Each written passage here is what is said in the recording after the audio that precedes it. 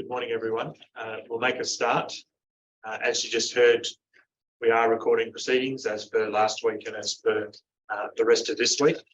Welcome to day 2 of the VMFRP ER Central Roundtable. I'll work through what we're going to be covering in just a minute. I would like to just briefly do introductions again, given we have some new people in the room. My name's Nick Wimbush, and with me is Mr. Trevor Blake from the committee.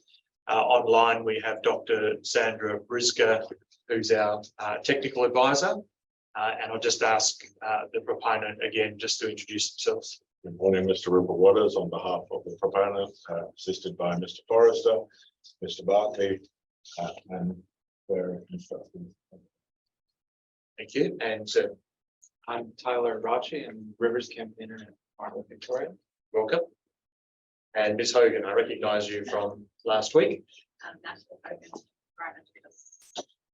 Welcome. And Kelly, if you'd like to introduce yourself. Jackie Kelly, Friends of Niven Inland Park. Thank you. And just, I'm not going to go around participants online, but just bear with me. Just to note that when I last looked, Mr. Decker from DECA is online, and there are a number of representatives, EPA, I'm just looking through my list, who are attending as well online. So welcome all. I'm pleased to note at the commencement of proceedings that my anti-tie movement is slowly starting to take effect. I'm still working on Mr. Blake and Mr. Forrester, but I note that we are getting there. My campaign will continue. Firstly, I'd just like to note we did do site inspections on Friday. We didn't, in the end, make it to Borough. That was simply an outcome of the time. We spent a significant amount of time in the VMFRP project and also a significant amount of time in the NIA project. We did go up to briefly look at the Borrow Pit area of the Borough site, just because we had made arrangements with the landowner to inspect that property. I'm not going to go through in detail of what we looked at, but we did get to all of the infrastructure sites that were identified on the maps, except number 9 on NIA, because the tracks were closed, as I think someone indicated on Thursday that might be the case. The tracks are closed. I assume they're doing tree work or track restoration work following the flooding, they being Parks Victoria, as I understand it. So we did get to all the other infrastructure locations that we could see in those 2 project areas. I just wanted to run through a couple of outstanding items. There might be others, but these are the ones that I had listed from last week. For Mr. Decker, there was a question around the part of that of the DECA submission on page 13 around water availability. Again, you don't need to respond right now, but if you just note that we are still expecting that at some point. From the proponent, we were looking for plans of the maximum inundation area on a transparent basis with contours shown underneath. We were looking for examples of drop structures, and I think Mr. White from last week, just had a mental blank, had mentioned the Hatter Lakes as an example. So again, we're waiting to see photographs or something of that. Mr. White had also said he could supply an approximate percentage of floodplain covered by the projects. And another issue which I suspect Mr. Treadwell may go to today, and that is the backflow issue from the Wakul Junction and how it impacts on the Burra Creek project, and why that was only picked up relatively late in the process, or so it seems to us. Can I just ask, perhaps, are you leading today, Mr. Waters still? Mr. Forrester will be leading the witnesses. I will be up here until preliminary is completed. Then we'll move back there. Okay, thank you. Mr. Waters, could you, is there any advice on any of those matters? Yeah, so items 1 and 3, so that's the plan of the maximum inundation area and the approximate percentage of the floodplain are the subject of tech notes that I anticipate will be filed today. Examples of drop structures I will seek instructions on. We had not anticipated dealing with the backflow issue today. If you do have questions for Mr. Treadwell, Dr. Treadwell, sorry, you are obviously within your rights to ask them, but we are proposing to deal with that through a separate channel. Yeah, and obviously the Barra Creek project is not something we're considering. It was more just the timing issue around, did it suddenly pop up? It seemed to suddenly pop up. And we would have thought the flow regimes in this area were pretty well known at a course level, if not a fine level.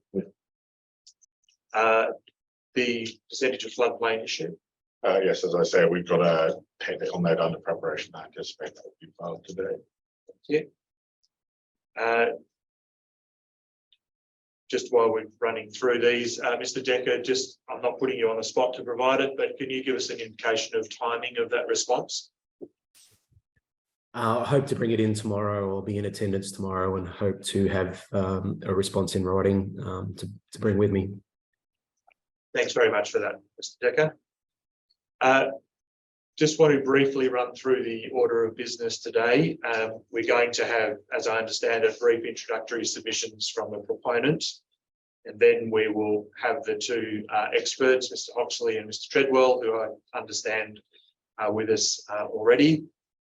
We're going to get them to do those presentations together, as in one after the other.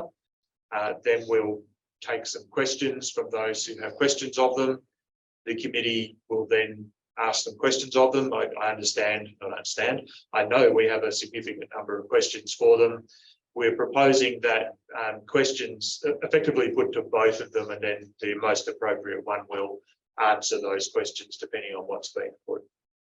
I'm expecting those two processes will probably take until lunchtime, and then we will come back after lunch and have a more open discussion as necessary if there's issues we want to cover around surface water and groundwater. Can I ask at that point if there's any other matters that need to be raised this morning before we go to the proponent submissions? Mr. Waters. Thank you. Two hopefully quite brief matters. At the previous EES hearing for the Central, there was a presentation on the anticipated benefits of the projects. We consider it would be useful to have a similar presentation here. What we've been asked, though, if we can find a particular time to set aside for that, because the presenter has constraints on her availability. We would propose immediately after lunch on Thursday, if that works for you and others. Obviously, if the cultural heritage discussion is ongoing, we might need to interpose the presentation. But we do think it's useful for you to have an understanding of what we say are the benefits of the project, as opposed to simply evidence of the impacts. Negative effects. Could I just ask, I do remember seeing it briefly in papers on the other matter. Is that in the form of evidence, or is it more a submission? Or a presentation. Okay. And who's the person who did that? Hilary Marshall, not Hilary Chapman. Hilary Marshall is the traffic expert. I was thinking she has expanded into It was a remarkable choice. Hilary Chapman. Yes. Okay. We'll have a Mr. Trevor, Mr. Blake, and I'll take that on notice. We'll have a think about it. Thank you. The second matter just relates to the presentations that you're about to receive. Obviously, with Mr. White the other day, we had an interactive session where questions were asked in the course of the presentation. So I was given. Obviously, where we have time set aside for questions, we think the appropriate course is that witnesses be allowed to present, questions be held over to the end. So if we could seek that direction now, it would be great.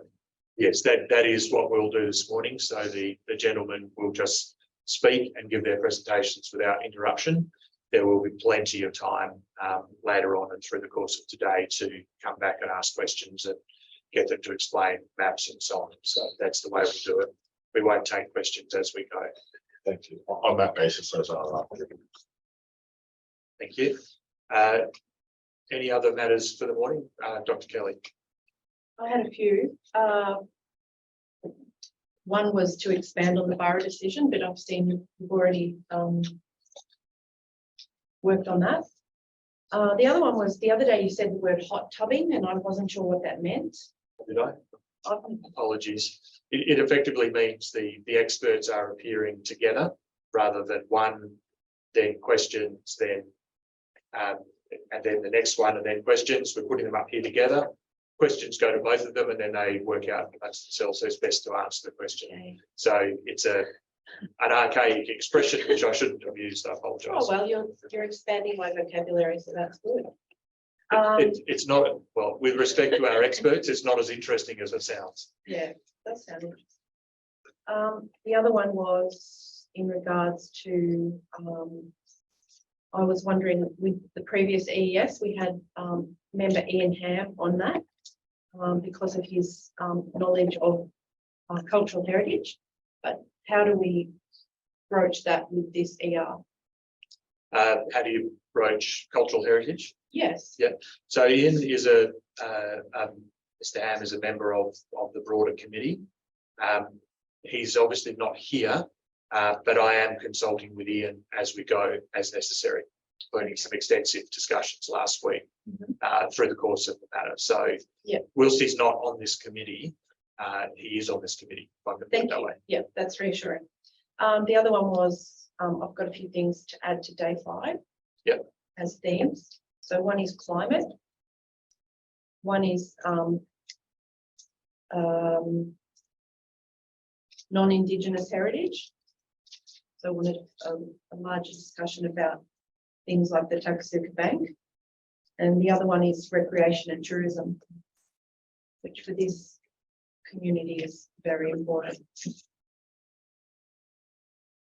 And just noting the request from the proponent to have a presentation on that day, I was wondering, is that presentation a video? No, it's a slideshow. Slideshow with her speaking to it? Yes. Yeah, I would be concerned that that might take up space and time from the important matters that we are going to discuss that day. Yeah, just be clear, we haven't agreed to that occurring on that day. Yeah. And we're not agreeing at this point to what you've just raised. Yeah. We're taking them on notice. We'll have a talk about it. I would request that be put on a different day, perhaps at the end of one of the days or something. Could I just ask Mr. Waters, do you have any indication of how long that took in the Central, or how long it might take here? About 45 minutes of discussion on the proposed. Okay, thank you. So climate, non-Indigenous heritage, and recreational use. And tourism, yeah. Recreational. The other one was I did a very rough percentage thing for VMFRP, and I think it's 59% of the total land in the park is going to be inundated with this plan, these plans. Of course, there are areas that shouldn't be inundated. So the other one was I'd like the clarification of, and this might be a question for Mr. Treadwell, but it's from Mr. White's presentation the other day, clarification on what's happening with the block bank and pipe at NIA, because I've been reading and some places it says it's going to be decommissioned and removed, and other places it says there's just going to be a pipe put in there. There is already a pipe in there, so that requires discussion and clarification. And I just wanted to note in preliminary matters that with EES Central, it said that will inform ER Central, but I just wanted to note that these areas are very different, and we would like our detail considered fully and not just brushed over because EES Central. You're making submissions about process. I want to get to our evidence today. Okay. We're looking at these projects. Yes, we're cognizant of what went on at EES Central, as we've been required to do, but we are looking at these projects as discrete projects. Thank you, yep.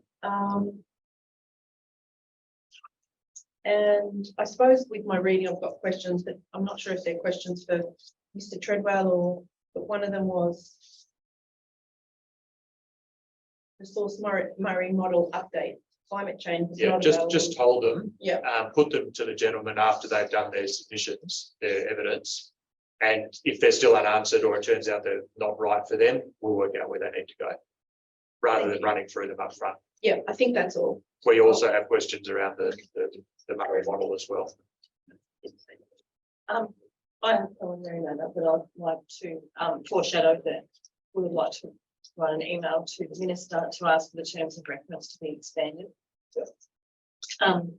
In view of the, well, in the themes, it says the context is the basin plan and the interaction of other floodplain areas with this particular site. That is the context in which the site project is planned. I think that we've always requested that it should be, always expressed and requested that it should be seen in the context of the mid to lower Murray floodplain as a riverine area that is not does not act out of context with the other rivers and lakes and floodplain near it.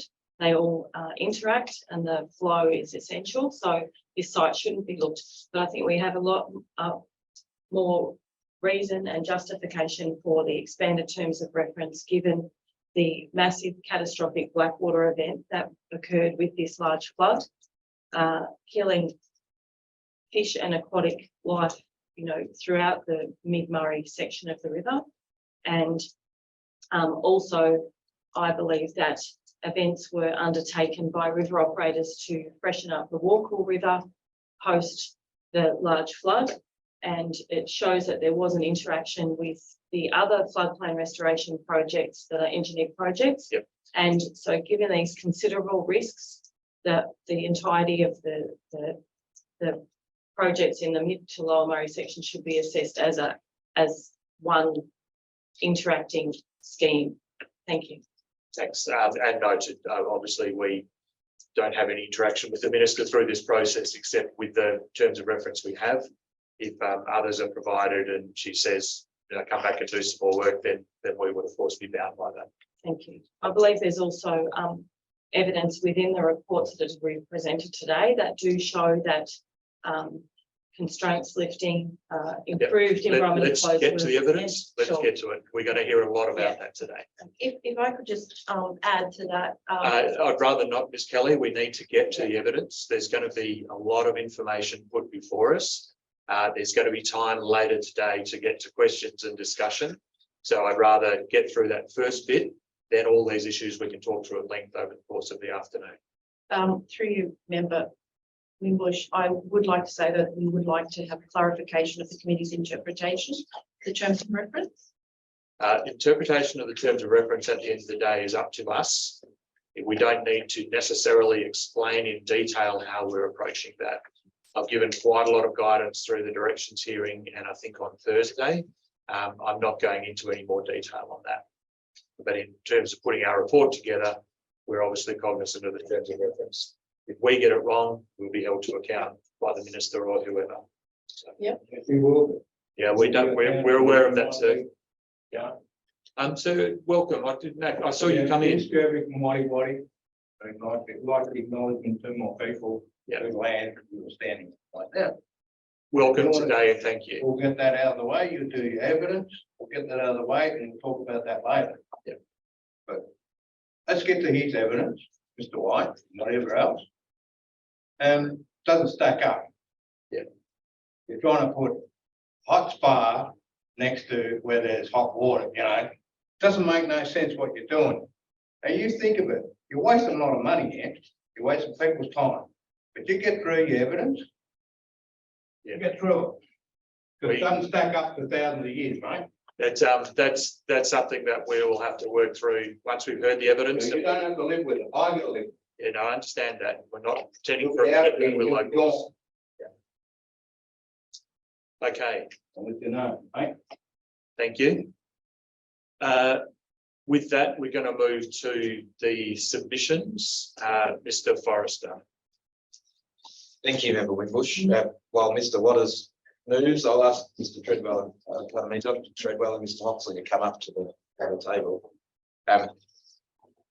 As was foreshadowed this morning, we'll provide some very brief introductory submissions to set the scene, as it were, with the presentations that you'll receive and the material you'll receive from Dr. Treadwell and Mr. Hoxley thereafter, with a particular focus on identifying for the committee the key documents that will be relevant, and then talking briefly to those aspects of the proposed project controls which are relevant to each of the relevant areas.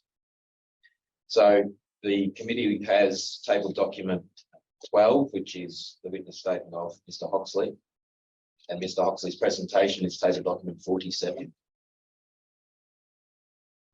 Dr. Treadwell's witness statement is table document 13, and that includes annexures D1 and 2, which are table documents 13A and 13B, which provide maps of natural, existing and proposed inundation extents and depths pursuant to a direction of the committee. Dr. Treadwell's presentation is table document 48. In addition to those documents, it will be useful, I'll speak briefly through the day one environmental delivery standards, which are table document 21. I'll talk to them and then we'll perhaps keep them to the side while the experts go through their presentations, but they may well be relevant for the purpose of discussion thereafter. And briefly, in the course of opening, I'll also take the committee to a couple of other documents which I'll identify as I move, but primarily what I'm going to be talking to is, in addition to the EDSs, a table document from EES Central, which is the components Part A submission in the context of that hearing, which was table document 92 there, and which is identified in table document 10 here. The reason I want to turn to that document first is to start with a couple of brief comments in respect of the existing Victorian environmental watering framework. That's relevant because, of course, these projects are conceived of and developed in the context of that framework, and in particular the legislative context of the Basin Plan and its Commonwealth legislation which implements it. And also because the operation of these projects will be fundamentally in accordance with and pursuant to that framework. It's described at some length, albeit still necessarily in summary, in that table document 92 from the EES Central hearing. As table document 10 in this hearing identifies, that starts at page 52 and proceeds for 15 or so pages. The environmental watering framework is characterised by a number of interactions between agencies and in the context of the Basin Plan between the Commonwealth and state governments, which are the basin states and which are parties to the relevant instruments. That much is summarised helpfully in table document 92 in a couple of figures that are reproduced. I'm just sharing them on the screen for the purposes of identifying them for the committee and the parties.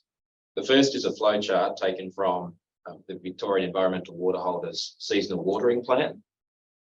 And it identifies, in a broad brush sense, leaving aside the text for the moment, how the waterway managers have those obligations to prepare and develop plans, as shown in blue, in respect of regional waterway strategies, environmental water management plans, and seasonal watering proposals, as informed by community engagement. The waterway managers' actions are informed in turn by, as identified here in yellow, expert advice, and that includes the outcomes of existing and operational monitoring, evaluation and reporting programs, such as in Victoria, the wet map, VMFRP programs, which have otherwise been referred to in the context of this Part A submission. It's informed by the expert advice, which is also relevant to the basin plan. And I'll come back to that in a moment when talking to a question Member Blake put on Thursday in respect to coordination of actions across the basin in particular and across the state.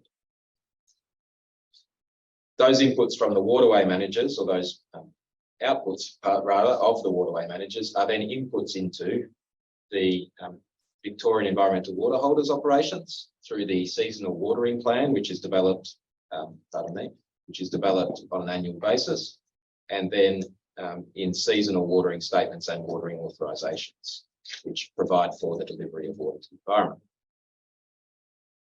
In the basin plan context, it's a little more complex again. There's another layer again because of the involvement of the Commonwealth Environmental Water Holder and because of the involvement in particular of the Murray-Darling Basin Authority.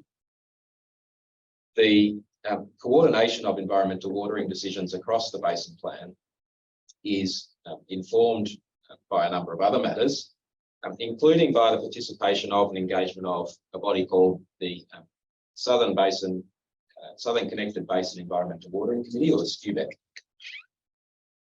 That body contains representatives from a number of agencies at Commonwealth and state levels, and provides expert advice and input into precisely how environmental watering is carried out. And all of that is described in more detail and in words in the Part A submission that I'm currently sharing on the screen. To your question, Member Blake, the question of coordination across states and between agencies relates in this sense to the operation or to the actual delivery of environmental watering, but also in the context of the basin plan, doing as it does, incorporating different states and in the Victorian context, different catchment management authorities, regions, those sorts of things. The coordination also involves the planning and delivery of projects like the VMFRP, other SDL adjustment mechanism projects, and the constraints projects that have been referred to in the course of the hearing. That's been done primarily in the context of the basin plan by processes for the development, proposal and determination of measures as SDL adjustment mechanism measures. Those processes involve a couple of other specific bodies, including the Basin Officials Committee, which is formed to effectively carry out delegation and to advise the Ministerial Committee in respect of the Basin Plan. And it's the body which ultimately advises the MDBA to adopt or implement the SDL adjustment mechanism projects. In that context, the way in which the VMFRP was developed, proposed and determined is addressed at pages 24 and following of this Part A submission, again as identified in table document 10 in this proceeding. And that involves basically the development of business cases for measures, their proposal to the Basin Officials Committee, the Basin Officials Committee taking advice and undertaking independent reviews, and then their determination as appropriate measures by the MDBA. In that context, the SDL adjustment mechanism projects were subject to modelling together when the amount of the adjustment was determined. That modelling included both the VMFRP projects and the other constraints and the other supply and some constraints projects. And those projects were subject to 6 internal reviews. They were conceived of, proposed and dealt with in that way in an integrated sense or in a holistic sense. And that is to say that the VMFRP's 9 projects were assessed by the Basin Officials Committee, its advisors, and were recommended to the MDBA for implementation on the basis that those assessments also included constraints measures as relevant to these projects, including the Yarrawonga to Wakul junction constraints measure, which was identified in Dr. Pollock's submission.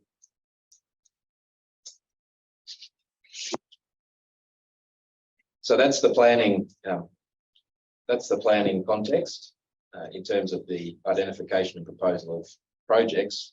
And then the delivery of environmental water in accordance with those projects feeds back into the environmental watering framework. But the VMFRP proposed project controls don't simply rely upon the existing framework, notwithstanding the fact that it's developed, it's robust, it's tried and tested. Instead, the proposed project controls, and particularly the proposed EMF and environmental delivery standards, effectively provide for these project controls to refine, further develop the environmental watering framework in a way that will ensure it is both fit for purpose for the operation of the projects, but also that it addresses those potential effects and risks that have been identified in the course of preparation of this environment report, and of course the other assessment packages relevant across the VMFRP broadly. The primary tie-ins in that way, as I say, are found in the environmental delivery standards. I'm sharing the exhibited EMF on the screen for the sake of talking to this presently. The committee will note primarily in terms of operation that EDS EMF3, for example, requires the operation of the projects in accordance with the environmental management framework, and as applicable, the documents listed there, including the OEMP developed for the projects, but also the environmental water management plan, the seasonal watering plan, and then the operating plan that would be otherwise required in terms of the turning the tap side of the projects. The environmental watering framework is then further enhanced by other requirements such as EDS EMF4 in terms of the monitoring, evaluation and reporting of the project's operations. Again, in accordance with the OEMP, but also in accordance with the ecological MER plan, as well as the socio-economic MER plan, and again, the environmental watering management plans. And there are other references to and processes for integration with the existing framework in the EMF, which were again dealt with in the Part A submission, both in this roundtable and in the ES central context.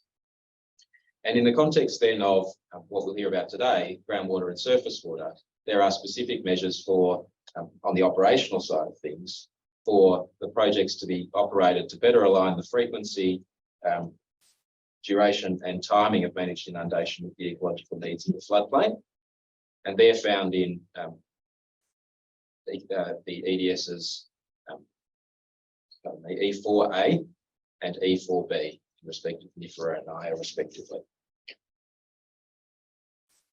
Then we have the specific EDSs for each of those disciplines or subject areas. We have, for example, EDS SW2, which requires the operation of the projects within the Victorian Annual Environmental Water Management Cycle, and which proposes additional specific requirements for the projects, as well as EDS GW2 in respect of groundwater. The committee will have noted in looking at those EDSs, and indeed from the submissions and so on, that the effects of inundation include both benefits to ecosystems and impacts which are either detrimental to specific systems or processes, or which are perceived as being undesirable. These include the matters such as black water or low dissolved oxygen events, and so on, which are listed in, for example, EDS SW2, black water events, increased calf population, and so on, that's been referred to, so on. It's conceived, of course, that inundation in accordance with these, or in the course of the operation of these projects, would rise to similar risks as would occur in any inundation event, and the EDSs are framed around trying to deal with those risks in the context of managed inundation. There are then further EDSs addressing particular risks associated with operation. Dr. Treadwell's statement helpfully includes a list at pages 24 to 25. Of particular note, there are specific EDSs dealing with potential impacts of operation on Aboriginal cultural heritage and culturally sensitive sites at ACH 3. EDS GS3 deals with soils and landform stability, including requirements to identify locations to be monitored for erosion risk, and then for that monitoring to inform adaptive management and measures to ensure structural integrity of infrastructure.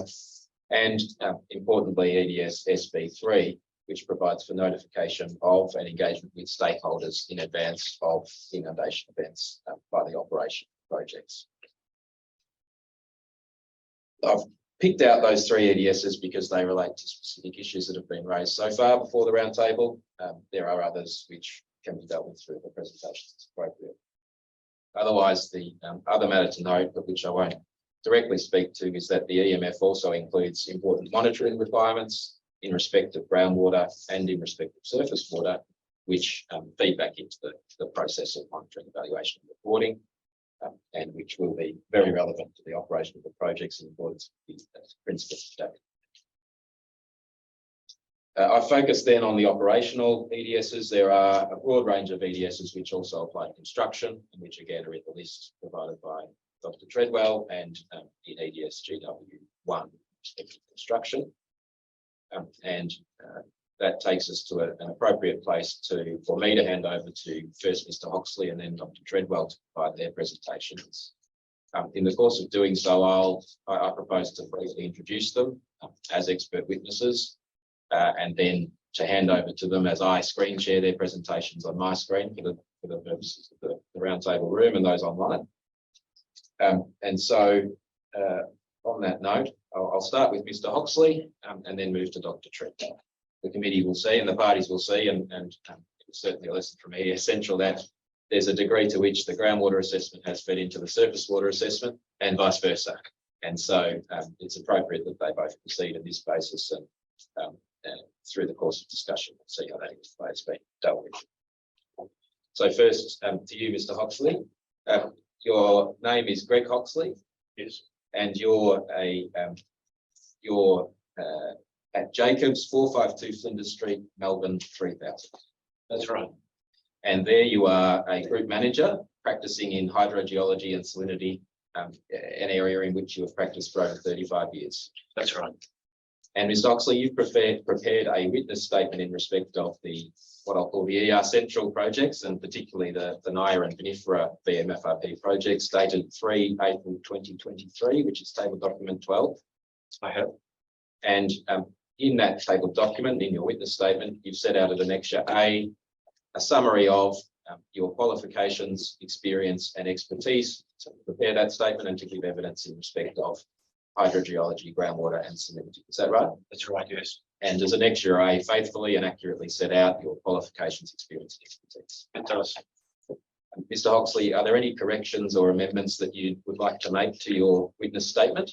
No, there aren't. And can I ask you, do you adopt that witness statement as your written evidence in respect of before the roundtable? Yes, I do. Dr. Treadwell, I might introduce you now, then before we turn to your presentation after Mr. Hoxley's. Your name is Dr. Simon Treadwell. Yes. And you also are at Jacobs Group at 452 Flinders Street, Melbourne. Yes. And there you are the Global Principal for Ecosystem Restoration and Senior Principal Aquatic Ecologist. Yes. And you have over 30 years research and consulting experience in river, floodplain and wetland ecology, management and habitat rehabilitation, environmental flow assessments and restoration, environmental risk assessment and water quality monitoring assessment. That's right. And you too, Dr. Treadwell, have prepared a witness statement dated 3 April 2023 in respect of the Naya and Vinifera VMFRP projects. I have. And that's table document 13, 13A and 13B to the roundtable. Are there any corrections or amendments that you'd like to make to that statement? No. And does it accurately and fairly summarise your qualifications, experience and expertise at Annexure A? Yes. And Dr. Treadwell, do you adopt that witness statement as your written evidence to the roundtable? I do. Thank you.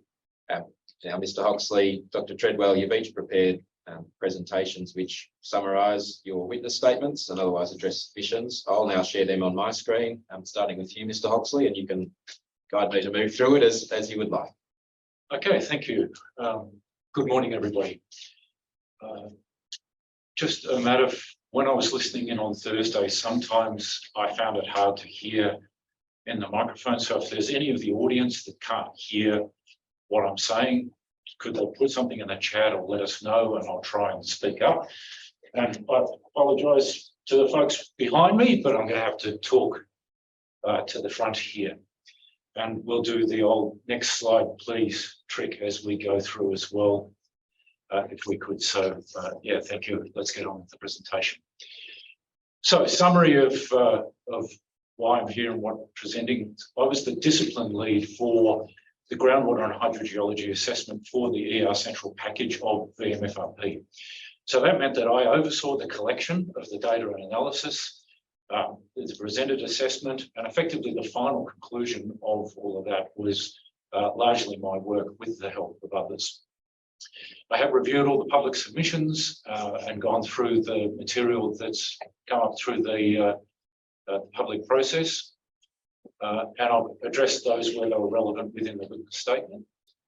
And there was some elements of data collection in the field and other components of this work that would, like I said, was helped within a team that worked with me. And I've noted those in my witness statement. So what I want to do today is to give a high-level summary of the findings of the assessment and some of the key aspects of that as we go through. Thank you. So the summary of the findings. Key thing here is there is no high-risk groundwater effect identified for the ER Central package. That's the VMFRP and iron projects. There are, however, some effects on groundwater that are expected as a result of both the construction and the operation of the project. So it's not without effect, but they're not high-risk effects. What we're expecting as a result of operation is a slight rise in the groundwater level over time beneath the project areas and in the adjacent floodplain next to the project areas. This is regarded as an almost certain but minor effect. We do expect as a result of that, a small long-term increase in groundwater discharge back to the Murray River as a result of the fact that the water table in the floodplain is likely to be slightly higher. This will, by the very nature of the fact that the groundwater under the floodplains has salts within it, carry some salt back to the Murray River. So there is expected an effect of additional salt load into the Murray River as a result of the increased water level within the groundwater.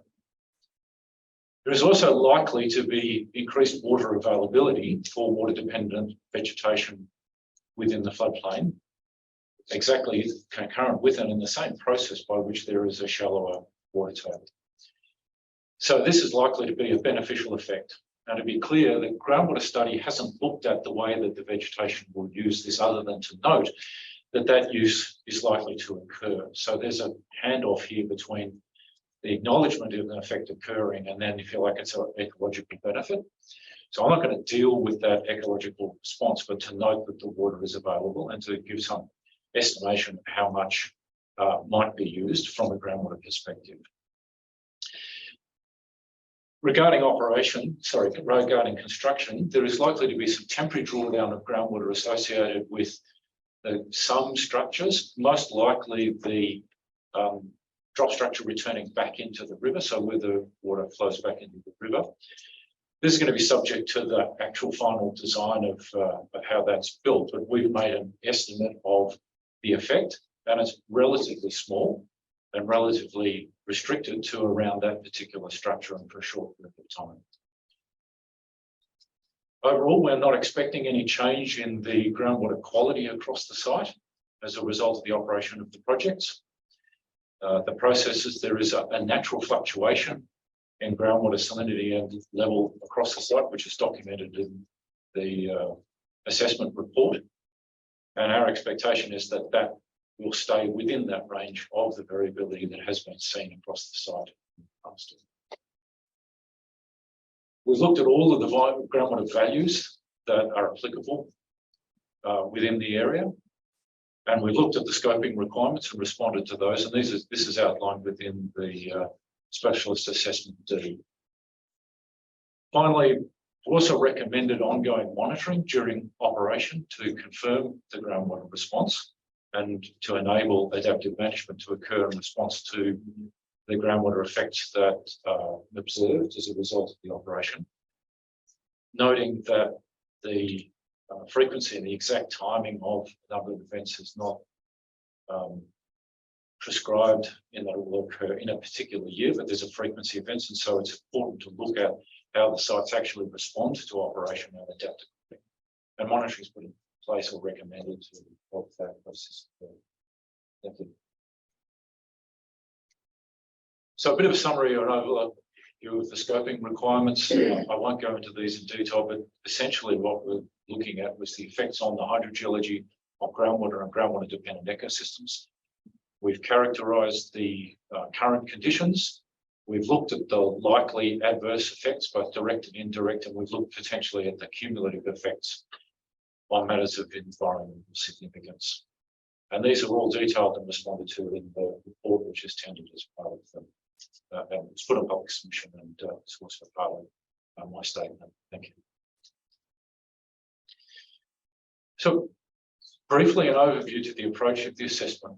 What we were looking at was the potential for a groundwater related value to be present.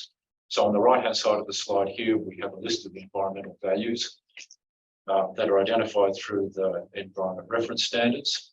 Now, the way that these are identified particularly within Victoria, is that different TDS ranges or salinity ranges. Excuse me, Mr. Hoxley. We just your voice broke up on the Zoom link. Oh, okay. I'm sorry. I'm not sure. Just perhaps start that slide again. Yeah, we'll go back to the start of the slide. Thank you. So what we Yeah, thanks. Sorry, is this working now? Sandra, can you confirm that we're coming through now, please? You're coming through, Mr. Hoxley is coming through unclearly. Your voice is a bit clearer. You may be closer to a microphone. I'll perhaps just ask you to speak up at this stage and project as much as you can. Okay, I will. And that's the microphone, so speak Thank to you. that, not necessarily to anyone else. Yeah. So on the screen is a table that shows different segments of the groundwater environment classified by the groundwater salinity or TDS. So that's the ranges of groundwater. Down on the rows across the screen are the groundwater values which are associated with different segments. And what we've done is looked at all of the segments that may be present and are present within the project areas, and therefore the values that are associated with it, and looked at processes or project effects that may impact on these values and done an assessment of those. In doing that, we've used a source pathway receptor model where the values describe the receptors, and then looked at a pathway, or the source being the project, and a pathway for those receptors to be affected. In order for there to be an effect, there has to be both a source and a pathway to a value. So there are, for example, in environmental values, one of the environmental values that is recognised and could be present is, for example, geothermal water.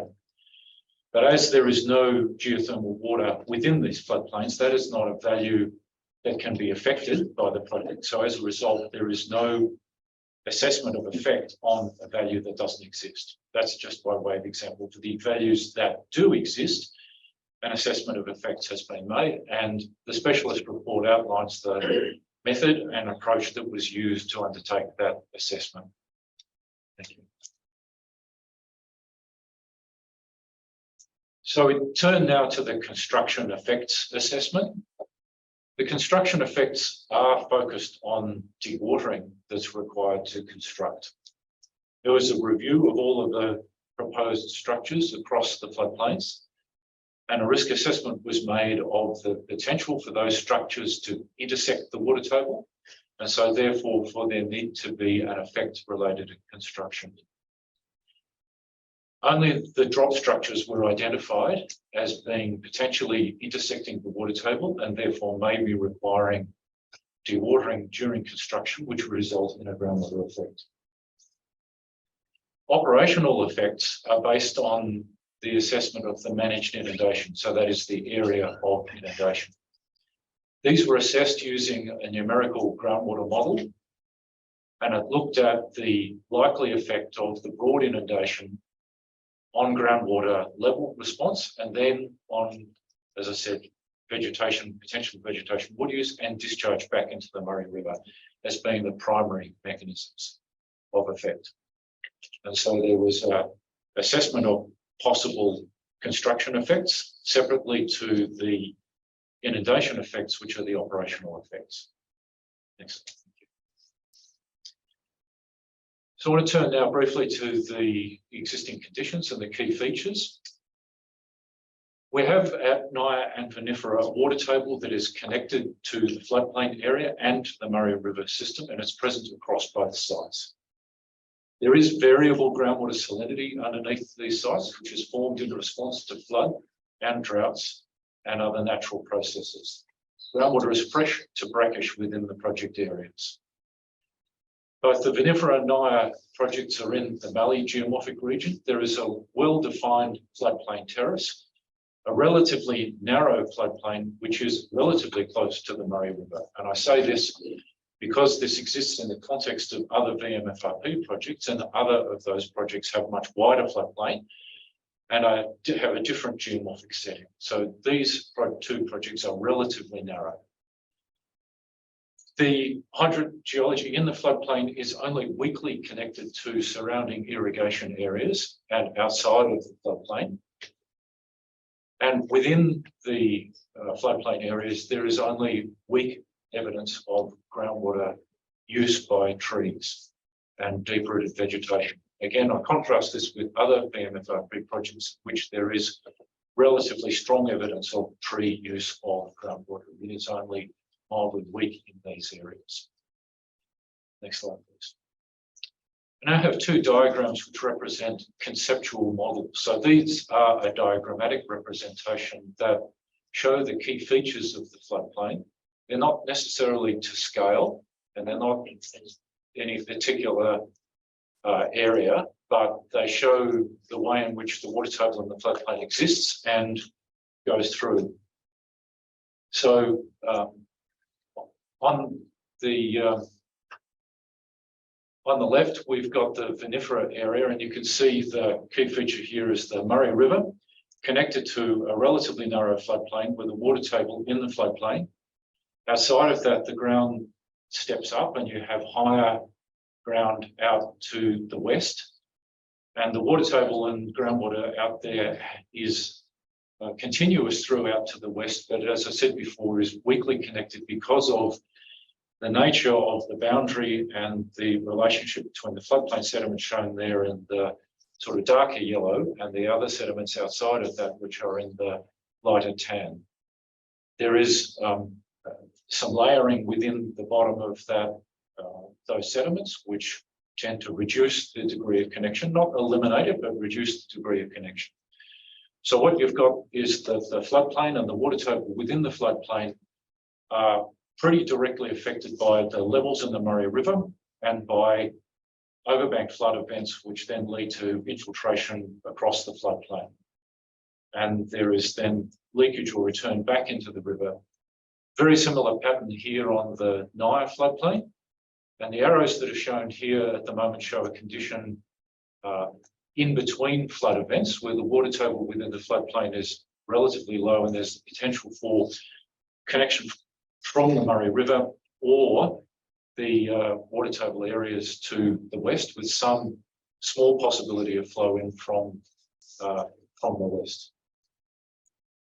You can see I've got some diagrams of trees there which would potentially reach into the water table, particularly close to the Murray River. Very similar conditions in these two floodplain areas. They look essentially exactly the same. Excuse me, Member Wimble. Just a bit of model sense. This is only a model, remember, it's not meant to be a detailed design. Are we able to ask questions, or is that better for later? Later, yeah. Thank We you. just want to get through the very presentations and good. then there'll be Thank you. questions. Thank you. Thanks. So we've got here a map showing the depth to groundwater across particularly the floodplain areas. This is taken from the specialist assessment and the green colours and the tan colours are the shallower water table, and then you can see in the area that's got the more blue and purple colours, the ones to the west. Groundwater is deeper there because the landscape steps up and you've got higher elevation up to the west.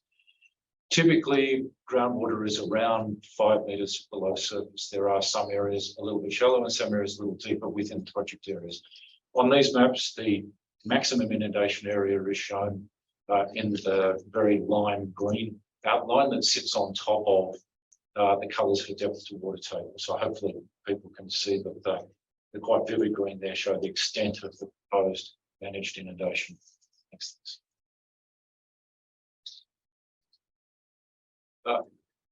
This figure shows the location of groundwater investigations and monitoring bores within the area. And so this is the primary data set that we've used to understand where the groundwater is and how it responds.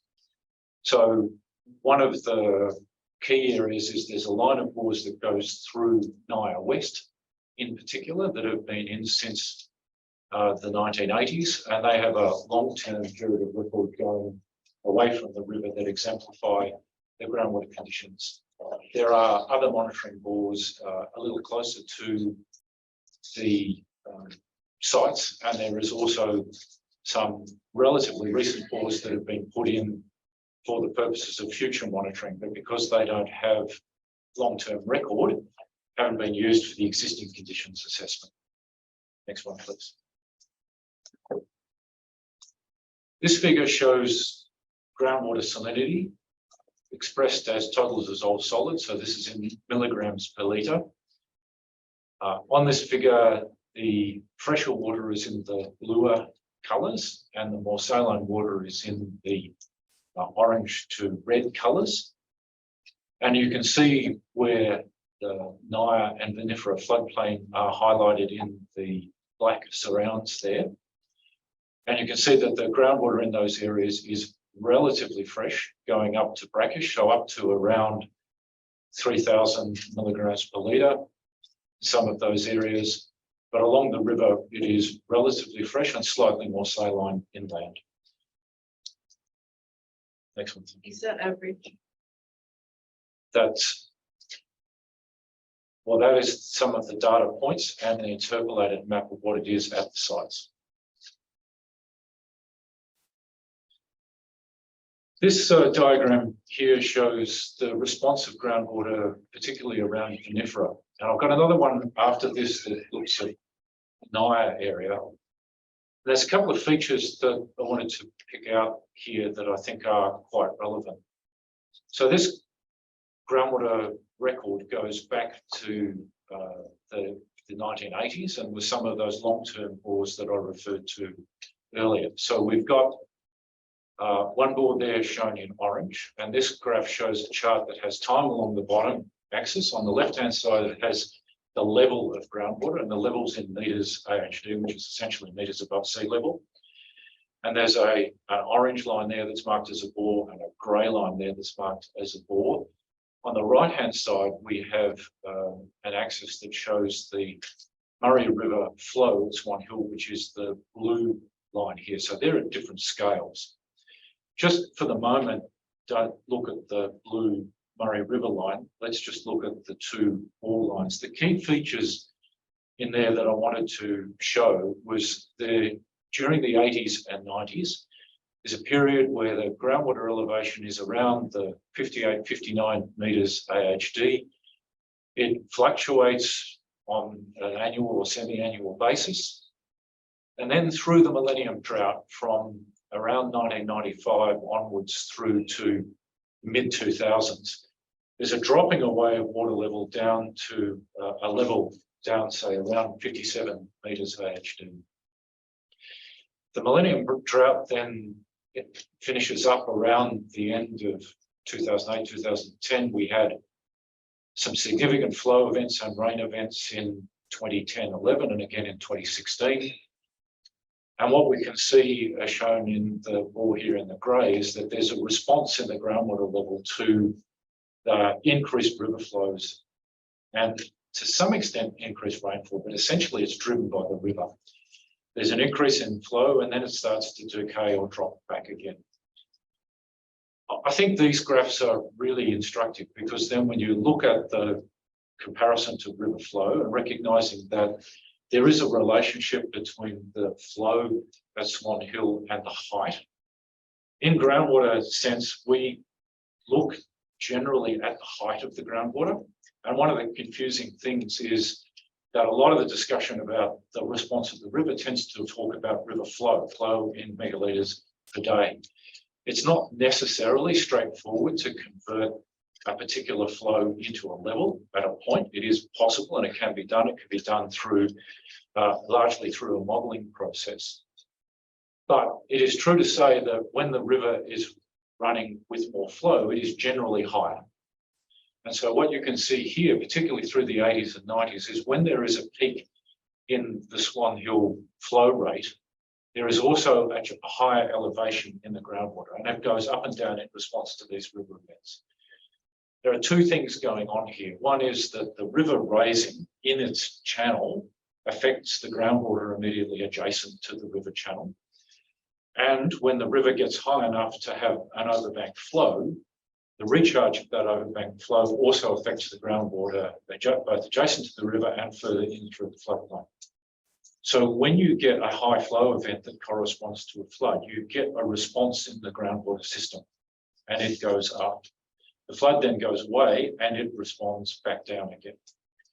And you can see through the 80s and 90s with the more regular flow events, there is a regular pulsing of the groundwater and it's going up and down and it's sitting at this level at about 58, 59 metres AHD. With the dropping away of those regular high flows, the groundwater system has subsided through this area. And then with flow start to return, the level comes up, but it's not quite back up at the level at which it was during the 80s and 90s. Now, the key observation about the likely effect of these projects is if you put overbank flow in this area, you will then have a groundwater response that will tend to see the groundwater level rising. The amount at which it rises depends on how often you actually flood. So the more frequently you do it, the more likely the higher the groundwater level will be. Because of the way the projects have been specified, and the aim is to return the flooding regime to something that is closer to what it was during the 80s and 90s, our assessment is saying that the groundwater level is likely to rise a bit and go up towards the level that it was back in the 80s and 90s, possibly slightly under it, because the conditions will be a little different and it won't be exactly the same as it. But compared to where we are today, we expect that overall the groundwater level in the floodplain will rise slightly. It's not beyond what it's been seen in the past and up towards the levels that you would have seen during that higher flow period. This is going to be monitored. There's a recommendation for monitoring those levels to confirm that it's going to do this. There's a regime in place to check all of this. But we have history, we have precedent. We have seen the way that these sites operate when there is more frequent river flows and flooding. The next slide has an equivalent diagram for NIA. I'm not going to dwell on this one in detail because I've explained the processes and the mechanisms for VMFRP. These bores are slightly different bores. They are more to the north. They're up closer towards Piangle, but they're showing a very similar type of response to the floodplain. So what I've got here is bores that are down at VMFRP, bores north of this area up at Piangle. They're showing a very similar response. They're showing a very similar pattern of behaviour. The floodplains are very similar in geology, in geomorphology, and in hydrogeology. And so we are expecting very similar environmental responses to managed inundation in this area. And might I add also to natural or other flood events. To this extent, I expect that the responses and the monitoring that we will be looking at after the recent large flood event are going to be very instructive for giving us an indication of the way in which this floodplain aquifer responds to a large event. I'm looking forward to seeing that data when we can actually gather. Next slide. Okay, so we've then looked at the risks of the projects, and these risks are considered to be low. There's the potential for groundwater flow changes during construction of dry commissioning processes, flow changes during operation, the possibility for groundwater quality changes during construction of operation. But when we've looked at the risks, we've identified that the construction dewatering is very restricted area, short time, relatively small drawdowns required, as it's likely to be a minor effect. The disposal of the groundwater and the salinity effect is likely to be insignificant. There are a number of options for disposal. The final disposal mechanism, any water that may need to be dewatered had not been decided, but there are a range of options available which would have insignificant effects either on the river or on the landscape.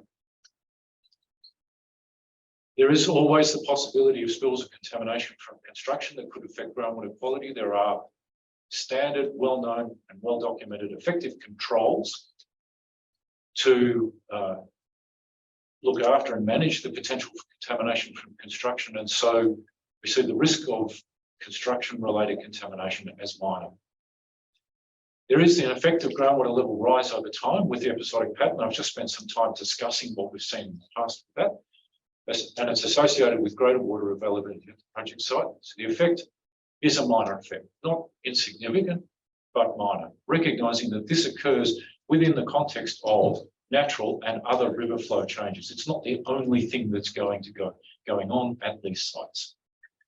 Next, thank you. So now let's look at the summary of the effects of each of the sites. Potential effects of construction. Dewatering for the outfall drop structures is the only real effect that can be seen. Construction periods are likely to be short, and in fact, there is a possibility, depending on what the river level is at the time of construction, the dewatering may not actually be required for the lower levels of those drop structures. We, however, have made an assessment or an assumption that dewatering would be required and made an assessment on that basis, and we've assumed that the dewatering would last for a number of months. It is unlikely that it will be needed that long, and it will not be needed any longer than that. So our effect is a maximum effect, and it shows that it is likely to be minor. The changes in the shallow water table. So I've spoken already about the likelihood for water table level to rise as a response to more frequent inundation. And these maps, which are out of the specialist assessment, to show the percentage of time that the water table may be shallow immediately underneath the project area. This is very episodic pictures. So these graphs are perhaps hard to get your head around in the first instance, but they show a change in the percentage of time. Essentially what happens is during and after an event, the water table will rise. Remembering those diagrams that I put up earlier, may rise by 1.5 meters or 2 meters for very brief periods, depending on the length of the event and the depth of inundation. So immediately during and after an event, you're going to have a relatively shallow water table that will then start to drop away as soon as the event proceeds. So what you've got is an episodic pulse of groundwater responding to a combination of the river level and of event infiltration. The dominant effect here is actually the way that the river level behaves rather than the inundation, but there is some leakage out from the inundation into the soil. So what we're expecting is that the water table will be a little bit shallower, particularly under the proposed maximum inundation area, and that focus of that shallow time will be during and immediately after an event. And I think intuitively most people would expect that this is the case. You get a flood coming through, the ground's going to wet up, it'll be wet immediately after an event, and then it dries off. And the water table responds in the same way. And this puts this in numbers in a picture. Next thing. At the same time, that shallower water table brings fresh to brackish water closer to the surface and more within reach of the roots of deep-rooted vegetation. With the modelling process and our understanding of this, we can project or forecast how much extra groundwater may be used by vegetation as a result of it being a little shallower. And these maps show the changes in what's called ET, evapotranspiration, related to groundwater use by deep-rooted vegetation of the groundwater. These are modest increases. They're characterised, they're put out for people to look at and be aware that there is a beneficial effect of having shallower, fresher groundwater available for vegetation. It can use it, it will grab it when it's available. Don't necessarily want to overplay this. This is not a massive effect, but it is nevertheless an advantage of the project is to put more water available for the trees in this area, and it's characterised here. It is across the whole floodplain. As I said, when the river moves and there is a change in groundwater, it doesn't stop at the edges of the managed inundation area. So groundwater in particular will flow outside of the managed inundation area, and there is a small effect both in groundwater rise and in potential vegetation use outside of the maximum inundation area by the nature of groundwater moving that water through. So it's a bit broader than just the area that's covered. Next one, thank you. So I want to turn now to cumulative effects. The only cumulative effect that we've identified is the increased salinity in the Murray River as a result of this return of the groundwater flow, bringing salts back into the Murray. So you get some out of VMFRP, you get some out of NIA, they add up and then they go down into the river. It really is quite a small increase in salinity. Now, the way that we've expressed this is twofold, and I've observed in some of the comments and public submissions that there might be a bit of confusion about the way in which this cumulative effect can be assessed. So I'll just dwell on this a little bit. Salt going back into the Murray can get accounted for or dealt with in two ways. One of them is what happens in the river immediately during and after an event. So that's an event-based process, sort of in the weeks and months following an event. So the salt gets back in the river, that adds to what's in the river. If you add that up and lots of salt goes in various places, you can end up with a cumulative effect down the river. But that's a sort of a one-off event. That's the effect that's after a particular event.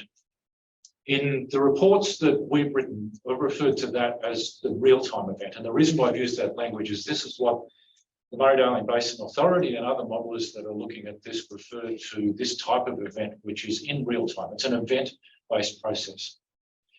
And in my expert statement and in other material, there is a table that shows the possible cumulative effect if all of the VMFRP projects were operated in one event sequence or in one series, and then they all put salt back into the river and they did it all at once over the same few weeks.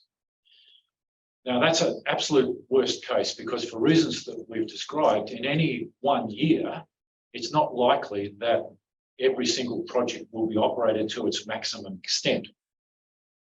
But in assessing the effect, we've taken it as if each project on its own was operated and it put back its maximum and then added all of them up.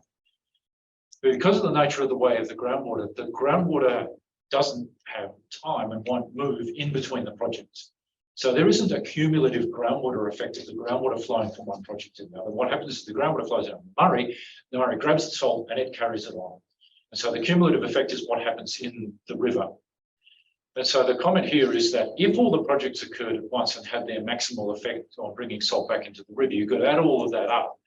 And that effect is still minor. That does not mean, though, that we've only assessed the situation for all of those projects to operate together from a groundwater effect. That's not true. We've looked at each project, we look at it independently, and we've looked at its maximum effect on the salt that comes back to the river. The second way in which salt in the river is accounted for is the long-term average, the overall cumulative and long-term effect that it has on the river. And this is what's controlled by the Basin Salinity Management 2030 strategy. It's sometimes referred to as the electrical conductivity at Morgan or the salt disposal entitlements or effects that are in the Murray because it's measured and accounted for down at Morgan. So what is the effect of all of the salt that might get in from a range of processes added up at Morgan? So in this slide here, you see I've got this overall salinity effect at Morgan compared to a baseline. And this is the long-term average effect. The current effect for both NIA and VMFRP together would be about a half an EC effect at Morgan. So if the river at Morgan, at the moment, the target is to keep it under 800 EC 90% of the time, this might contribute about a half of an EC. Now, this is not the final method of assessing this because of the way, there's a very particular way in which the salinity assessments are done, and they're done in a process that follows the construction of a project. So if and when these projects get constructed, there will be an accounting that will say what is constructed, how are they being operated, and therefore what is the final effect at Morgan. I've got an estimate of it in the reports based on what we know today and about the way the rules are applied. That will be finalised once the projects are constructed if they're constructed. So this table here shows the cumulative effect of all the 9 VMFRP projects, which I referred to earlier, so I won't dwell on that. That's in the statement. And to come back here to a summary of the effects. There are no high-risk groundwater effects for ER Central. There are some effects, as I've described, about the water table response to inundation.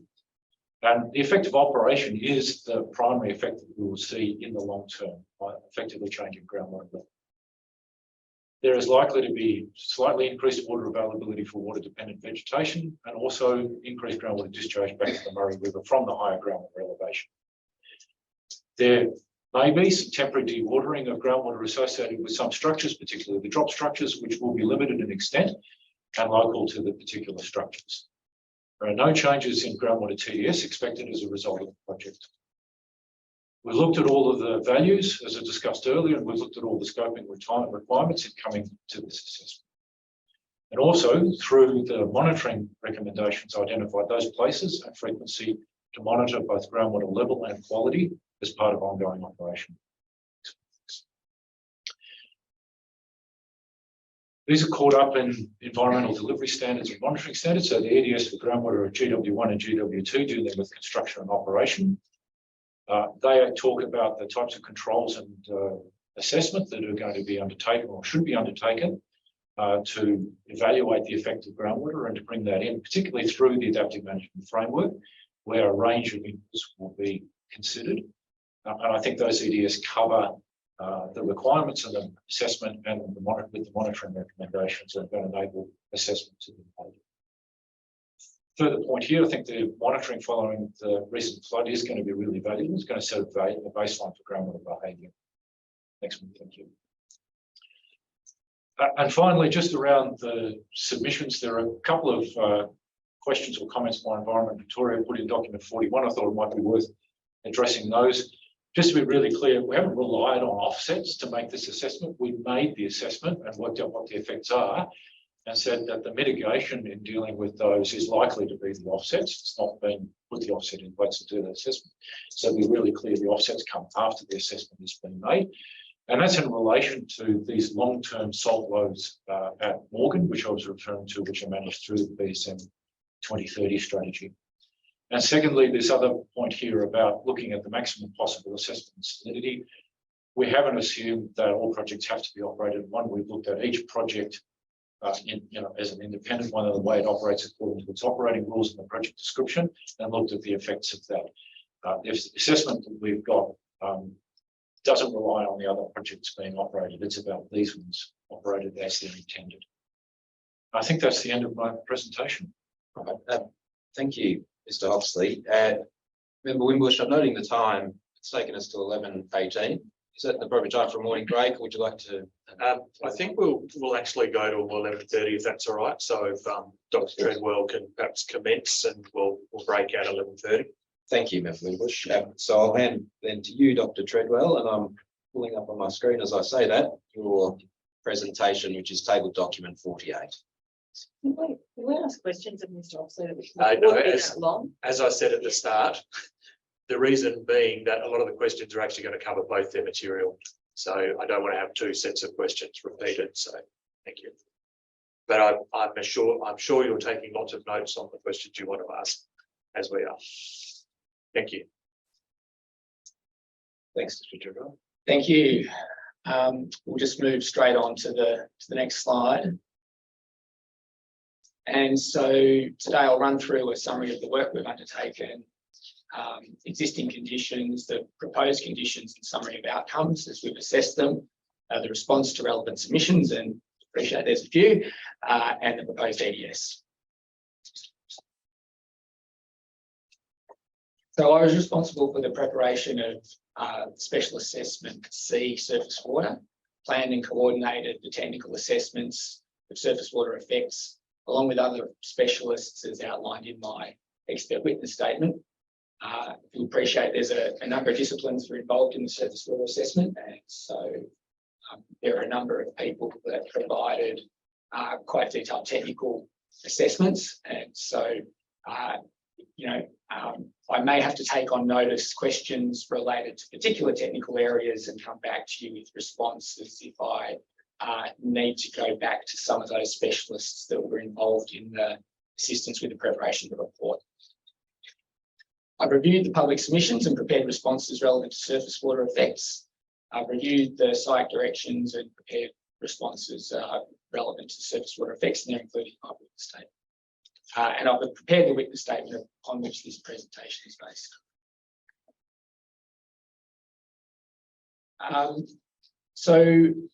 Just a quick summary of existing conditions at these two locations. The project areas contain waterways, wetlands and floodplains that support flora and fauna that are dependent on inundation. I don't think there's any argument about that. There's also ecosystem processes that underpin riverine food webs, such as carbon and nutrient cycling, and they're also reliant on inundation and an associated wetting and drying process. And we hear a lot about black water. Black water is one of the process or an outcome of one of the processes of floodplain inundation. Talk about that a little later. Happy to ask, answer questions in the discussion as well around that, because it's obviously an area of concern. Prior to river regulation, these floodplains would have received inundation in most years, and areas of higher elevation would have also received inundation, but not necessarily in all years, depending on climate conditions and river flow. And I think we're all aware, as a result of water resource development, river regulation, there's been a reduction in the frequency and duration of Murray River flow thresholds that inundate both of these floodplains. It's also fair to say that along these floodplains and others, there's lots of infrastructure that's been constructed at various times, various reasons, block banks, levees and other structures across floodplains, and these also influence the way water moves across the landscape, and they can prevent water from getting onto certain parts of the floodplain, hold water up, all that sort of thing. And finally, climate change is no doubt likely to lead to a further reduction in the frequency and duration of unregulated river flows. It's not going to stop inundation occurring in the future, but all of the modelling indicates there certainly be potential changes in the frequency and duration of unregulated river flows going forward. Thanks. So on to potential effects. I'll start with construction effects. Quickly get through this and then we'll get on to the operation effects. So construction has the potential to result in adverse effects to surface water, including erosion and runoff from disturbed areas, creating increased turbidity and sedimentation of waterways. There's potential for exposure of contamination or acid sulfate soils during excavation. And there's potential contamination as a result of construction activities and accidental spills. And these are common potential effects associated with any construction activity, but on a floodplain, obviously you've got a sensitive receptor nearby in the waterway or the wetlands, and so there's potential effects. Mr. Hoxley's also talked about the potential for the discharge of groundwater to waterways if deep watering of construction is required. Environmental delivery standards have been developed to manage and mitigate potential construction adverse effects, and this includes the development of an implementation of construction environmental management plan and impact-specific EDSs. And the mitigation measures are standard mitigation measures. They're well understood. They're applied in similar projects, and so on that basis, with the implementation of those EDSs, we believe that the short-term nature of construction, the mitigation measures in place, that the adverse effects to surface water values from construction is likely to be low. Thank you. How are we going for time in terms of 5 minutes? Okay, all right, I'll keep on moving. So in terms of operation effects, we've looked at hydraulic effects. Hydraulics is the way water moves across the floodplain, and we've looked at water quality effects. And so I'll run through a few of the hydraulic effects first, and then we'll talk about the water quality piece. So modelling has been undertaken that shows the extent of inundation, the depth of inundation for a range of scenarios on the floodplain. This modelling has looked at natural conditions, existing conditions where there may be structures on the floodplain that influence the way water moves and flows across the floodplain. The modelling has also looked at conditions with proposed infrastructure in place and with that infrastructure open so that unregulated flow can pass across the floodplain. And it's also looked at a range of flood capture and pumping scenarios as well to identify and visualise the depths of water on the floodplain, but also other hydraulic elements like velocity and shear stresses because they relate to risks around erosion. So I've just showed some maps here, and there are more extensive maps provided in annexes D and C and D, I think, or annexure D in the witness statement around some of these. Appreciate there's lots of maps, there's lots of scenarios, so I haven't included them all in the presentation. But this one is to show the differences in depths on, in this instance, the Naya floodplain under natural existing proposed conditions with the infrastructure in place and the regulators open to show that the pattern of depth in this particular example are similar between existing and proposed conditions. So the reason why I've included with regulators open is because on the rising limit of an unregulated flood, we're wanting to demonstrate that the infrastructure would not be adversely affecting the way the water moves across the floodplain. And so the pattern of depth. Excuse me, we've lost the sound again. I think there's been a few issues with the internet stream. Yeah. Trevor, can I just ask you to turn the camera off?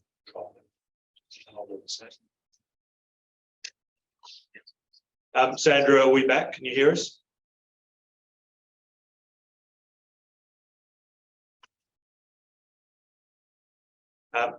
Sorry, you're breaking up. You sound like a robot, and I couldn't hear Mr. Treadwell at all for about the past minute or two. Okay. It is 11:28. We might actually take a break there. In the meantime, we might do some things here. I might go onto my mobile phone, for example. So I think there is a little bit of instability, but we'll also stay camera off, which might help things as well. Sandra, am I back reasonably clearly at the moment? I can hear you. I can hear you now. Yes, I can't.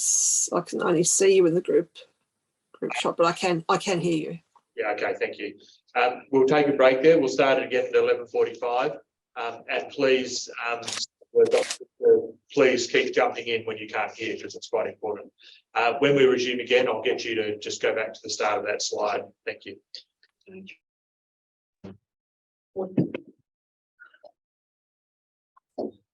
Okay. We will make a start again.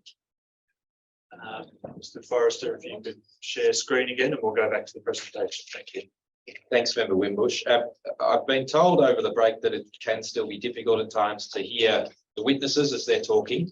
So I might just try to unmute my computer, which typically has worked with 2 microphones in the room, and we'll do a bit of a test to start with and see any hands and so on that might be raised if it's an issue. So I'll just do that and share the screen now and hand back to Dr.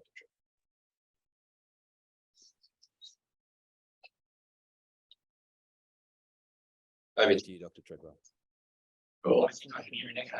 Did you hear some feedback then? Is the It's coming out of that speaker? Rachel, is Turn it it off. possible to just physically shift the microphone a bit closer to them? Yeah.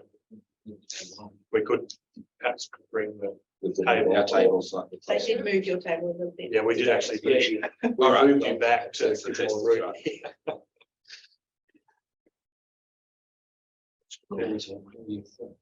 Oh.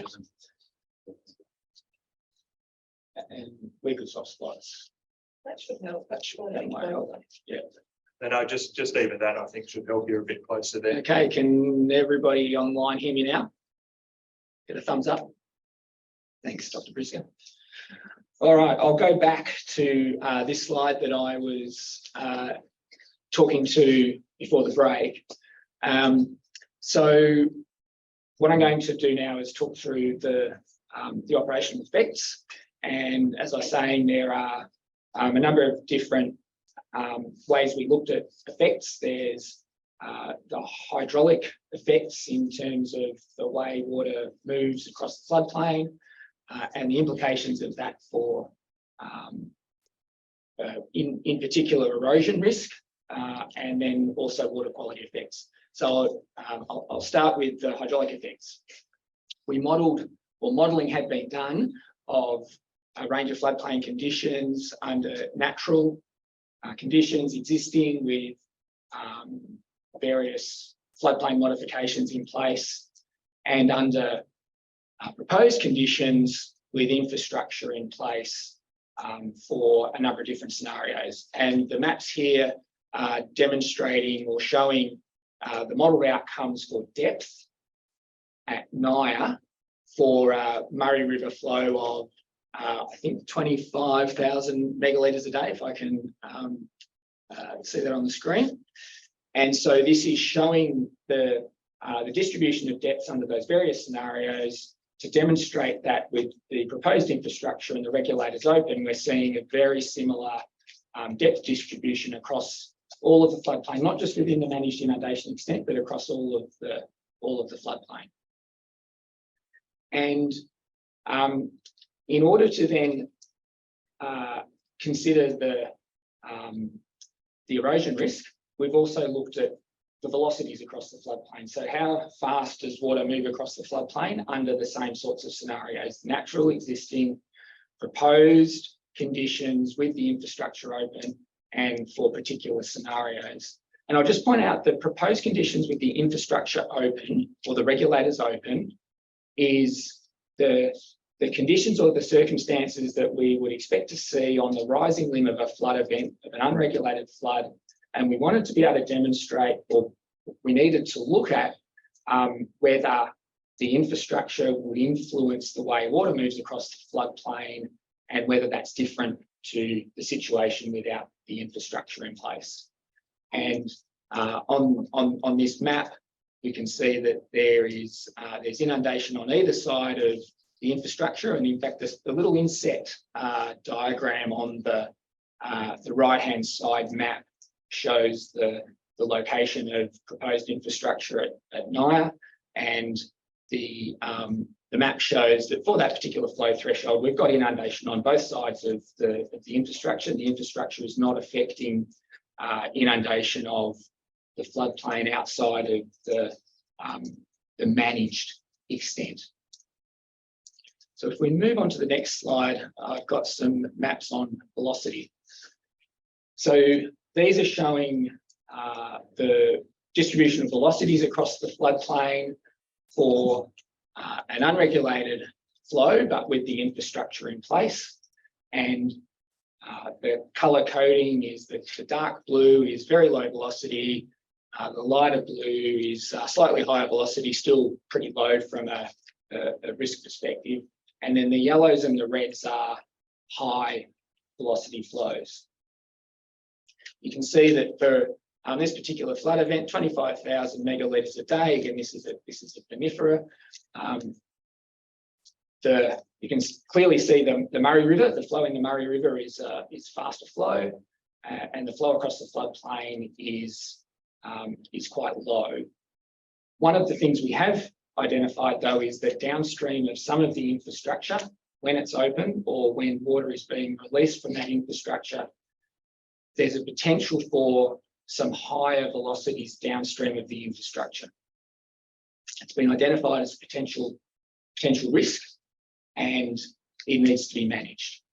And there's a number of EDS that require the management of that risk to be considered in the design of the infrastructure, so that the infrastructure is sized appropriately and that scour protection is in place to make sure that there's no adverse effects, but it can also be managed through the way the water is released through that infrastructure by controlling the release rate relative to the differences in water levels between water level on the floodplain and water level in the river that water is flowing into.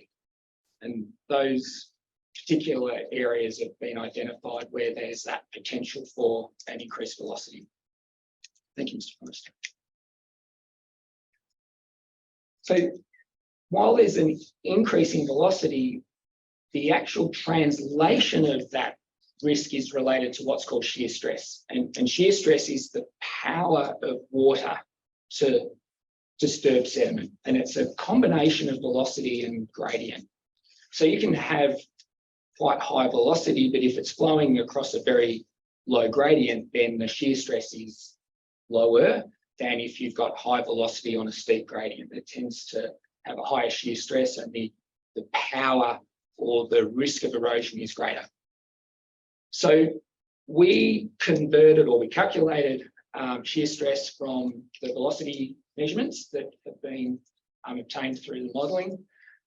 And then we looked at the distribution of shear stresses across a number of different locations on each of the floodplains. And we've looked at shear stresses on the floodplain surfaces themselves and in the waterways themselves upstream and downstream of the various regulating structures. And we've done that for existing conditions, proposed conditions with the regulators open during an unregulated event, and for a managed event during the release of water at the end of the managed event back to the river. So they're the existing, the proposed, and the release in the legend. Green for existing, red for proposed, and I think it's a sort of a purpley colour for release. Just to clarify, a managed event, is that a pumped event?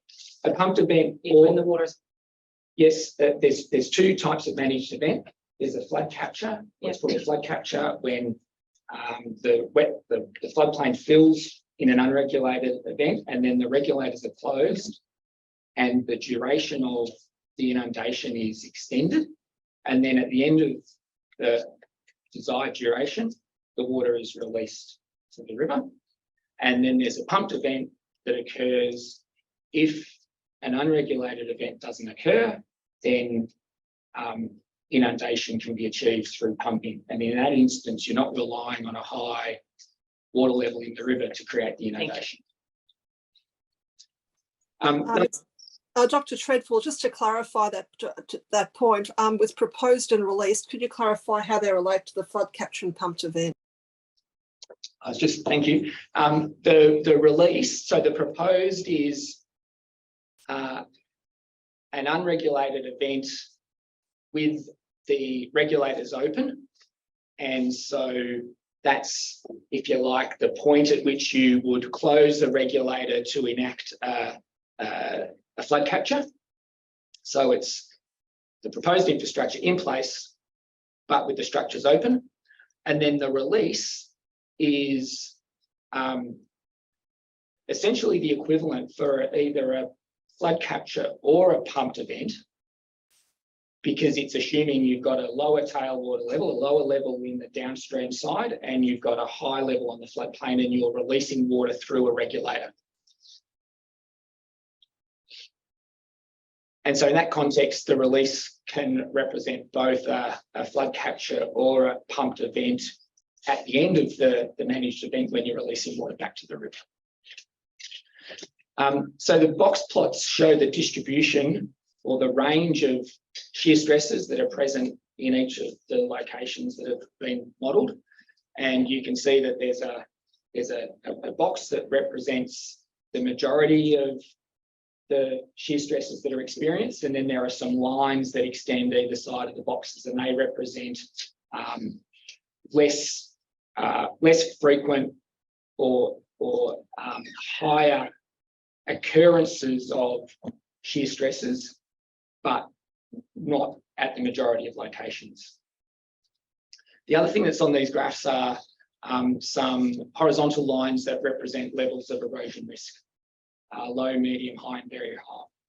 And they're based on the nature of the soils that are present at the floodplains. That's been confirmed by geomorphologists that have gone out in the field and by a range of other information available to us on the erodibility of the soils, the soil type. And so the shear stress is, or the risk ratings for shear stress can be adjusted depending on the soil conditions. So rock doesn't erode very easily.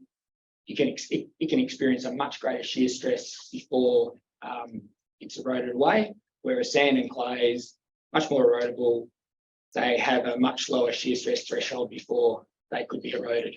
The point with this, though, is that under across all of the different floodplain surfaces and in the waterways themselves, even though there are some slight differences in the distribution of shear stresses, and in some instances you can see the purple box is a little higher than the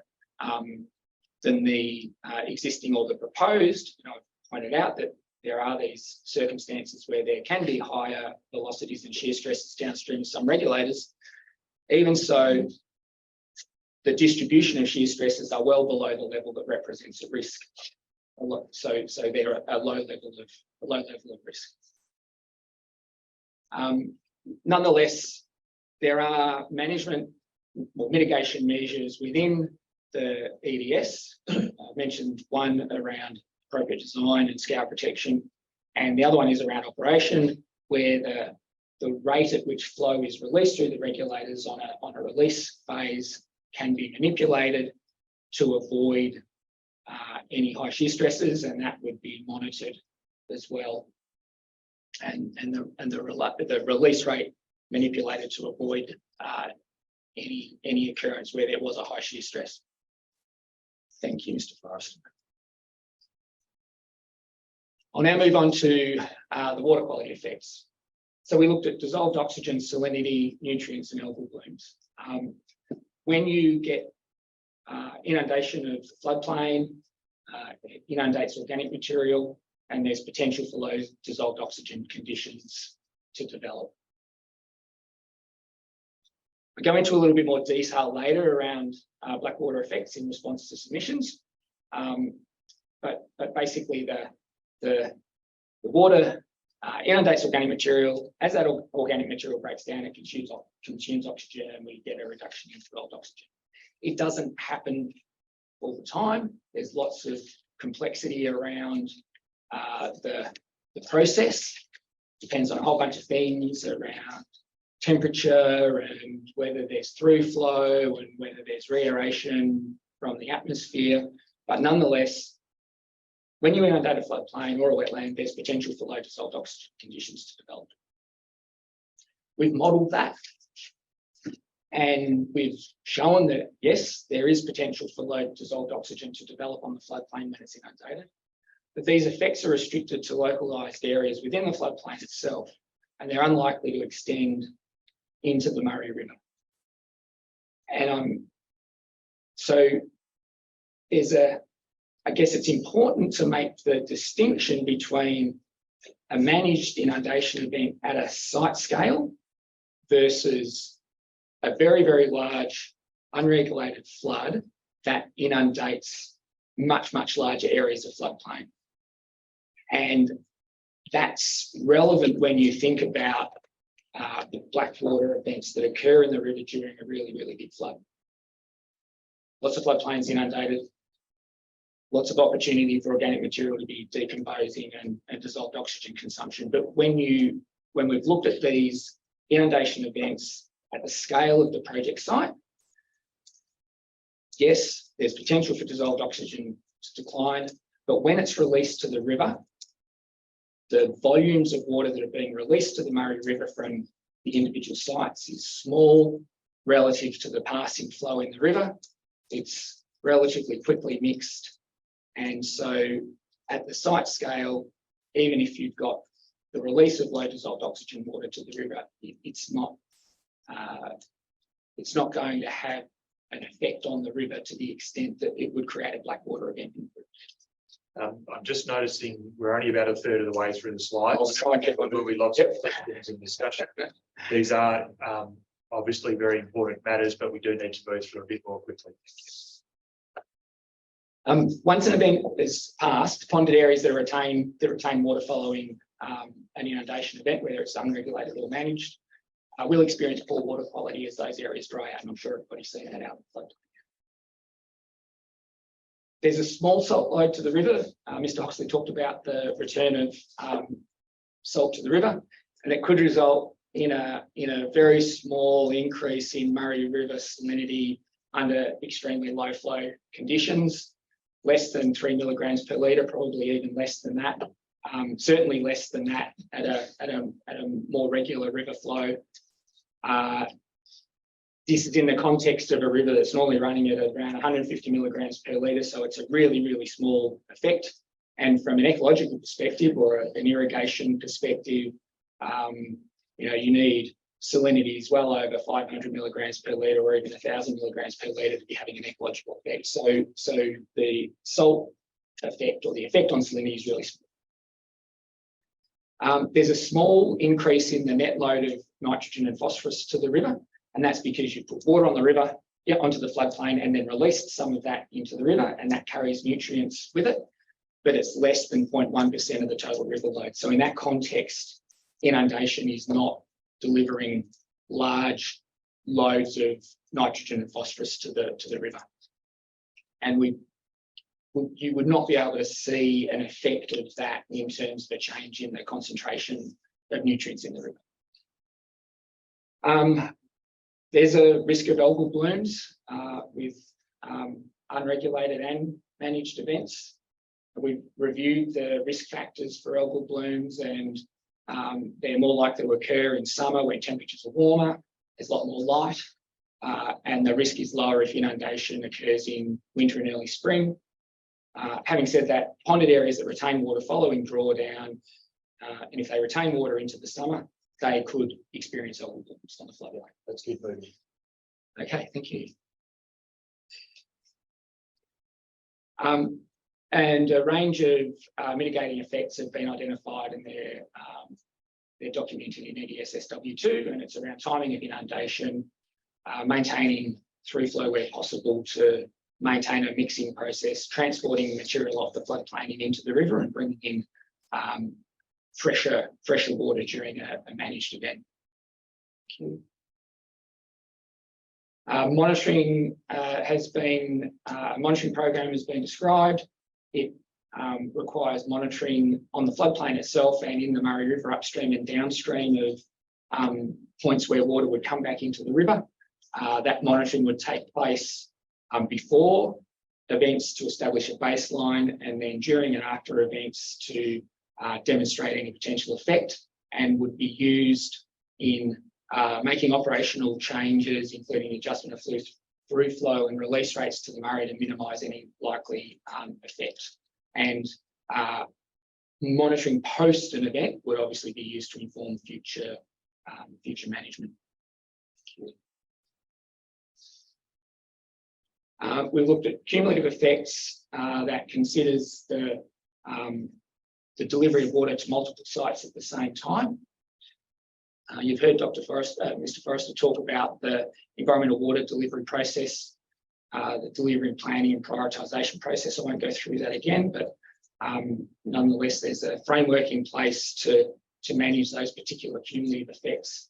For water quality, the assessment showed that the distance between sites, when you are thinking about all of the sites at the same time, and means that there's very unlikely to be any interaction between sites from a water quality perspective when you're releasing water back into the river.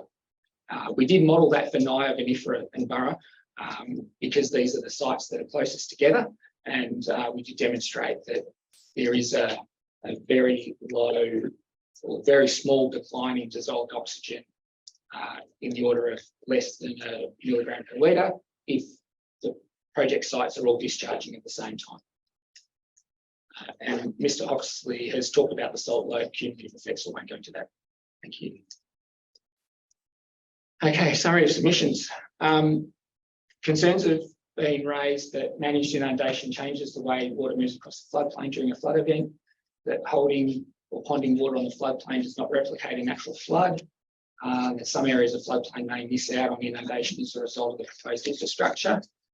Submissions also raised concerns or asked questions about the monitoring or the modelling, sorry, of environmental flows that underpin the assessment of effects, the effects on blackwater, monitoring effects on groundwater sites, and the effectiveness of the on EDS. So I'll try and go through those as quickly as I can, recognising that there'll probably be lots of questions.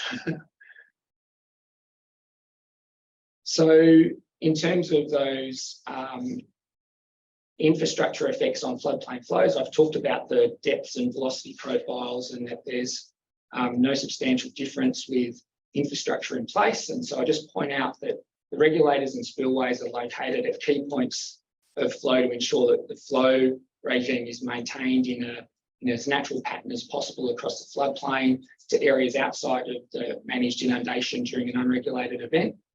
By way of example, the flood event last year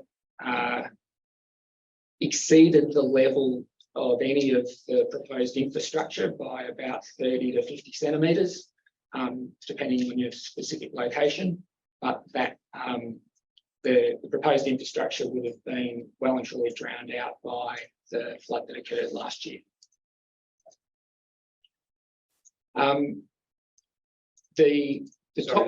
Does that include the freeboard that was talked about the other day? Yeah. So over the top of that's the top of the containment bank, so even higher across the spillway locations, which are a little bit lower than the top of the bank. And so in that context, that the areas that outside of the managed inundation will continue to experience inundation because the infrastructure has been located to enable water to continue to flow into those areas. Thank you. There was a question around pumping and the flood capture mode.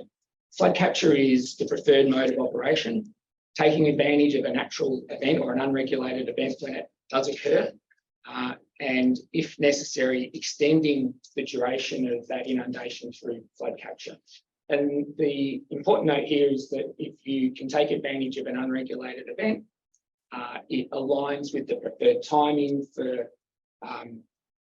floodplain processes and vegetation and floodplain communities. And so through that process, everything is aligning, I guess. And with an unregulated event, as the floodplain fills, you've got water flowing through the floodplain, lifting organic materials, providing a flushing flow through the rising limb of the hydrograph, and at the top of the hydrograph, the regulators would be closed. And so the floodplain has had the benefit of a first flush, if you like, and so in that sense, replicating some of that connectivity between the floodplain and the river. Pumping would only be proposed during dry periods when an unregulated inundation has not occurred, and it's to help bridge the gap. So it's not the preferred mechanism for inundation, and it enables watering in an extended dry period. Thank you. Flow data used to inform the hydrological assessment. I understand there'll be some questions on this. I'll try and answer them as best I can if we get to that. But in summary, the flow data was provided by the Murray-Darling Basin Authority for modelled natural baseline and benchmark basin plan flows. And we also accessed flow through the Bureau of Meteorology and the Victorian Water Information Systems for historical flows.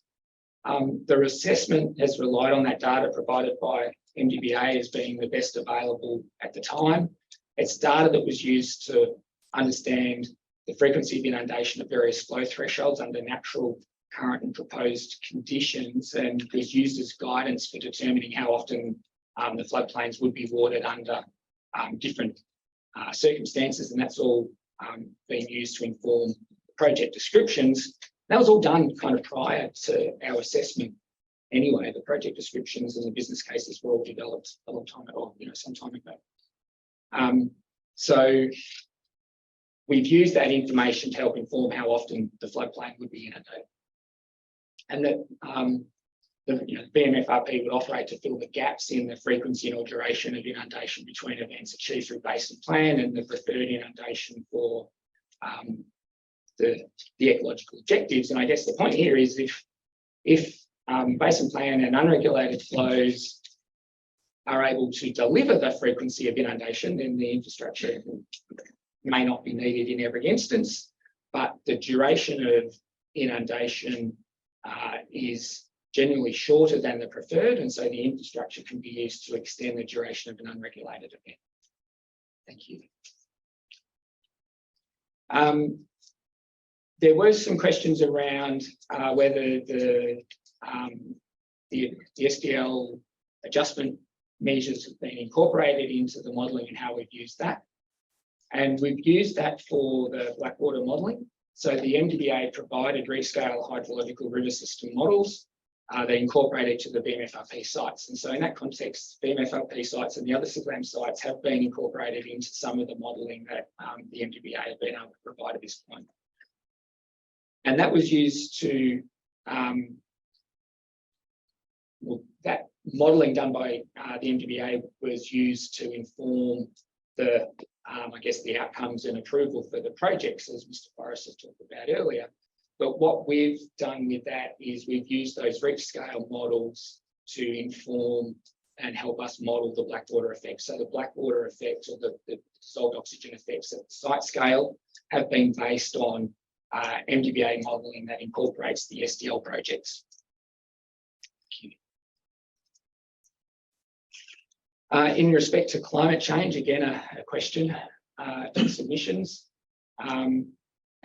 At the point in time of the assessment, the MDBA modelling hadn't included climate change.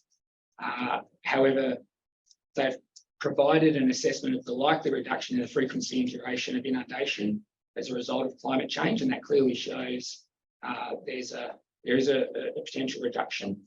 They've also provided some information on the likely effect of climate change on allocations, and so allocations is the available water in any 1 year, and with climate change there is the potential for a reduction in the available water.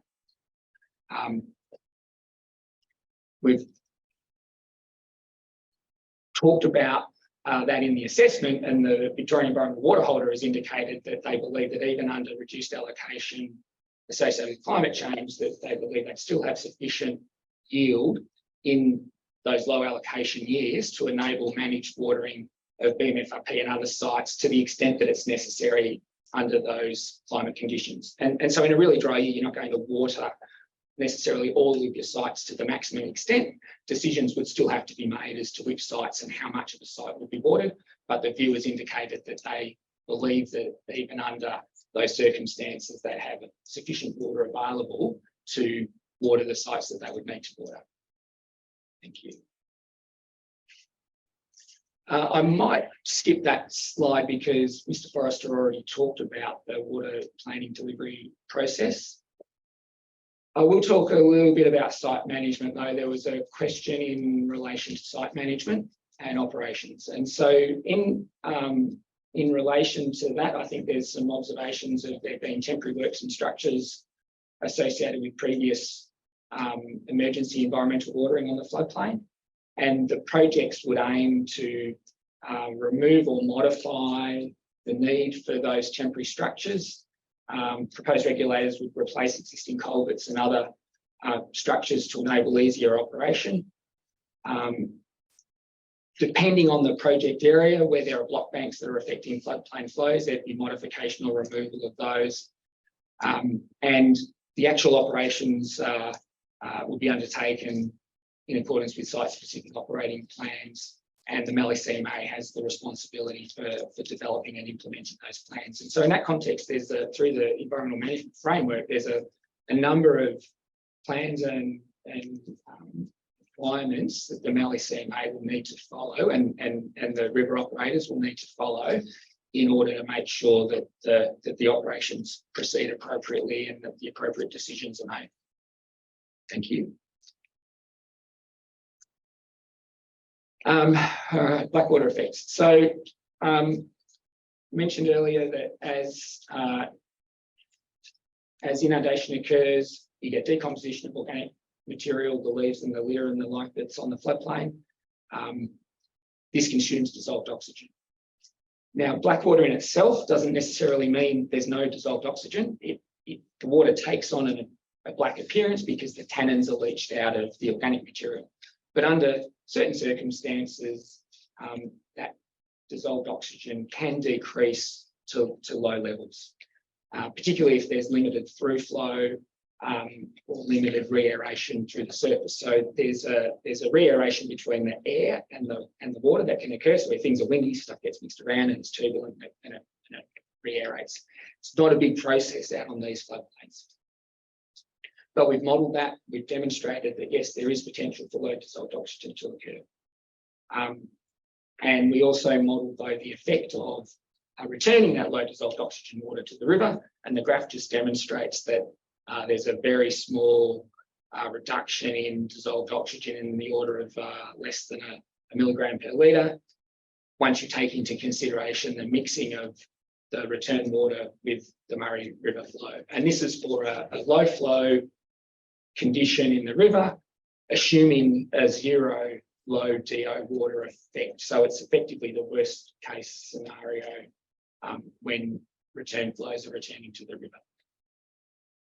We also did look at whether if a black water event is occurring in the river at the same time as you were contemplating a managed inundation, and it's fair to say managed inundation wouldn't make conditions any worse, but it's not necessarily going to make it any better. So if you've got black water or low dissolved oxygen water entering the floodplain in an unregulated event, then it's not necessarily going to get any worse, but it's not going to get any better. You're not going to miraculously get this improved dissolved oxygen condition as that water moves across any particular floodplain. Thank you. We've talked about salinity. I won't do that again. Algal blooms. So algae, including blue-green algae, are ubiquitous within aquatic ecosystems, and when things get a bit out of balance, though, they can form dense blooms when conditions are favourable. It requires a number of different factors. It needs an inoculum, so there's got to be a source of algae to create a bloom. Unfortunately, the river has a lot of algae in it, and there's algae in storages and things like that. So there's a pretty ready source of inoculum. But it also requires higher light conditions, generally a lack of turbulence and high nutrients and temperature. And managed events are proposed to occur in late winter, spring, when conditions are less favourable for excessive algal growth. It's not to say that managed or unregulated events may not contribute to algal growth at different points in time, but the mitigation here to minimise the likely effect is to aim to inundate when conditions are less favourable for algal growth. Thank you. I think we'll just take that one as read. I mean, there's not a Ramsar site Thank nearby. you. If That's people have easy. questions about it, that's fine.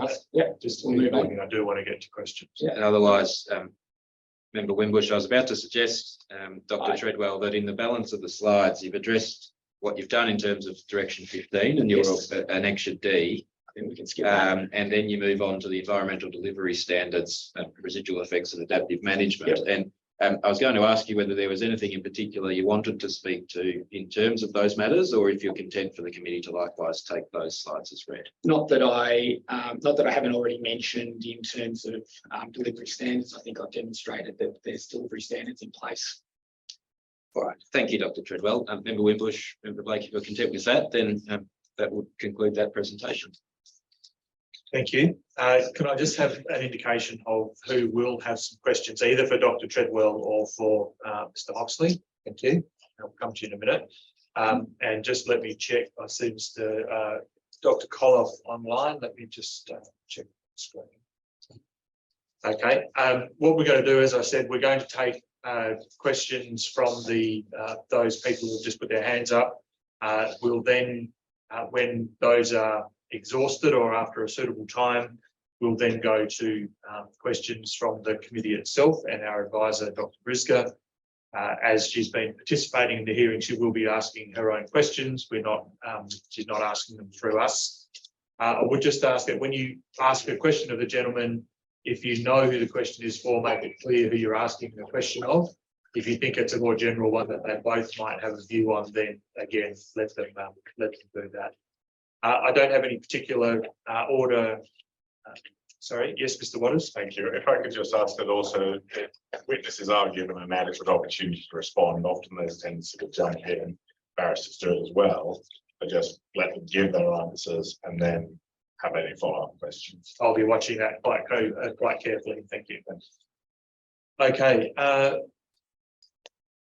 I'm going to be let those in the room start first. Sorry, Dr. Koloff, we'll come to you. Who'd like to go first? Dr. Kelly? Oh, could I just say that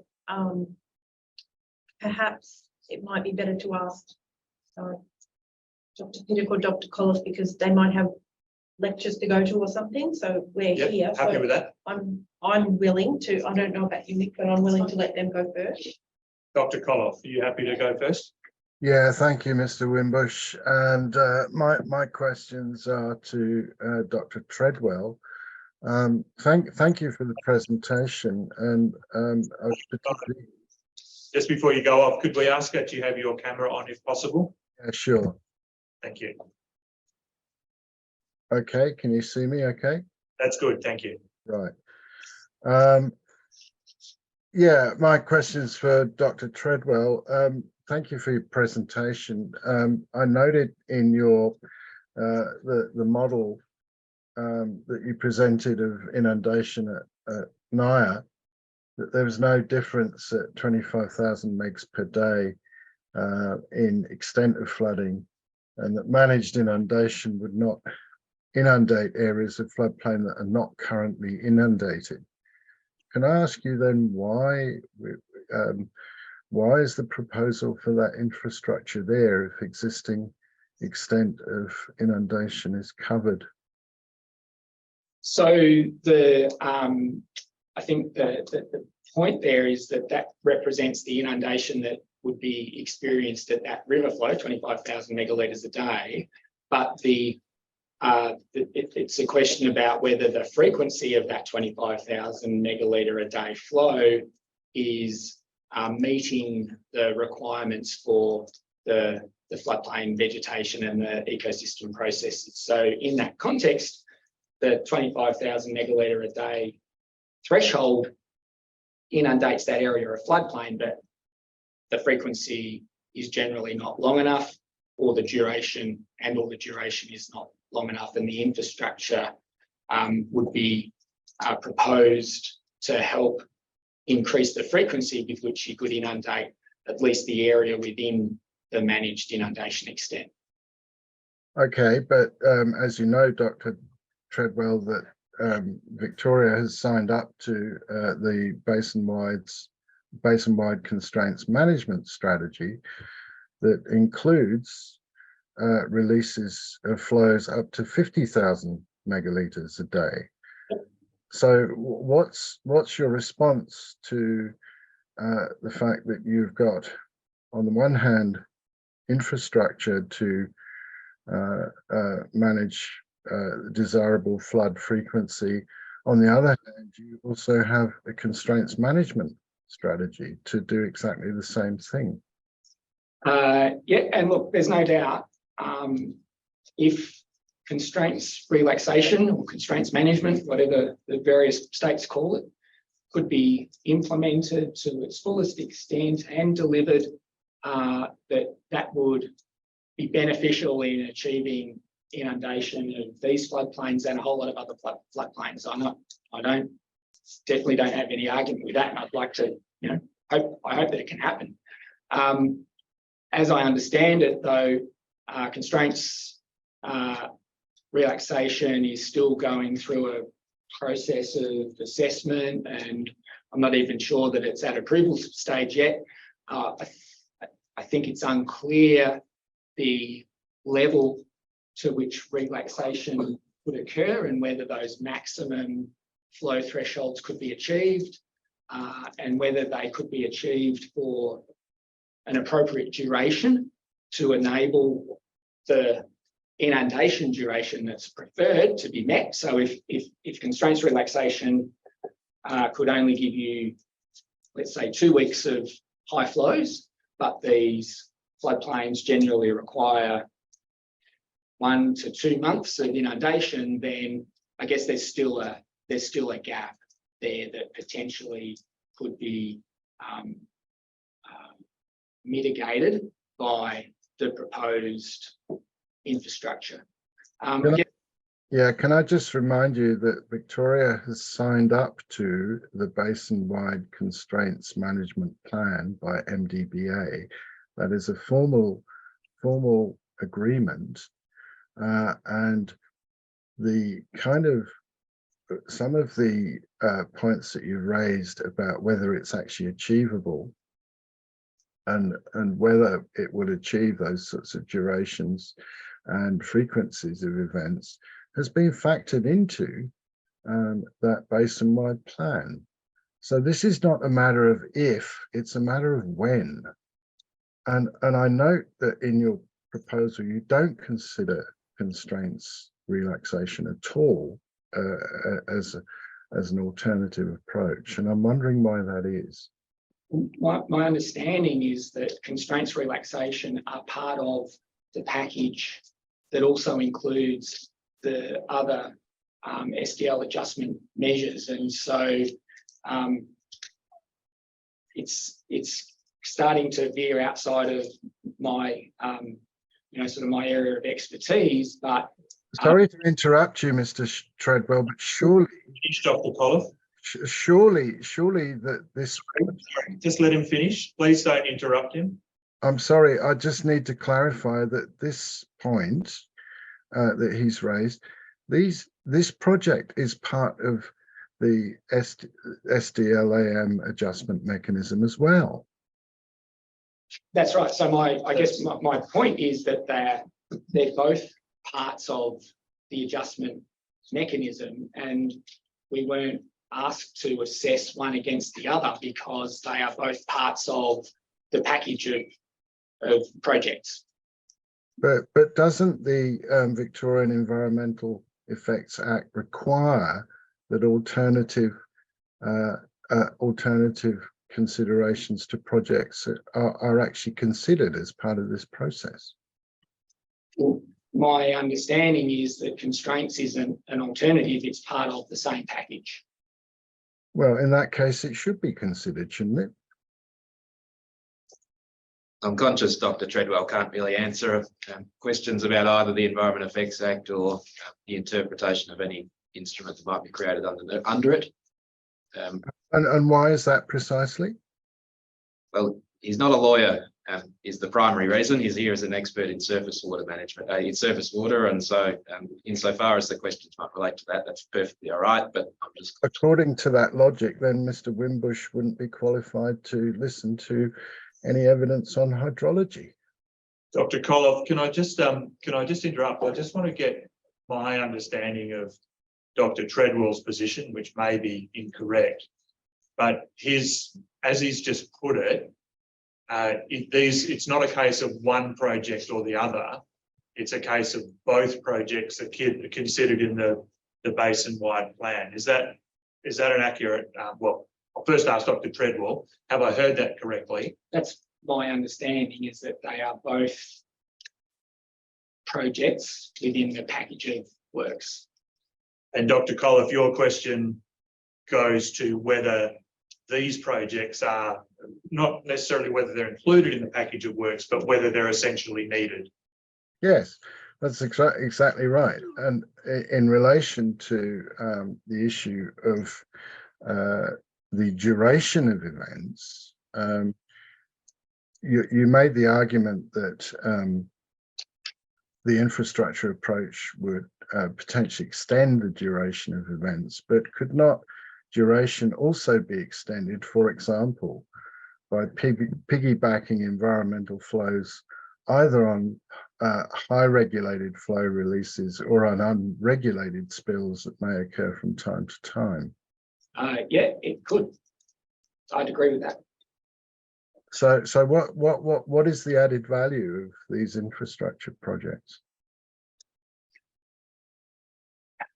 So I think that's perhaps a question for the benefits side of things, and that's not something that I've looked at in terms of the floodplain vegetation benefit.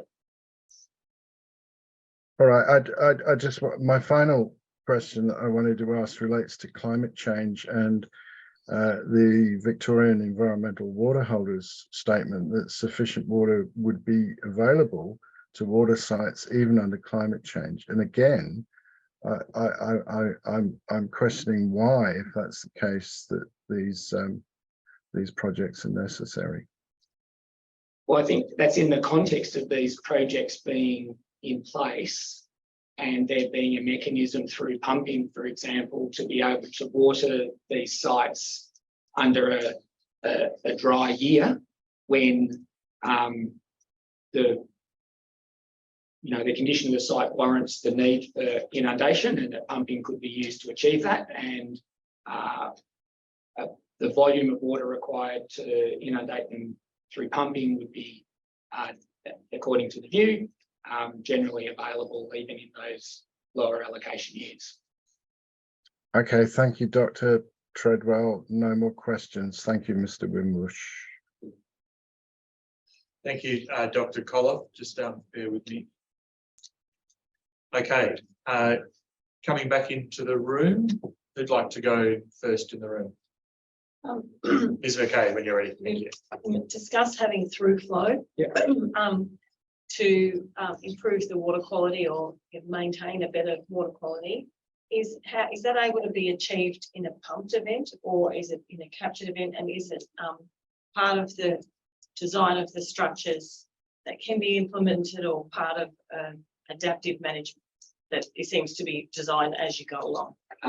So yeah, potentially all of those things. Right. So in a pumped situation, yes, through flow could be provided because you can continue to run the pumps for the duration of the event. You can bring in fresh water or fresher water and pass or set the downstream regulators so that they maintain a level within the floodplain, and you've got water coming in at the top end through the pumps and then heading out at the bottom end and passing through the system. I'm sorry to confess, I haven't read the enormous amount of design information, but is that part of the operating plan that you would pump and let the water go out? Is that that's an option within the operating plans? Yep. And it would be informed by monitoring, and with that, you still may get areas of the floodplain that experience low DO, because through flow is not going to create this sort of wave of water coming down the floodplain, but it would bring in water from the river that's higher in oxygen and would be able to create refuges and some flow paths where there's higher dissolved oxygen if it's needed, if the monitoring demonstrates that there's low DO conditions that potentially affects aquatic biota. And in a captured event, I suppose there's the option of continuing to pump water in. Yes, that could be done as well. As we have with the impact on fish and other animals, where you've got weirs in the river and you have cold water impacts, and because it's not a natural type situation. Have you done any modelling, or has it occurred? Have they tried to do this type of achieving flow through at, say, Paracuta or Barma to improve their water quality issues there? Do you know if it's been implemented in any other project? Whether through flow. Yes, has been achieved and implemented and been successful at reducing black water. I'd have to take that one on notice to double check. Thank you, that would be good. So it seems that your report acknowledges that low dissolved oxygen is a risk of captured events and pumped events and potentially natural events. I guess you're not an ecologist, so I haven't gone into the detail, but you have to recognise that that's that's a poor outcome for a big investment of infrastructure. If that's a risk, I would have thought that's a poor outcome as far as achieving ecological well-being. Well, the managed inundation is aimed to meet or deliver a frequency and duration of inundation that better matches particularly the vegetation communities on the floodplain compared to what they're experiencing at the moment. So in that context, the projects are designed to help improve vegetation conditions. I'll have another question, but that was nothing. Thank you. Dr. Kelly. And sorry, just so we're clear on this, although this feels a little bit like a hearing at the moment, it is more informal. So it's not you ask a question and that's your last go for the day. So you will be coming back and forwards through the course of the day. So if you think of things, even when we and Dr. Briscoe are asking questions later, then there will be the opportunity to come back in. Dr. Kelly. Thanks, Member Bush. Mr. Treadwell, I had a look at your resume and your witness statement, and you've done quite a lot of work with the Living Murray. And what percentage of your work would you say has been done on the Living Murray and these projects of VMFRP? I mean, if you're trying to ask a question about how much time I've spent working on the Murray River, I did my PhD on the Murray River 30 years ago. Yeah, I saw that. I've sampled and researched food webs and riverine productivity along the river for my PhD between Albury and Jura. I was... Yeah, no, I've read your resume, so you don't have to go through it. So, well, I'm not quite sure. Sorry, I thought you were asking about his resume. She No, I asked said I how read many the resume. percentage What of your work percentage? has been on these projects?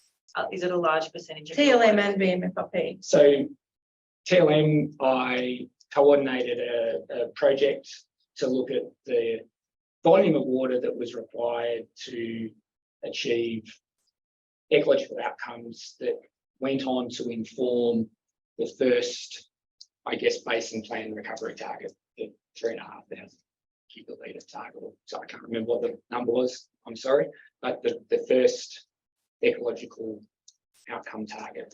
So that was for the river between Naya and Mildura. And I don't know, that project lasted 3 or 6 months, but it was a long time ago. That was pre-basin plan. In terms of VMFRP, I've been working on these VMFRP projects for the last 18 months, probably 80% of my time, I guess. Yeah, thank you.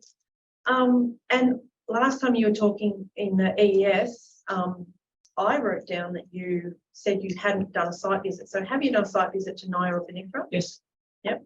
And on the maps, I was wondering, in regards to the infrastructure, where are they in relation? I'm not trying to capture you out, but I was looking at the maps and thinking, on your PowerPoint, on your presentation today, where is Pick's Point in regards to that, those maps? So that northern levee comes along. Yeah, sorry, do you want him to put the slide back up? It would be helpful, yeah, Yeah, if someone could. So I was wondering, how close do they get to Pick's Point? No, I'm sorry, I don't know the local names for a lot of the locations, and so if you wanted to point out a particular location. Yeah, I suppose we probably need a detailed, maybe satellite map for that. And the other one was, why the regulators for Naya seem very big. They've got 3 box culverts. Why they have to be so big? Because I suppose I'm asking because big means invasive, you know, a lot of footprint around them. It's really a question for the designers.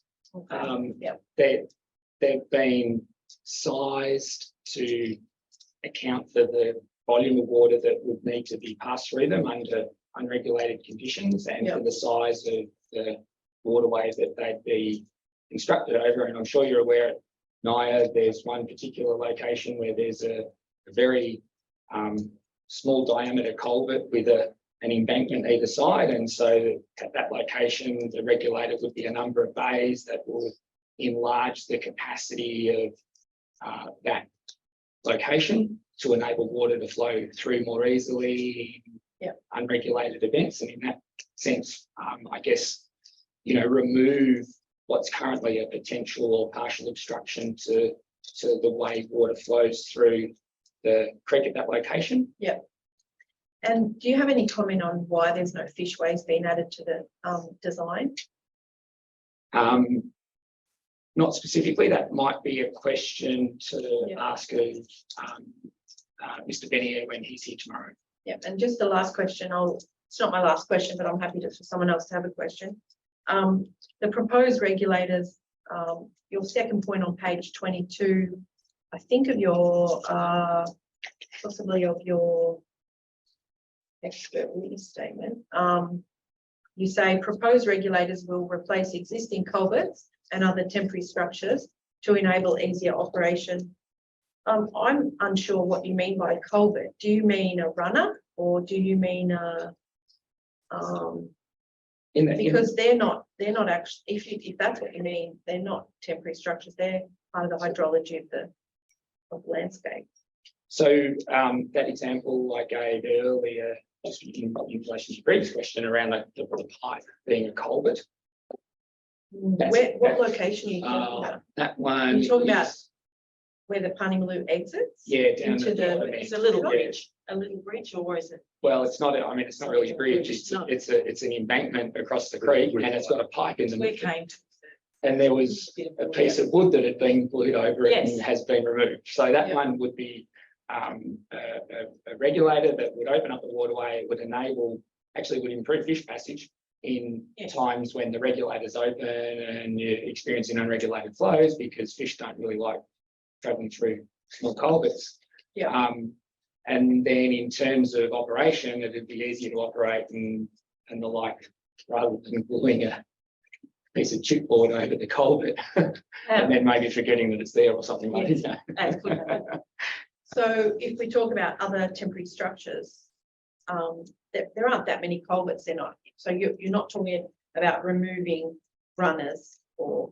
So there are runners that have been filled in with rock to hold the flood. Hopefully they will be removed. Do you know what So I mean? can I just be clear, when you're talking about runners, you're talking about a little water course? Yes. That's been temporarily filled to hold Most of water them in it. have, because the river road goes along them and they've been filled, but you're Yeah, not talking look, about doing anything. I mean, they may be.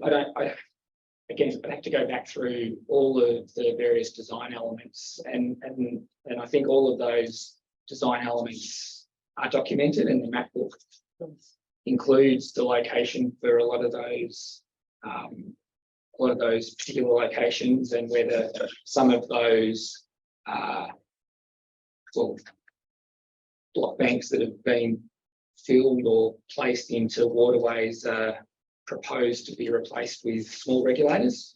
We'd have to go through the design list, I guess, and the map book to work out exactly if you've got one in mind and you're concerned about it, then that would be the place to go to. Well, just lastly on that, removing temporary structures, are you going to remove, when I say you, I don't mean you, does the project remove the block bank in the Panimaloo at Golf Course Road? So my understanding is that that block bank will be modified in some form or another, and again, we'd have to go to the map book and the design to work out exactly what it is with a new pipe. Now, Well, some places it says it's going to be removed. Yep. So why So is let's- that being changed? Just let him finish. so I think let's go to the map book and the design list and confirm that. So in at one way or another. the moment, when we went there on Friday, the bank isn't there is a bank which is clearly blocking the flow. It's like high on one side and low on That's the other. exactly right. Yep. The bank itself was in fairly poor condition. We didn't attempt to drive across it because we thought we might go for a swim. But that's the area you're talking Yes, about. that and the exact plan for structure. that. Mr. White, did you have your hand up to? Yes, but that was just a clear up as I forward in the presentation last week. And Can you just come up, just because I know you're not being picked up on the recording down there?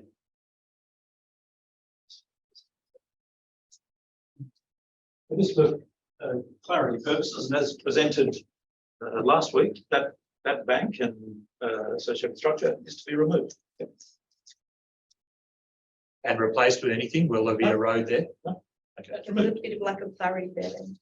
Well, I think we were clear last Thursday. It's the ambiguity of the Oh, well, documentation. And then I've been reading up and it says we're going to replace the pipe and like, which one? So the bank is to be removed. yes, Yeah, there are correct. two, there are actually two banks. There's one on the Takasuka Bank, which you can drive over, which may be the one that you Yeah, no. decided not to drive over, but they might have been thinking about that one. So the, No, it's, perhaps I can help further there. Yes. There might be reference to replacement of a pipe is separate to the what's referred to in the map book as the N4 bank and pipe and the N6 regulator on golf club track. So they're to go. Yes, correct. And then at regulator, I'm just scrolling through to get the number on the Takasuka Bank N3. Yep. That's where the replacement pipe will go. So there is already a pipe in the Takasuka Bank at the N3 location, no, yeah. and no. that pipe will be replaced. It's written in the documents that it's at that golf course road one that they were going to replace the pipe. So there is a lack of clarity and yeah. Thank you, that's great. Hopefully we'll clarify. Yes, yes. Right, so I did note that this bank is proposed to be modified to include a pipe that would enable through flow. But it sounds like that it's Been fully removed. So I'm happy to enlighten you on Thank that. you. Nonetheless, my I guess my point there was that that's an example of a location where water is clearly being held high on one side and low on the other, and it's blocking the path of fish, and it's holding water artificially high on the floodplain now that the flood event has passed through. And so even if you were to modify that bank by including a pipe at a lower level, it would allow that location to drain out. But if you remove the whole thing, even better. And I'll just add a question there because I had a question on that exact thing. You would have seen it yourselves. The part of the Panimaloo that is blocked from draining is black as black and dead. We noticed it, and don't think. dead as dead. Not to the point where I tested it. There so were that's no an swimming. opposite, but No swimming. it does not. You would not want to go in there. So, and you were talking about that happening where water is stuck. Ponded Yep, and yeah. stuff. Yep. That is a risk. And there is a pipe in that structure now. So why isn't it No, open? well, Who is it? all I can Shouldn't someone be all opening I can suppose there is that the pipe's blocked or closed, or it's at a higher level, and it's Yeah. I don't know what level it is in the bank. I didn't see a pipe there, but then Oh, there's you'd be definitely a more pipe. familiar with it than me. I've got a picture of my kids. Let's not talk about exactly what's there at the moment because we're looking at what might be there in the future. But the only reason I'm referring to that is because you can see the current mismanagement. Yeah. You can It see. could have been removed. We're not. Been removed 20 years ago. We're not suggesting that there's wonderful management there at the moment, but we're also not tasked with commenting on the current management of the floodplain. The same people who are managing now are going to be managing soon.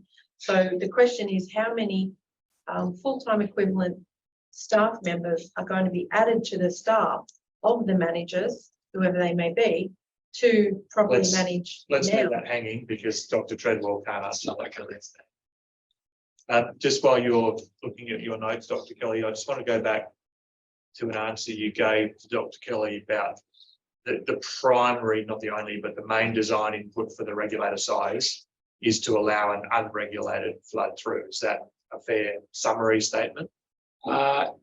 In summary, as I understand it, yeah.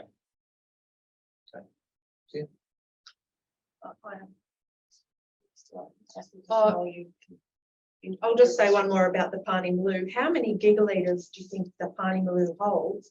And if, say, right now, that black water in the Panimaloo was allowed to go back into the river, do you think it would have an effect? On the Murray, in the way the Murray, so Murray's quite low now. the Murray's pretty low. If you released it slowly, then it would mix pretty quickly and readily with the river flow, and I wouldn't expect there to be an effect. If you released a large volume of black water really quickly into a low river, then you might see a localized effect at the point of release. So if you're talking about the way you do that, if you were going to make that release, you do it in a slow way to make sure that there's plenty of mixing as it enters the river. And then on nitrogen and phosphorus that you showed us were going to be higher. This is leading on to a different part of your presentation. Is that what caused the fish kill last week in the NIMBY?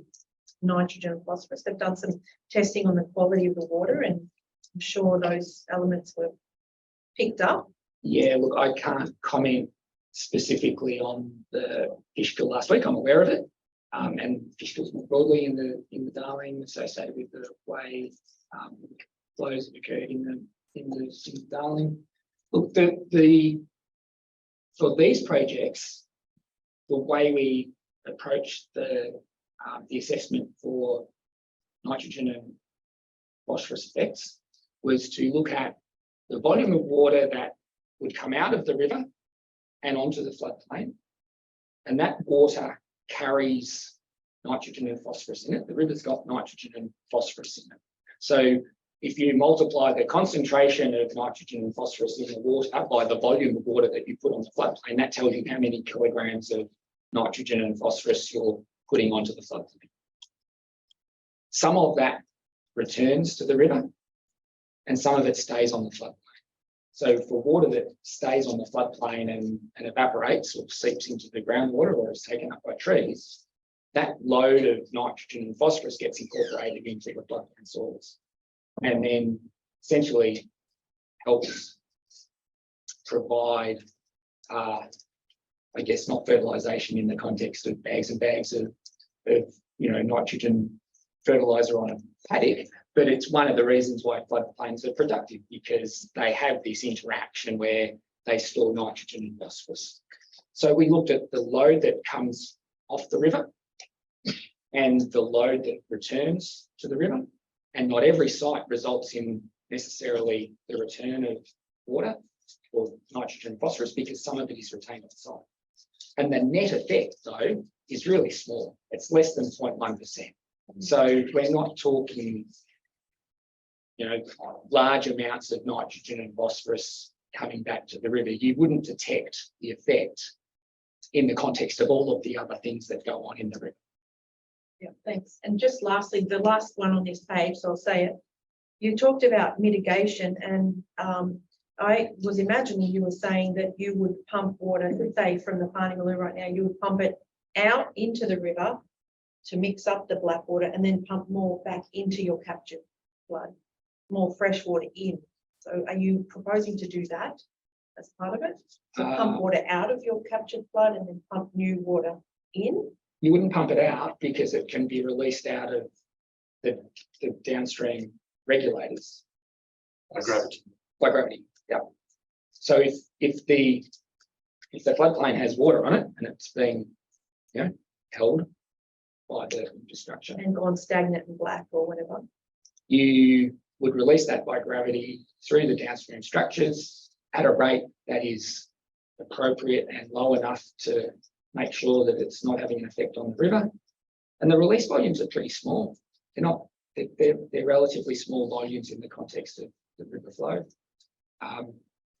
If you were trying to use through flow, then that could be pumped in at the top end and the release occur at the bottom end. So there'd be some water that would move across the floodplain. And like I said, it's not going to mitigate the effect across the whole floodplain, but it could help to create refuge at locations closest to where that fresher water is. and if you could show, not right now, but how that letting out through the, did you say?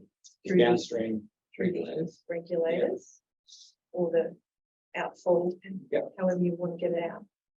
Could you show how that travels across the floodplain to the river? In what structures? Have you built channels, or are you just going to let it go across the land? No, it would go, so the regulators are on the waterway, and then there's a short section of waterway before it meets the river. So it would flow through that bit of waterway and into the river. So you're using the Parnaloo and using the Billabong in VMFRP to exit water? Yes, but the structures are located at the bottom end. Near the river. Near the river. And during But for during a release or particularly a pumped event, if the river level is lower, Yep. then those bottom sections of the creeks would not necessarily have any water in them anyway. so if we look at a picture of the flow, are you going to cause outfall where usually water naturally flows up? Well, water Up would- those structures like the Parnimmaloo, you're going to make it flow the other way. But only once the river level's dropped.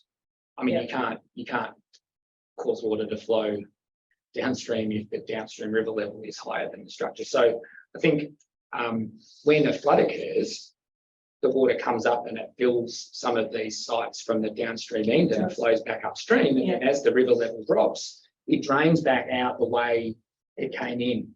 And so the releases would only be occurring, they could only occur when the water level is dropped on the downstream side enough to create a difference in water level to enable that water to drain out. But that's why I said, if you want to let it out and the river level isn't long enough, you're going to have to pump it out. Are you proposing to do that? So in that circumstance, if the river level was still high, the regulated gates might not necessarily have been closed. They could still be open. So you'd only close the gates to hold water on the floodplain once the water level was receding. And at that point, you'd close the gates and the water level would continue to recede on the downstream side of the gates. And then at some point in the future, you would then release water out of the managed inundation area to the downstream. Yep, I'm just thinking of how you can mitigate toxic black water or negative I think, things within that contained water. I think we're clear on his evidence, whether it's. you know, Yeah, acceptable I'm or happy not. to move on. Happy to move on. I just know it's pretty much lunchtime and I know Dr. Briscoe has several hours worth of questions. So have you got anything else for the moment, Dr. Kelly? Oh, I've got many more questions, but I'm happy for someone else to have some. Okay, well, it's 1 o'clock. What we're going to do, we'll break for lunch there. I'm going to suggest a slightly shorter lunch break, 1:45. People happy with that? Are people travelling away to get lunch? Okay. I think there might be lunch. Was there lunch provided for everyone last week? I'm not sure. Went around. You might plan to be provided for everyone, but if there's enough there, of course, we won't. Okay. If everyone eats one less sandwich, there'll be enough for everyone. So we'll come back after lunch at 1:45. We'll take some questions from Environment Victoria and then we'll go to Dr. Briscoe and the committee. And as I said, time permitting, we will come back for other questions as It well. says there's time for discussion for the afternoon. Is Yeah. that what we're talking about? the That's what discussion we're time, hoping So for, we can yeah. put all the more questions into that. Yeah, it may well be after all the questions have been answered, we've got nothing to talk about. I mean, there'll be points of disagreement still, as I said last week, we're not trying to mediate an agreement here. But depending on what we want, where we want to go and what we want to talk about, we can do that at the end. Is it possible to go over sometime tomorrow? The question? It's probably worth checking that now just in Timetable and terms a of, spillover. yes, in terms of availability of our people. Yep. Okay. We'll break there. We'll come back at 1:45. We'll go to EV, then we'll go to some committee questions and see where we get to then. Thank you. 1:45.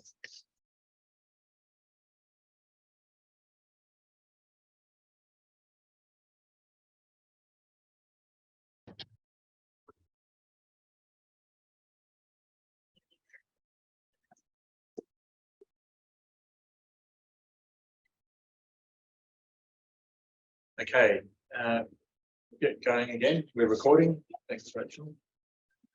Just before we do, just in relation to our experts here today, just to note that normally when experts are impaneled, if I can call them that, on the stand, they're not like court in here, obviously.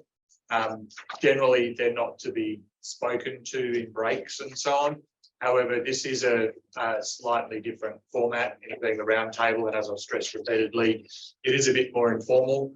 I wouldn't like to see them taking instruction, like detailed instruction, now they're at the table, but I'm not too fussed if people are sort of chatting to them nicely in breaks and things like that. So I'll let parties be the reasonable judges of behaviour. If there's anything really serious thought to be going on, then someone will obviously bring it to my attention, but I haven't seen it so far. And don't expect to see it at all in the course of the roundtable. With that, as I said, we're coming back to you later on. I want to keep moving, and we will come back to you, whether it's later today or first thing tomorrow if they come back. I have promised that, so one way or another it will happen. But I do want to particularly get to the committee questions while everyone's still reasonably fresh. And I'd also said we'll go to Mr. Roch first. So when you're ready, if you have some questions for the gentleman. Sure. So my first question is kind of about, I guess, evidence that fed into your assessment. So it was just based on what we heard earlier, that constraints, and it's been said a few times from the Victorian Environmental Water Holder and DECA as well, that these projects do something that constraints relaxation can't do, as far as how long water is held on the floodplain, and how frequency at which it can get to a certain inundation extent. Was there any evidence or assessment that you were presented with that showed that distinction about how far constraints relaxation goes and what gap these projects are meant to fill, that sort of draws that distinction of here's where the maximum that we can get out of the constraints? Not when you look at what constraints gives you, plus then what the gap would be. And we had basin plan. Mr. Said, we'll just start. Sorry. We had a basin plan flow scenario, and the gap was between the basin plan flow scenario and what VMFRP could achieve. And so is the basin plan flow scenario, what level of water recovery is assumed? So that was with the projects, the level of water recovery with the projects. So it's the same thing as it was mentioned briefly in the intro, the SDL draft determination report, which has a modeled flow with all the supply measures to enhance environmental water delivery. Yes. So there's, just clarifying, I guess, there's never been anything that says, here's where we can get with enhanced environmental water delivery and constraints relaxation as a different sort of benchmark or baseline? Yeah, not that I'm aware of or that I've seen.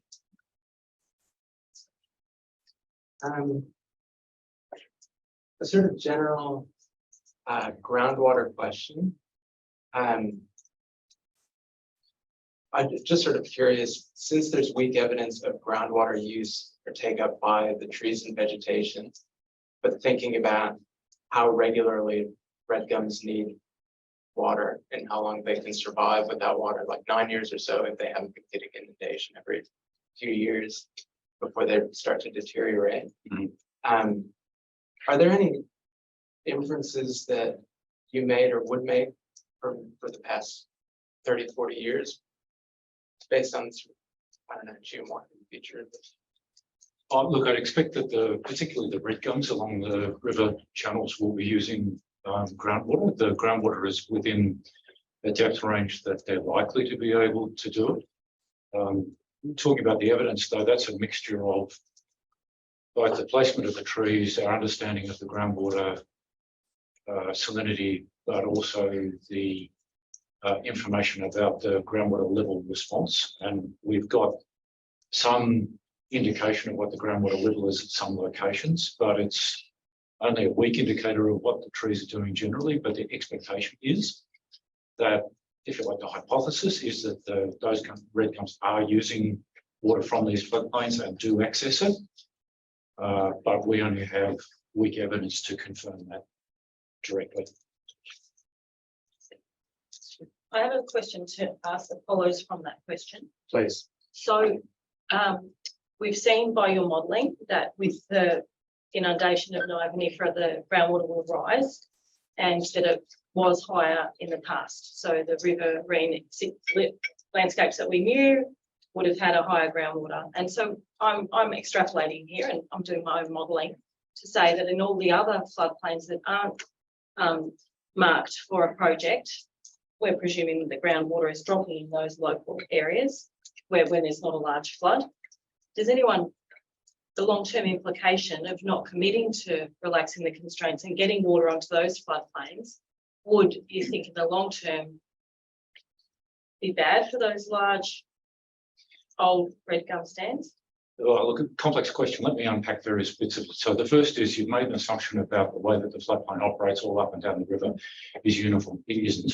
There are some areas where the water level drops and some of the areas where it's quite high and it's quite variable. It depends on the specific circumstance.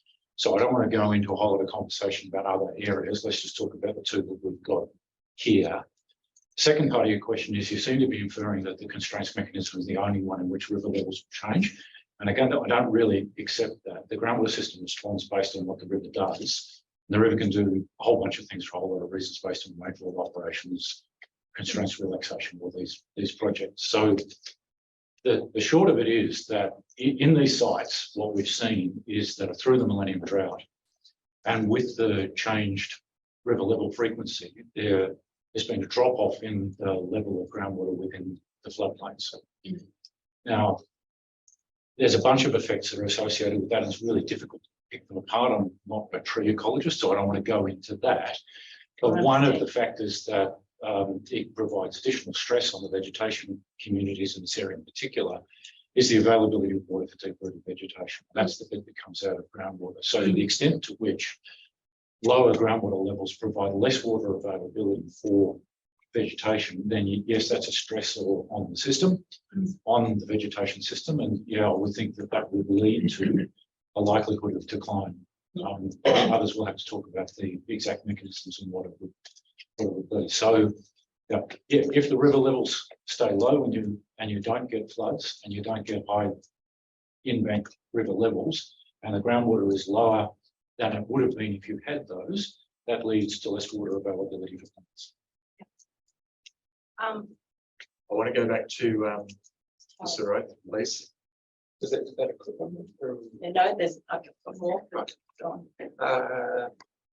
In the graph comparing river flow to the groundwater level measured at bores, there wasn't a response in 2016, but there was in 2011. It looked like it didn't go up with the 2016. Didn't go as much. Yeah, so I think in part that's a function of when the readings were taken. So we've got a bit of a dot before and after, and then during the floods, it doesn't look like there was a reading taken. So I don't expect that there wasn't a response. The other thing about 2016 as an event, although it was very big, was also very short.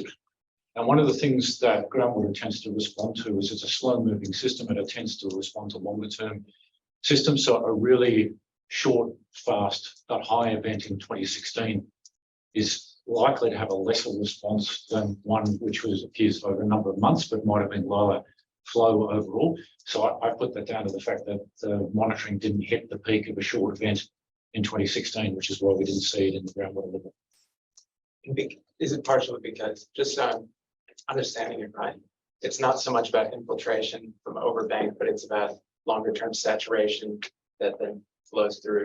Yeah, the groundwater responds better to slower events. It's a slower moving system. And both those things occur. Yes, there's overbank flow in the soil, and right on the riverbank, though, it's the river level which is often the dominant feature close to the riverbanks. So in that area, we're talking about red gums in particular. Red gum watering and red gum blue access is mostly controlled or aided by river levels and the adjustment of river levels. When you start to get to the black box and the inland ones that are away from the main river, that's when overbank flow can really help them. So that's when the flood areas and but, if you've got a river red gum sitting right on the bank of the Murray, getting the water out of the Murray is where it tends to get most of its water from, or a water course more generally. A sort of vegetation response question. So just, it seems like it's just clarifying that it doesn't seem to be as much of a factor here, but just thinking about a sort of typical response where removing deep-rooted vegetation, like the number of trees that are proposed for removal, reduces the level of evapotranspiration, so more water's infiltrating and elevating. That's, I guess in this case, coming up to brackish groundwater. Is there an assumption that whatever impact that'll have will be offset by new tree growth?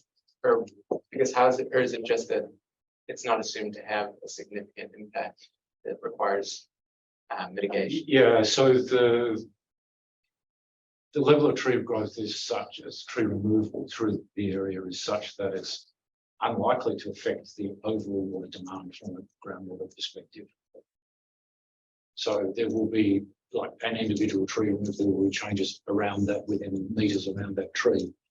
But you'll often find that adjacent vegetation will then move its roots out relatively quickly over the coming years to go back into that area. So it's not a significant effect of individual tree location.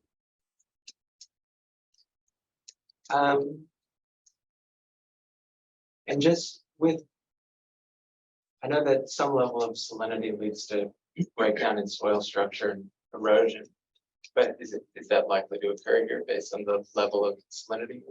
No, the salinity in the landscape is quite low in this area, both in terms of the salt in the soil and the salt in the groundwater. Within the floodplain is quite low salt lows, particularly compared with the Mallee as a regional, dare I even say the riverine plain and upstream. There are areas which are much higher salinity. So where you tend to see the outbreaks or the high risk areas, they'll be ones that we have build-ups of salt within the subsurface or highly saline groundwater, and that's not really a feature of these two sites.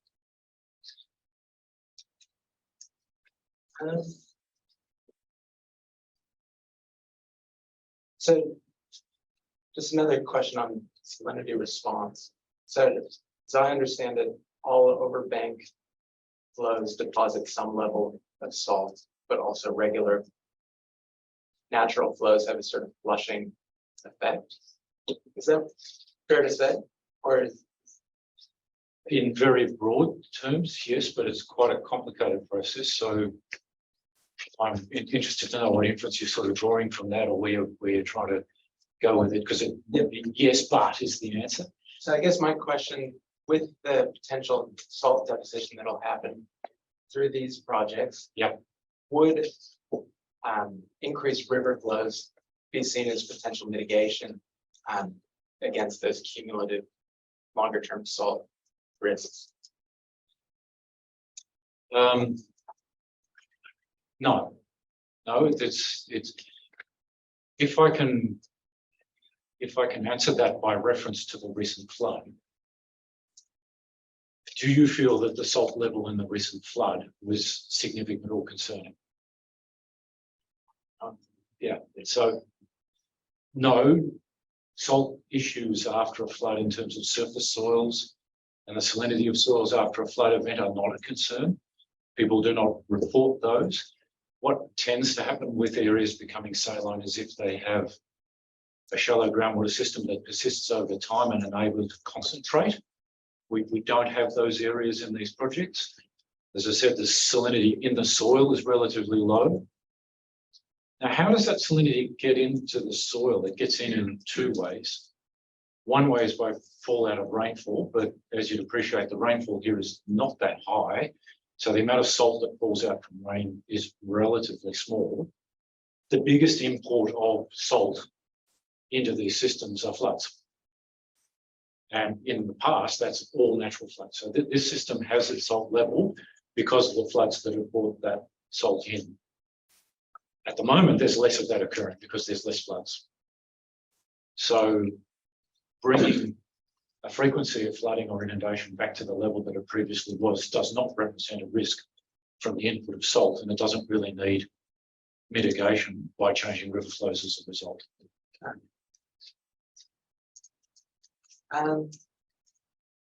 Just on the sort of accounting side with offsets and salinity, I was reading a report, independent audit group for salinity, published by the MDDA recently, that said that accumulated salinity debits from the 36 SIDLAM projects would be assessed and added to the register in the next 2 years. Mm-hmm.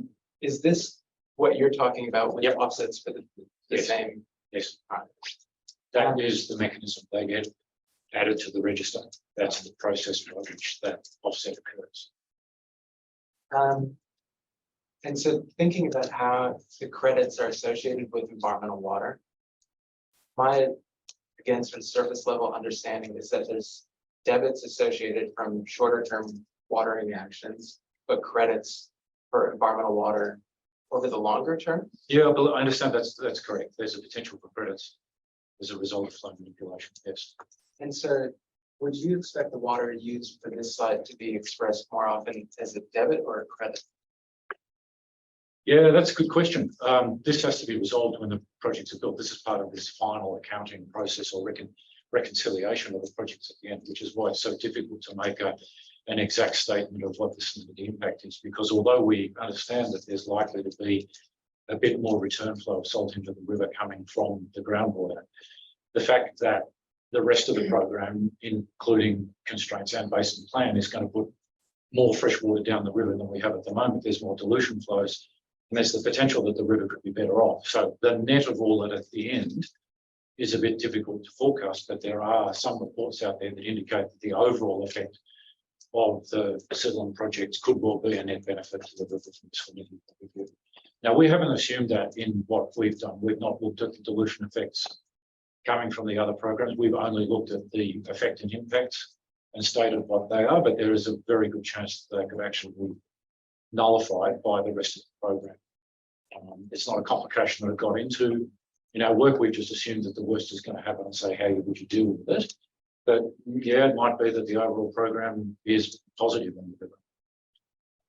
And with thinking about, I guess with constraints relaxation as a program, that would probably be expressed more as credit than a debit. So to the extent to which it would provide some dilution flows, it could be, yes.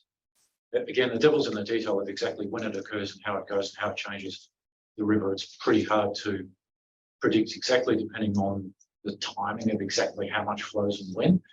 So, but it's possible that there is a set of circumstances for constraints where it could be, could provide a benefit.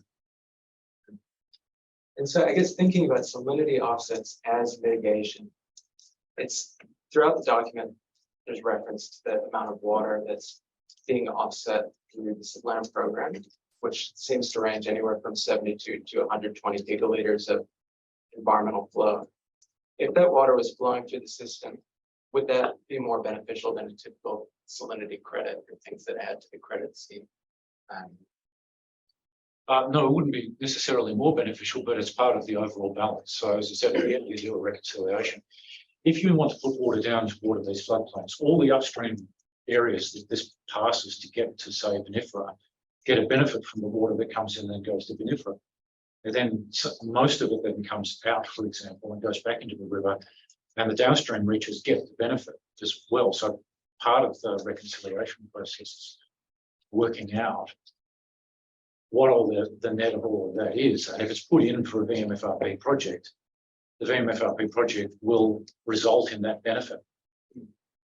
I guess my question is, if you could have a supplementary 72 to 120 gigaliters flowing through the river as dilution flows or maybe flowing over bank in some places, that would probably, would that address salinity more than a typical, the credits that are being sought to offset through this process? No. Yeah. The answer is very complicated based on where the credits have come from, and you're equating credits with these projects that have actually been generated from elsewhere. Timing is important because if the river water was in the river at a time when it was otherwise fresh, it wouldn't provide a lot of benefit. So it is not immediately clear or obvious that that equivalence that you stated occurs. It has to be worked out. It has been worked out when you know exactly what the projects are doing and how they operate.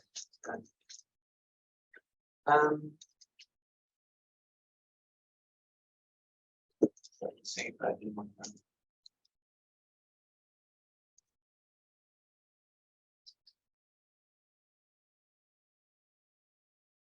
I think that's all my ground. Okay. Cool. For surface water, Was there an assumption about the proportion of flood capture events compared to pumped events? And does that make any difference to what's actually happening at the site as far as the ecological outcomes or risk?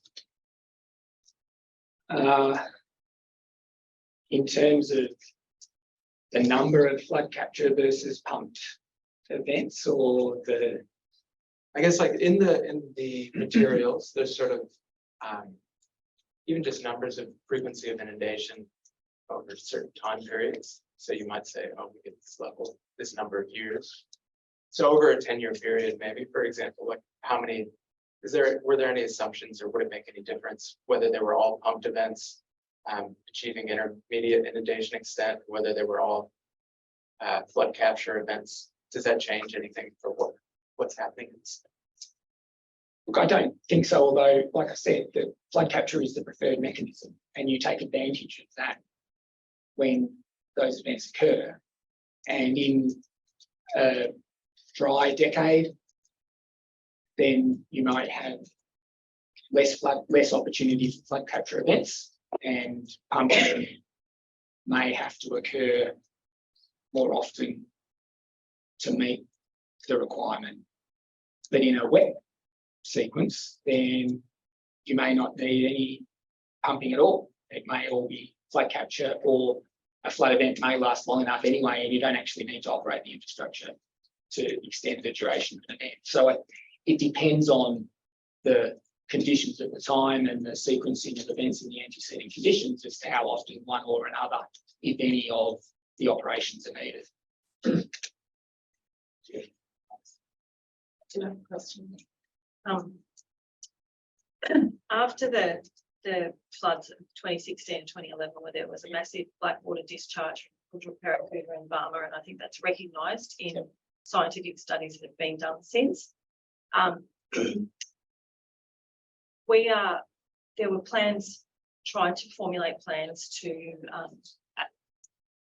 ameliorate or mitigate that happening again, but they failed spectacularly in this flood of this year. How are we to have any faith or confidence in the modelling that would suggest that we can continue to operate in this way with pumping water into sites or managing icon sites in isolation from the others, and think that we can? We've had the preparation of the flood from 2011 that depleted the crayfish population by 80%, and the flood of 2016 caused mass fish kills in the Walpole River system. And yet we've had 6 years since that time to improve our management. And one thing I would suggest as an outsider is I would have created a moderate flood in the year 2021 season. Sorry, 21-22 summer season, the spring season. I would have, and in fact the Murray was completely dry, very quite low for most of that season, and that would have potentially prevented the entirety of this blackwater event that we had in 2023. So the water authorities, the river operators were not able to mitigate that problem. So why do you think we could have confidence in the modelling and the proposed planning to prevent the blackwater at this site and the suite of sites that are being proposed? So the one thing I'd say about the 2010, 11, the 2016 and the 2022 events are that vast areas of floodplain were inundated. Yes. Large areas outside of TLM sites at Barmer or Kundra, Paracuda or Gunbower had it, and larger than the VMFRP sites as well. The cumulative area of floodplain that was inundated was enormous. And so that extent of inundation overwhelms the kind of, for argument's sake, the TLM and the proposed VMFRP sites, it overcomes. And so when you've got all of those other floodplain areas being inundated, and they haven't been inundated for a long time, there's a lot of accumulated organic material.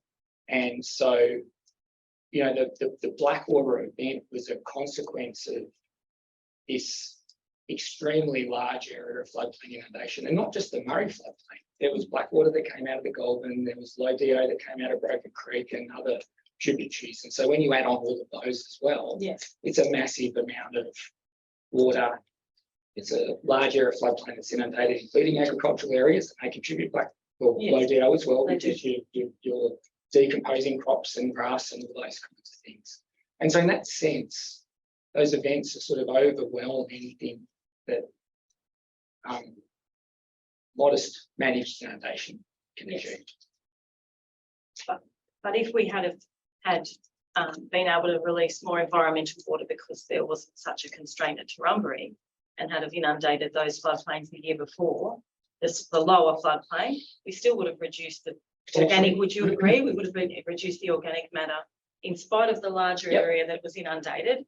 Maybe 50% of the area would have been inundated the year before and cleared out.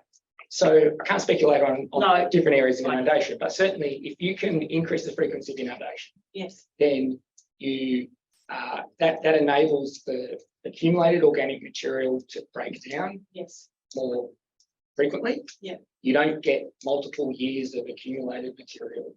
And so the severity of a subsequent event Mhm. is theoretically less yes. if you've been able to have those more frequent events.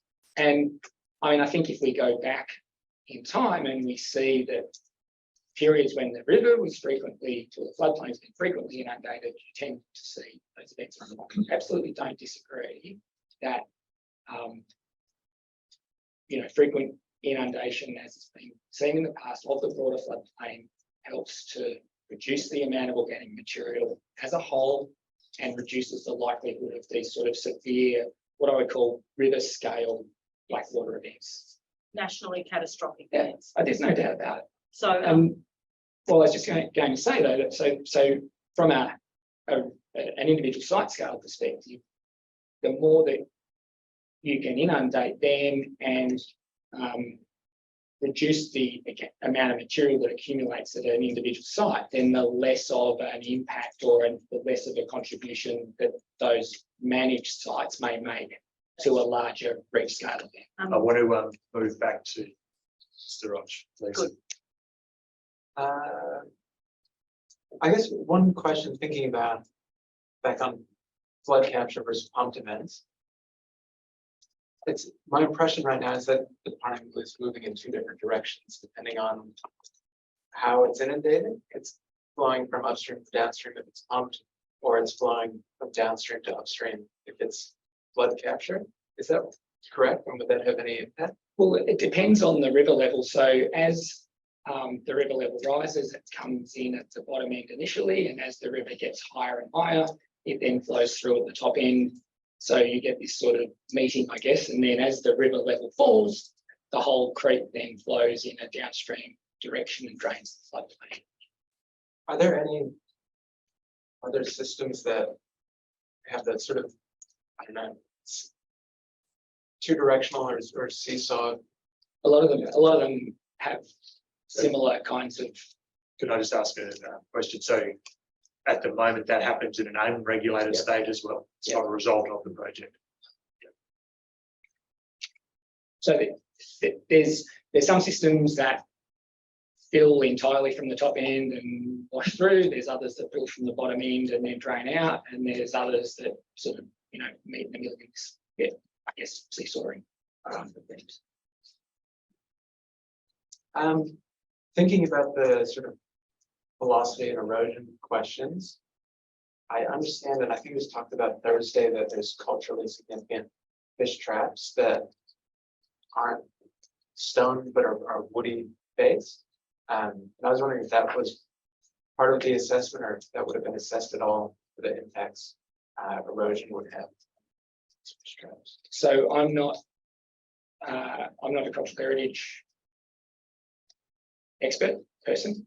I understand that the cultural heritage assessment has considered the erosion risks to cultural heritage sites, but I can't say anything.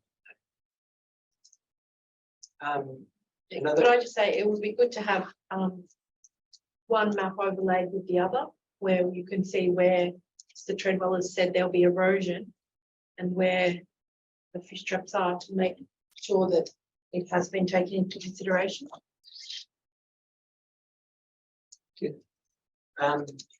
Would the removal of those large trees create local erosion that would reduce water quality or damage other vegetation?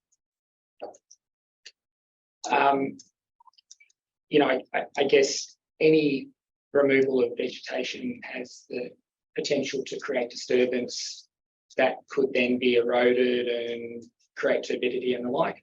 If the appropriate control mechanisms are put in place and the services for where trees may have been removed are remediated, then that should limit the likelihood of any contribution to erosion. It's my understanding that there's no trees on actual, you know, within watercourses or anything like that. And so then, providing they're appropriately managed, they shouldn't represent a significantly increased risk of erosion. Sorry, did you just say there's no trees in watercourses? I'm not aware of which trees are proposed for removal and if there's any in watercourses themselves that are proposed for removal as part of the construction. So that's probably a question for the terrestrial ecologists and the botanists when they're here on Wednesday. I suppose that's the reductionist way we're looking at things is we've got the surface water person and then we've got the terrestrial ecology person, but there are interactions in the real world, but they're not going to, they're considered by scientists of different. I think the point is if trees are to be removed from the watercourse, then yes, they'll have a different erosion management needed than if they're being removed 10 metres from the river up the bank. So don't see there's like a mismatch there. They're just, they'll have to be dealt with wherever they're being removed from. We'll see. Okay, Mr. Roch, please. I do want to get to. I've got you. So thinking about cumulative salinity impact, I think we included it in our submission that the 3,200 gigaliters that's being sought, part of the rationale for that in the base plan was because of its effect diluting and exporting salt at the Ramsar site, which is the lower lakes in Coorong. And recognizing the impact of the water that's going to be offset from SIDLAM program brings that down to not meet that target, but also that it hasn't been part of this assessment. I guess my question is there anything that will happen through these projects that will could possibly counteract that impact, whether, or if it's, because it doesn't seem like there could be, it seems like it'll just be any potential to mitigate salinity at that downstream Ramsar site is lost with lower flows. Is that correct, or is there anything locally that could theoretically help with salt dilution at the Ramsar site downstream? So my understanding of the water delivery and management process is that the Ramsar sites are part of the collective of sites that water can be delivered to.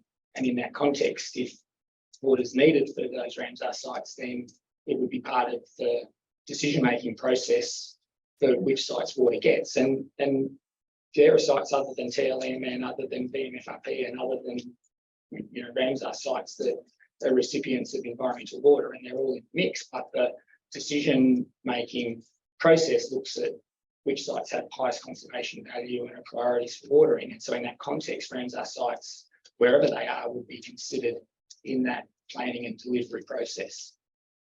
And so I guess one concern I think is thinking about water availability. If there's an amount that's been stated as necessary in the environmental water reserve to dilute salt at a Ramsar site, and if we've been presented with the fact that Ramsar sites are the top priority, and if there's less water recovered, and it's being directed to those sites first, theoretically, then the next step is that there's less water available to meet demands here and demands the broader connected floodplain. So it's not a question, but is that a fair inference, I guess? well, I guess that's your interpretation. Fair question. Sorry about that. There was the issue of inundation, and I think Matt brought this up, that there's going to be inundation Looks like. He has his hand up. I'm going to keep going with you. Then we're going to Dr. Brisker, and then we're going to come back. That there's inundation on both sides of the infrastructure. That's similar compared to unregulated events. And that includes the containment banks as well as the regulated. Is there a difference in either the duration of time that water's ponded there or potential sediment deposition that happens from flooding and recession that would lead to an impact or change in the EBCs around the infrastructure? That really is a question to ask the botanists on Wednesday.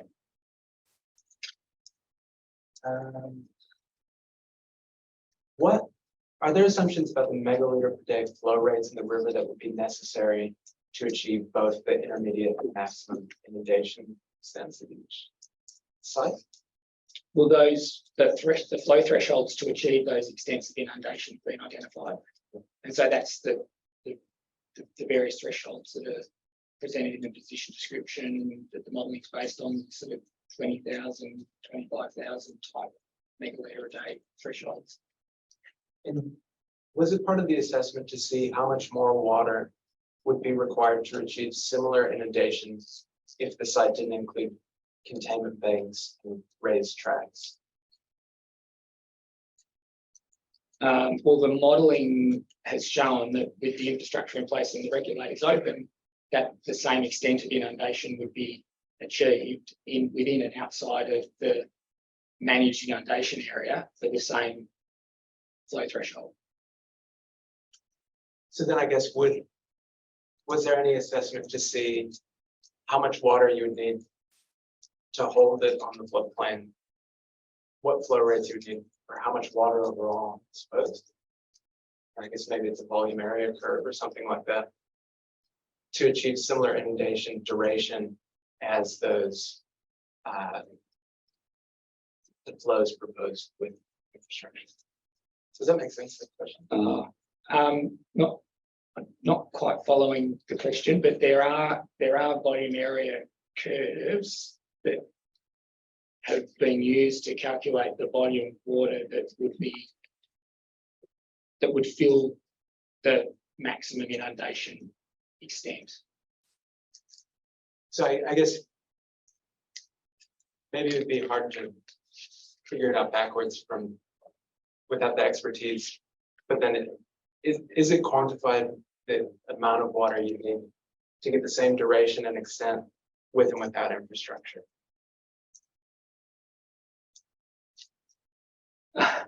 I'm just trying to kind of think I understand the question, but I'm trying to work through the logic in my. If we didn't put the stuff there, yeah. How much more water would we need to do the same thing? Well, if you didn't have the infrastructure there, you may need to let a large volume of water down the river for an extended period of time to meet the duration of inundation at a particular site. So I don't know what that additional volume of water would be in the river, taking into account losses and all of those types of things.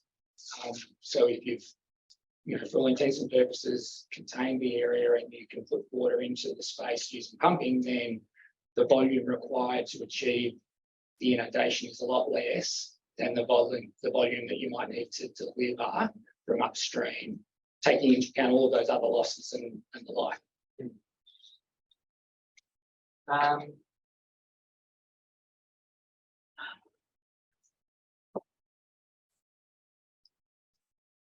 And it's a similar sort of like requires a lot of convoluting factors with anything with river operations. But is there an assumption for how much water in terms of entitlements, I guess allocation, entitlements measured in long-term annual average yield that you need to do everything that's set out for?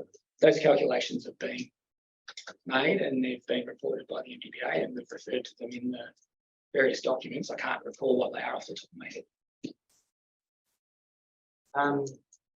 Do you know what years, were there any recent years that saw similar inundation extent and duration to the conditions proposed with these? with the infrastructure in place. Well, last year's event exceeded the area of inundation that would have the area of managed inundation, and the duration was probably about as well. So in the context of last year's event, you wouldn't have operated the infrastructure. It's noted that parts of the floodplain outside of the managed inundation extent would continue to experience inundations similar to unregulated floods. What areas are those? Well, they're all of the other parts of the floodplain that are not within the managed inundation extent. So at the various sites, there's areas local that are outside, and then more broadly up and down the river, there's lots of floodplain areas that are not subject to these projects.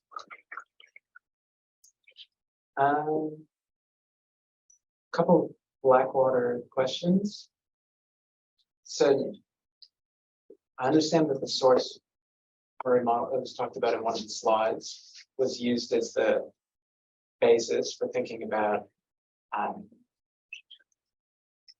expectations for dilution of Blackwater, or those are the assumptions that are based on that model. But then there's the Wentworth Group review, which came after there's the 2019 MDBA study that was in the slides confirming the validity of the model. But then after that, the Wentworth Group study on observed versus expected flows found 20% plus of the water was missing. Would you expect that to have an impact on the assumptions made about Blackwater risks, possibilities for dilution? So what we based the assessment on was not any particular flow regime, but what the lowest flow volume would need to be or has been experienced in the river, and whether at that lowest flow would you still get sufficient dilution. Yeah. And so we haven't assumed any particular flow regime. We've looked at the lowest flow as representing the worst case scenario, and that was the lowest flow that was experienced during the drought as an example of could you manage the effect at the lowest flow that the river experiences, regardless of how that occurs. And so if if it could still be managed, the level of dilution by operating the regulators to let water out at a certain rate, things would be all right for the Murray. If the source model was inadequate, would it potentially mean that Blackwater is being held behind the regulators more frequently than anticipated? The volume of water that's within the managed areas of inundation are pretty small, and it doesn't even at low release rates, it doesn't take very long to let that water out and still maintain mixing. So you can have a low river flow, an appropriate low release rate, and the water can still be ultimately released safely in a relatively short period of time.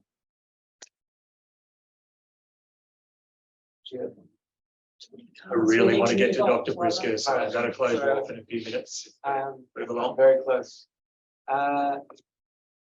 Is there a level of flooding that you'd expect to be damaging the infrastructure? And particularly thinking about if we're expecting to see large floods more frequently in the changing climate, would you anticipate that there'd be a level that's damaging the infrastructure? That's a question for the designers as to what they're designing for, but I'm assuming that they're designing for large events and that the infrastructure needs to be able to cope with those large events.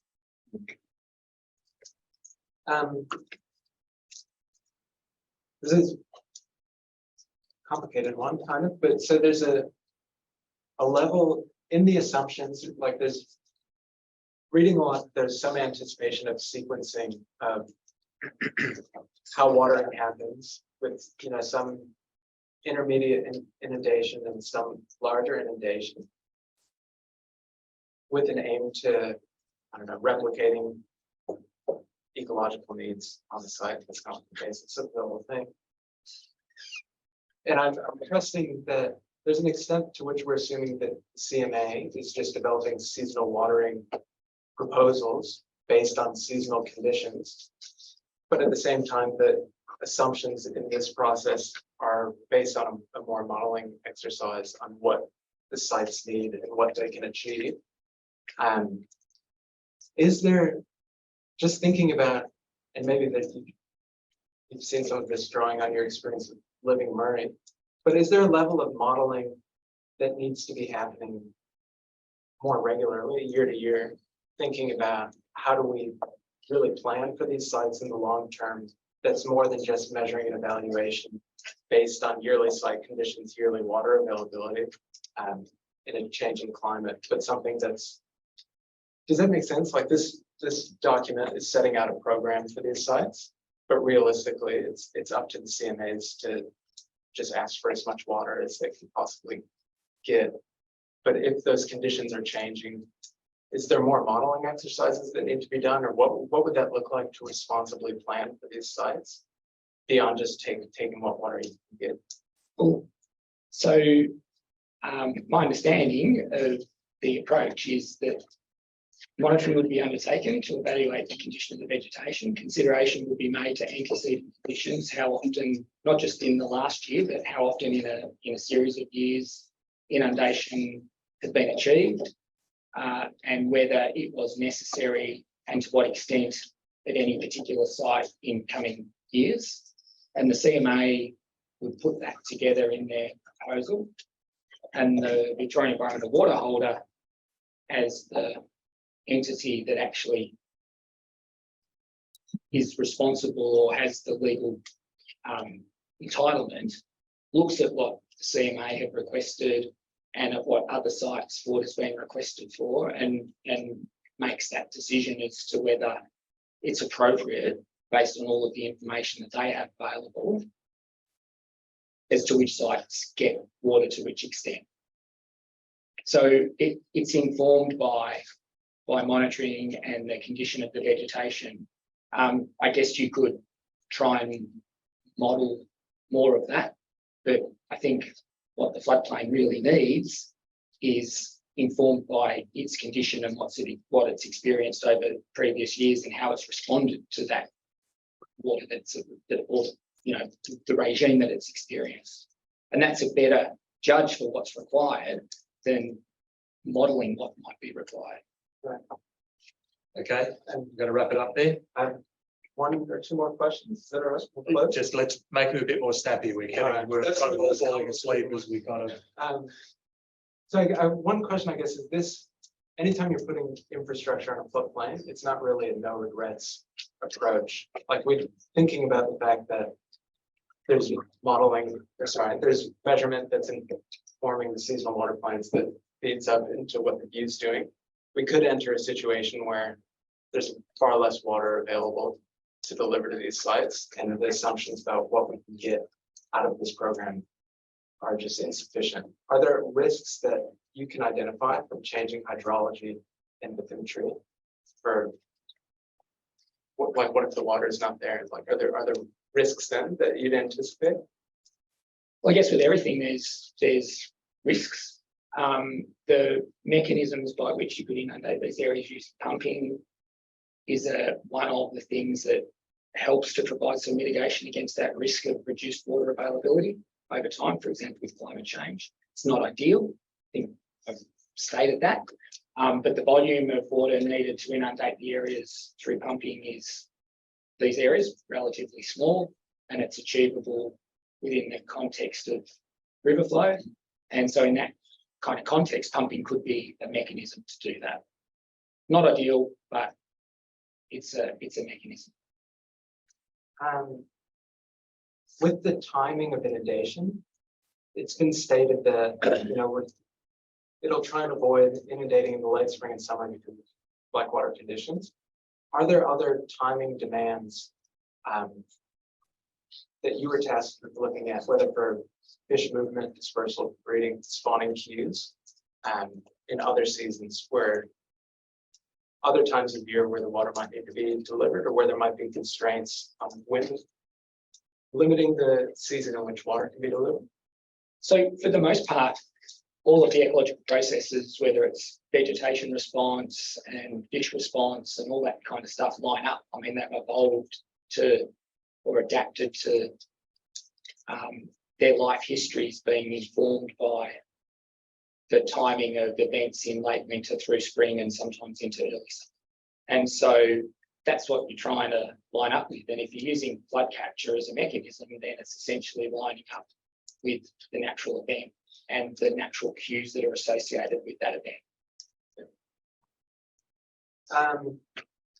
Last question, I guess. Very last one, quickly. The statements throughout about the benefits, potential benefits with river connectivity. But we know through the program that these projects were developed that there's a consequence for river connectivity. There's less water flowing. There's separation from other parts of the floodplain. Were those sorts of impacts evaluated, or was it all focused on the potential benefits of connectivity from managed inundation at these sites? So from a connectivity perspective, what I was looking at was the exchange of flow, nutrients and carbon at the site scale. So is there opportunity for organic material that's been processed on the floodplain when it's inundated to flow back into the Murray and help with food webs and the like? And that those mechanisms are in place with the way a flood capture would work, allowing first flush through the forest. The provision of through flow enables material to be washed off the floodplain and into the river, and then the drawdown at the end is also returning organic material and the like into the river underneath food web. So that's the context that I looked at in terms of connectivity. Here's one for you. Is the regulator going to give off carbon? In its operation. Does it actually give off carbon? There you go. For the pumps and operate. Well, You're messing with something that's been working for thousands of years. There'd be electricity or diesel costs and stuff like that. So I'm sure you're aware of the term. If it ain't broke, don't fix it. Yeah. Okay. Yeah. I'm strong on that. Yeah. I agree. If it's not broken. Yours doesn't stack up here. You don't know the volume of water, what was in there at any time through the years. We've had a lot of rain through the summer and not too much for the winter. Now you can't possibly know the volume of water in that wetland. Not possible. And you're talking about water that doesn't actually leave the river, goes back into the river, inlet, outlet. So your argument doesn't stack up to anything here. It's just Mr. Kirby. It doesn't stack up. Yeah, we're just listening to what he's got to say. We may agree with you at the end of the day. This is a part of a much bigger Murray-Darling system. As Yeah, well, I know. as It we're leads aware. all the way up to Mildura, up to Wentworth. I know all that. And It's all my country, all the way. yeah, he's putting his views to us about with his knowledge of floodplains. I understand they're very, very different to traditional owner views. We have to try and work our way through all of this material. So we're not sort of what he's putting to us. We're not just saying, yep, that's it. We're all done. Let's go home. We're having a really good look through this material, as well as hearing about the material from traditional owners that are coming in on Thursday as well, and people like yourself. Well, a knee-jerk response and action to thousands of years doesn't stack up. There's certainly risks in it. Absolutely. Okay. And he's put some of those to us today. He's got a 2-year project or something he's been working on. I know all about it. I was at the beginning of this. Got a 2-year thing, and I'm talking about thousands of years, and he comes up with some harebrained story to bring this regulator in to get some water into our wet. And Well, that's a big eyesore. Mate. You're talking about Hatter Lakes. You seen that eyesore out there on my creek? See. That's the question. Part of that. If we hadn't done things to this system over the last couple of 100 years, then yes, we wouldn't all be here, I agree. But unfortunately, we're not, you know, there's been a lot of things done to this system, which we're You've trying to got work. three our way rivers, through. you've got quite a few rivers that run into this river. There's a lot of water between here and Loch 11, okay, that flow along here. You're coming in from the Murrumbidgee and all that to the two junctions that we have down there, Walker and Murrumbidgee. Okay, there's a lot of water. There's a lot of fish. There's a lot of turtles that use our creeks. That take their young in there. Okay? Yeah. And reeds and that. Bulrushes are not around anymore like they used to be. And they were mainly in the creeks. So if we don't get the water into those creeks and natural flows, they're not going to be there. Okay? Because he's talking about a regulator that's going to put electric waves in the water. We're also doing that, about waves going into the water and affecting the fish to where they go and lay their eggs. Not taking all that into account. And all this on the top of him, I've already got that all in here, and you know what? I didn't want to really think it. But I'll tell you now, I'll cut him down now because the logics don't weigh up. Sorry. That's something, as I said, we've got to try and work our way through. You don't need to be a rocket scientist. Thank you. Okay, I'm now going to ask Sandra, Dr. Brisker. You've got questions in the two different areas, so hydrology first, then surface water. So Dr. Brisker, when you're ready, if you've got some questions for Dr. Hoxley, Mr. Hoxley. Yeah, thank you. I should have some questions to start off, Mr. Hoxley, following through from your presentation. So I'll be referring to slide numbers that you might want to refer back to. On slide number 6, this might just be a point of clarification. You refer to the groundwater model being not formally uncalibrated. Is that just a typo? Yeah, not formally calibrated, correct. That's an easy one. My next question is about the groundwater conceptual model. This question is a bit more substantive. In that conceptual model, you have alluvial clay sitting over the floodplain aquifer. Is that clay an aquiclude or as such? No, it's not an aquiclude. Formally, the word used would be an aquitard, but it's a weak one. There's a clay layer that sits over a sand layer. The clay layer lets less water. Sorry, water will move through at a slower rate than it will at the sand. So there's a clay overlying the sand. That's what that's intending. That's what that's indicating. Okay. And does the clay extend right across the floodplain, or do the billabongs and watercourses cut through that and actually connect up with the aquifer below the clay layer? Yes, some of the deeper creeks may go through that clay. Depends on exactly their level. Yeah, I'm asking this because I'm really interested in the effect of the managed inundation events on groundwater and how that process works in relation to the floodplain surface. So you said there are two components to recharging floods. One is the elevated water levels in the river and the other being floodplain inundation.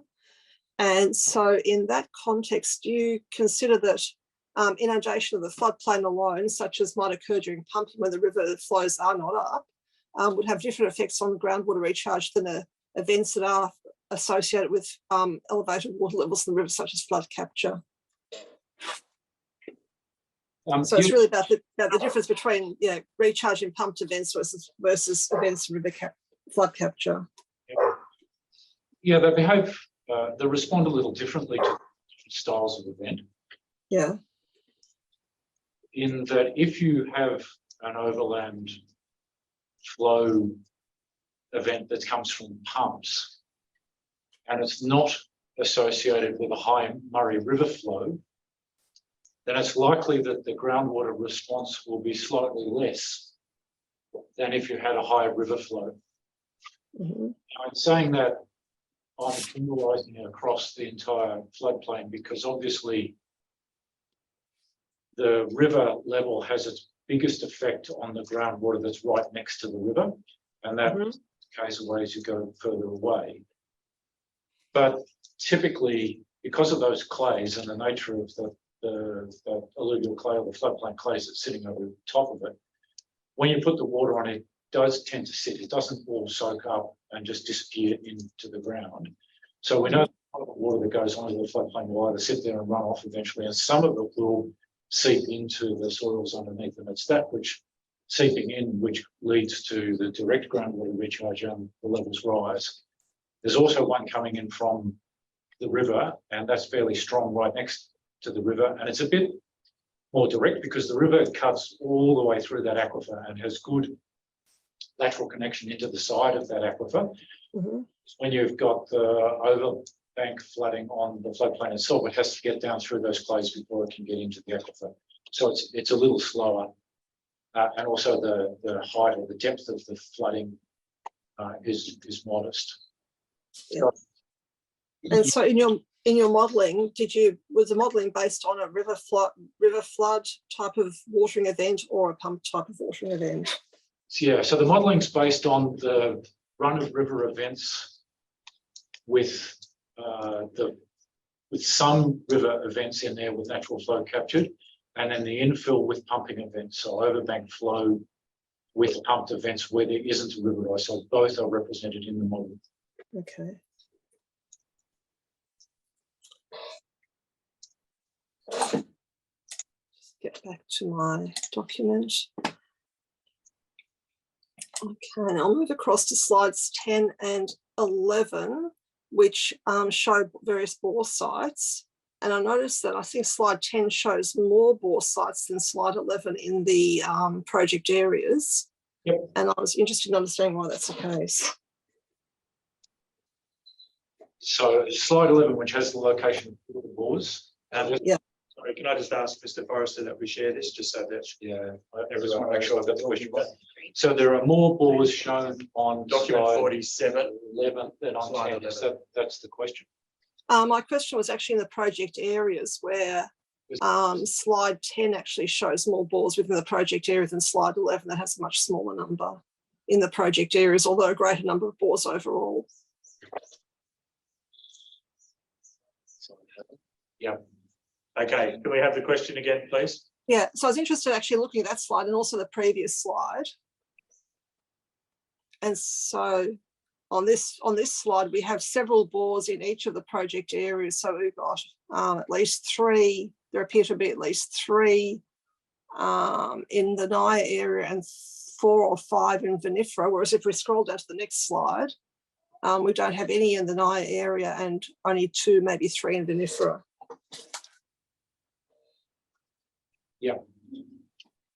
So I'll confirm this. I'll go away and confirm this, but there are there are some sites where individual single records were taken that weren't identified as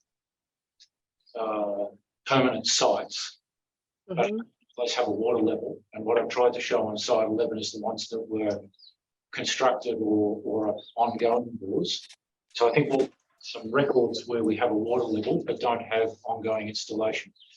But let me take that one on notice and I'll get back to you as to the exact difference between some of those dots on the first one and the second one. I wondered there were so many in New South Wales as well. Orally. There's lots of monitoring of shallow groundwater and groundwater response to irrigation in that part of the world. Mm-hmm. Yep. While we have the map of bore sites up, I wanted to ask you about proposed groundwater monitoring sites for the project. Yep. Are they restricted to the monitoring site, existing monitoring sites shown on the slide that we're looking at, or are there other ones that would sort of more extensively cover the project areas? The proposed monitoring has been recommended at sites that we understand exist and are accessible, and including a couple of, there are some new bores. I mentioned this during the presentation. There are some additional sites that Mallee may have put in the last few years that haven't got a lot of record at them. So they weren't used for the existing conditions statement because of they're fairly recent, but because they exist, we've recommended that monitoring and continue on that. So there is I think there are a couple of sites that the NISM may have got that are new ones that are in the monitoring list that may not be on this figure. Okay, is there a map of the locations of all of these sites in the monitoring list? Yes, I thought there was. I'd need to go and check the specialist assessment report and do that. Look, if there isn't one in Resort D, I'll get one available for you. That would be helpful, thank you. Because I just don't remember whether they've been presented. Yep. And I guess sort of leading on from there is a question of asking whether there's benefit in within the project area. You've noted that some parts might be a bit more susceptible to groundwater than others, and you also mentioned that the groundwater salinity varies across the project area. I was a little bit confused because at one stage you said we have basically every type of water class classification within the project in the groundwater of the project areas, but on the other hand, that the water's just fresh to brackish. So I guess in the area susceptible to groundwater rise, are there risks of increased salinity, and would it be useful to have monitoring bores in those areas, particularly in at those sites where that risk exists? Good question. So there is the potential for some confusion as to reading the report about the difference between the study areas and the maximum inundation area. So in the report that I've got, I referred to the study area, and we've taken a slightly broader region of around the maximum inundation area as being a study area. And certainly in the study area, we have a wide range of groundwater salinity that goes all the way from pretty fresh up to very saline. Yeah. If you restrict that back down to the maximum inundation area, then we don't have that very saline water within the maximum inundation area. So, so it is a smaller or more restricted range of groundwater salinity within the maximum inundation areas. These areas are fresh and they've got relatively low salt loads. And whilst from a scientific purpose, it's always useful to have more information, you really have to balance that up with the invasiveness and the difficulty of putting drill rigs and equipment in to create the sites to put them in, and then whether you can access them during an event. So with additional monitoring board that's been put in, there's been a balance between trying to cover the area, trying to have bores that can be monitored during an event and after event, and also just getting access. And this is the same for all of the sites, but these two in particular. So I think we struck a balance here between getting additional information to be able to look at the impact of the events versus peppering the sites with a lot of bores. I don't see a lot of value in more bores than have been identified, but from a strict science point of view, the more information you've got, the better you get. This is always a balance.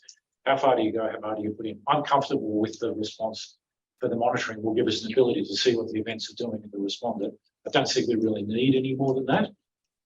You could put them in though if there was a particular feature that required it. I don't see it. Yeah, so in terms of particular features, for example, if there are areas where vegetation might be identified as being susceptible to risks of waterlogging and salinity, would that be an area that would be appropriate to have a dedicated bore, or do you consider that the network of bores as it exists would provide enough information? I think that you need to understand how you could scale from an individual measurement. So if you've got an area of vegetation that is at risk from waterlogging, for example, and let's pick a number, let's say it's 10 hectares. You're going to put one bore in that area, you're going to get a water level. You're still going to have to extrapolate to what you think is the water level and what's happening over the rest of that area. You're not going to put 20 bores or 100 bores all the way through that area. And this is this trade-off that I've got. The sites have got relatively subtle topography. There are small differences in elevation and location, make differences to the vegetation. You're not going to be able to cover all of that variability with bores. So you're left with saying we need a smaller number to get an understanding of what the groundwater is doing and then extrapolating in between those based on the actual vegetation response. So you could do that. You would probably, though, never get away from that argument of, oh, maybe we need one to the next tree over, or we've got this tree and that tree and we can't do the next one. So I do feel it's possible to make an argument that everything needs the bore, but then you're not going to go and put 100 bores through these sites. So again, I'm comfortable with the balance between having an understanding of what groundwater level is doing in and around the managed inundation area, knowing where the vegetation areas are and being able to extrapolate with what we recommended. Yeah, you could put something in. I don't think it's warranted. Yeah. And so going back to the question of the variable salinity across the broader study area as opposed to the maximum inundation area, is that higher salinity in the other nearby aquifers rather than the alluvial aquifer that we're looking at here in the MIA? Mostly, yes. The high salinity is in the Varilla Sand Aquifer, which lies underneath the managed inundation area at depth, but is the shallow aquifer to the west when you get onto the higher ground. I'll just ask you a broader question about benefits for groundwater, because in your expert witness statement, you said that both projects will increase groundwater levels by up to a metre, and also noted that groundwater levels were about 1 to 2 metres above present. So can we infer from that that restoring the groundwater level or raising it by a metre is a benefit and could be cited as a project benefit? Yeah, that's right. And so I think I call it a potential benefit for the availability of water use. A shallower water table is more accessible to plants, and in particular trees and other deep-rooted plants, than a deeper water table. So by having a shallower water table, and if that water table is within the salinity range that can be used by the vegetation, then you've got more access to water by vegetation as a result of the shallow water table. Shallow water. And that's the condition that we would develop at these sites. And therefore benefit. In the specialist assessment D, there's reference to a small possible increased salinisation of land compared with the base case, but it's not assessed any further, not assessed to be higher than it would have been during the 80s and 90s when the water table was higher. And I guess the question was there known to be any salinity issues around in this area at that time when groundwater levels were higher? There are any reports or no reports or recognition of saline areas in here that needed managing in that period. Okay. Just going through. Just reading through, I've sort of skipped around a little bit out of order, so I'm going back through my list of questions. And then the cumulative effects on groundwater, you said that the cumulative effects on groundwater really are to the effects of each groundwater changes. I guess groundwater level increasing saline influx to the river. But given the proximity of the 9 vinifera project areas, is it possible that the groundwater rise in one project area, there might be groundwater flow resulting from the elevated groundwater table in one area towards the other? As in a true cumulative effect on groundwater? No, not really, because of the shape of the river and the way in which it goes into the aquifer, there's much more chance, in fact, pretty much the case that flow will end up tending to, say from the vinifera, will end up trying to get into the river before it flows up through north past the curve of the river up into the Naya area, far enough apart that that's not really a practical effect. Okay, thanks. Those are all my questions. Thank you. Thank you. Mr. Blake on groundwater. Yes, the hydrogeological conceptualisation, that model you had would be quite similar use of vinifera and Naya. Is there a more detailed hydrogeological conceptualisation that you have, or you think that might be readily constructed? Yeah, so in the specialist assessments report, there's a number of cross sections and quite detailed information that represents the bore data and what we understand about the stratigraphy in a lot more detail. It's quite a complex diagram. It's difficult to represent. And so for the purpose of the presentation here, I've taken what you might want to call a cartoon or an illustration that shows the main features for talking to. In the specialist assessment, there's a longer description of the hydrogeological conceptualisation that refers to those. So I think it is more described in much more detail within the specialist assessment. And we do have more detail about the nature of the sediments that is represented on these simple figures. And in terms of the potential for showing interaction between groundwater flows and quality and surface water conditions, is that being mapped out somewhere, or is there scope to address that more comprehensively, more in a more integrated way? Well, I think we've identified where we think there's groundwater surface water interaction. Again, the specialist assessment has a section within it that looks at groundwater surface water interaction in response to flooding. We talk quite extensively about the potential for groundwater dependent ecosystems, which in this case are most effectively the deep-rooted vegetation. And so there are maps in there that indicate the distribution of deep-rooted vegetation, whether or not it's likely to be groundwater dependent. And in these two areas in particular, because the groundwater is reasonably fresh, essentially all of the deep-rooted vegetation across these areas is potentially groundwater dependent. And much of it is likely to be groundwater dependent because we're expecting or assuming that it will use water from the subsurface where it's available to it and when it needs to. And that's detailed out in the report and described the basis of that. In terms of the returns back into the Murray River, groundwater isn't a significant source of salinity or nutrients in the rivers. We've characterised what it is, but it's such a small amount that it's not really it's not an effect that is normally taken up in the study. So although Simon and I, if you like, had a baton change on it, his report looks at where groundwater comes in and what it might carry in terms of salt load. That's not a major feature on the running of the river. So we acknowledge the connection, but it's not deterministic. It doesn't determine the way in which the rivers run or later assessments. Right. Further relation to salinity, which you both addressed. We've got the two aspects of increased salt concentrations and increased salt loads. So just in terms of concentrations, implications of that for environmental values, beneficial uses of water. Yeah.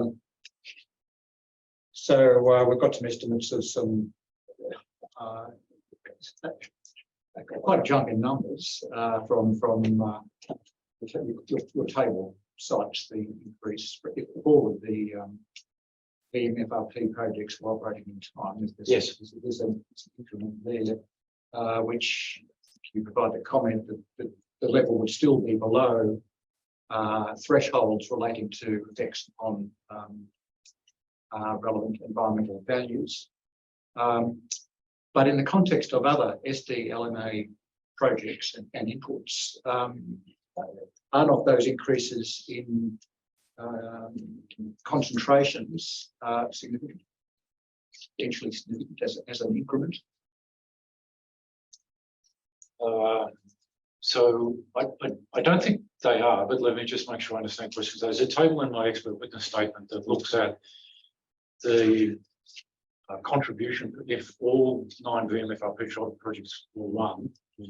There's an increased load of salt in tonnes per day on average that would get into the river after an event. So assuming that every event ran at once and they all put back into the river together, there's an increase in salinity within the Murray River that is calculated. So we've got the two aspects. Yeah. We've got a concentration change, a contribution to it, Yeah. and we've got a load change. Yeah. And so we, Mr. Tyler spoke to some of the implications in terms of how the overall Murray-Darling Basin salinity management offsetting regime might work in relation to that, and we'll come to that. But my interest is in relation to the cumulative effects. In terms of the concentrations, which might affect downstream environmental uses. Right, trying to get a clearer handle on the significance of this increment in the context of other cumulative inputs to downstream concentrations. Yeah, good question. So, and I'm afraid I'm going to have to split the answer between myself and Simon here, because we have looked at that and we've calculated it. When you look at the thresholds and environmental limits that are in the river, it's not a significant change in the river on environmental effects. And perhaps at that point I say, I've got to do the baton change to Simon Webb, because he's looked more carefully and is better off placed to answer the question of the in-river environmental consequences of that concentration increase. It's small. Do you want to jump in, Mr. Treadwell? I You can. might as well deal with it. while So, we- so there's a range of values, and we've presented the guideline values in the assessment report, and it depends whether it's for the irrigation or for environmental protection. And the incremental increase, when you compare the background concentration plus the incremental increase to the guideline values, we are still well under the guideline values, and particularly for environmental protection, which is above 1,000, top of my head, milligrams per litre. And we're talking a salt concentration in the order of a couple of hundred milligrams per litre. So we're well under the threshold. For So I'm looking at the environmental- table now, and what it indicates is a mean background stability at SA border of 129 milligrams per litre. And that indicates in the right columns to the right hand of the VMFRP cumulative contribution of under a minimal tidal flow of 56 milligrams per litre, resulting in the cumulative outcome of the Murray River concentration of 185 milligrams per litre. So I'm looking at that increment from 129 to 185. And you cite a couple of water quality objectives there. And so we're looking here at the contribution. I understand that this is a worst case scenario from these VMFRP projects, but I'm wondering if we were to be having regard to other SDLM projects and whatever else, if we locate these project contributions in that context, I'm wondering whether the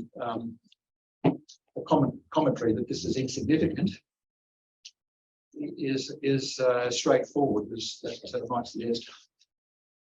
Well, I haven't included the salt impact of other Sydney projects. Would it be reasonable to have some, well, we were asked, and as you were asked, to consider the cumulative effects in the context of other proposed and known projects, some such wording. So we do know that there's a suite of SDLM projects, and you'll be more aware than I am of the other catchment contributions and context. So I understand, or sorry, I have a little knowledge of the Darling Basin Authority process in terms of offsetting management and so forth, and a little knowledge. But we also have the water authorities and the EPA responsibilities for managing water quality. So I'm just trying to comprehend what the likely, the plausible scenarios for the outcome here are and the contribution of these projects. So can I just refer back to something that I mentioned a bit earlier in one of the questions, and that is the overall reconciliation of the effect of all of these projects at the end, and in particular the effect of dilution flows associated with environmental water delivery. It's very difficult in absence of a finalised program to say what the net effect of all of that is. It is very likely that environmental delivery will have dilution benefits that would defray some of the figures that are up on this table. So I think where we've come from, sorry, Likely or unlikely? You said likely or unlikely? it's very likely that there will be dilution effects that will defray some of these impacts. So our assessment of it was that in absence of anything that would reduce these effects, and in assuming the absolute worst case of everything happening together, this is not a worrying number that would lead to concerns that thresholds were being increased or guidelines were being exceeded. So given that it won't all occur this way, and that there are other things that are going on that may actually reduce it, it's reasonable to expect that those cumulative effects are not going to be significant. Now, they'll need to be sorted out in the end, but that's the reason for the statement. Well, perhaps relating to you, obviously, I know from your maps, the groundwater salinity through the project area is relatively low. Yes, compared to the areas to the west. Yes, as we're talking potential discharge of that lower. That's right. Yes, into the Murray. Yes, that's right. So you could just might speak to that in terms of what implication. Yeah, so we've used our estimate of what we think the water that will go back into the river, what the salinity of that is, and therefore the salt loading coming off of these estimates. So it's compared to natural inundation unmanaged events. Yeah. And effectively the same has happened over this last summer. The same similar process would have occurred. The water would go back in. And typically what you get with an event where you have a high river level and the flow comes back in again is some of the river water that went into the bank is what the first stuff that comes back out again. So you're getting river water back, and then there'll be a little more salt. Now we acknowledge that there will be a little more salt, but it is a relatively small amount. Chair, I have a couple more questions related to groundwater and surface water in terms of adaptive management. Or maybe Okay, thank you. I notice it's 3:10. I've just got a couple of questions, which I'll put, and then we'll take a break. Then we'll come back to Dr. Briscoe again to lead off on surface water. Mr. Oxley, and this is a question to Dr. Treadwell as well. I think you made a comment that you're waiting to get data on the latest flood implications. Yeah. What does that involve, and when's that likely to come through?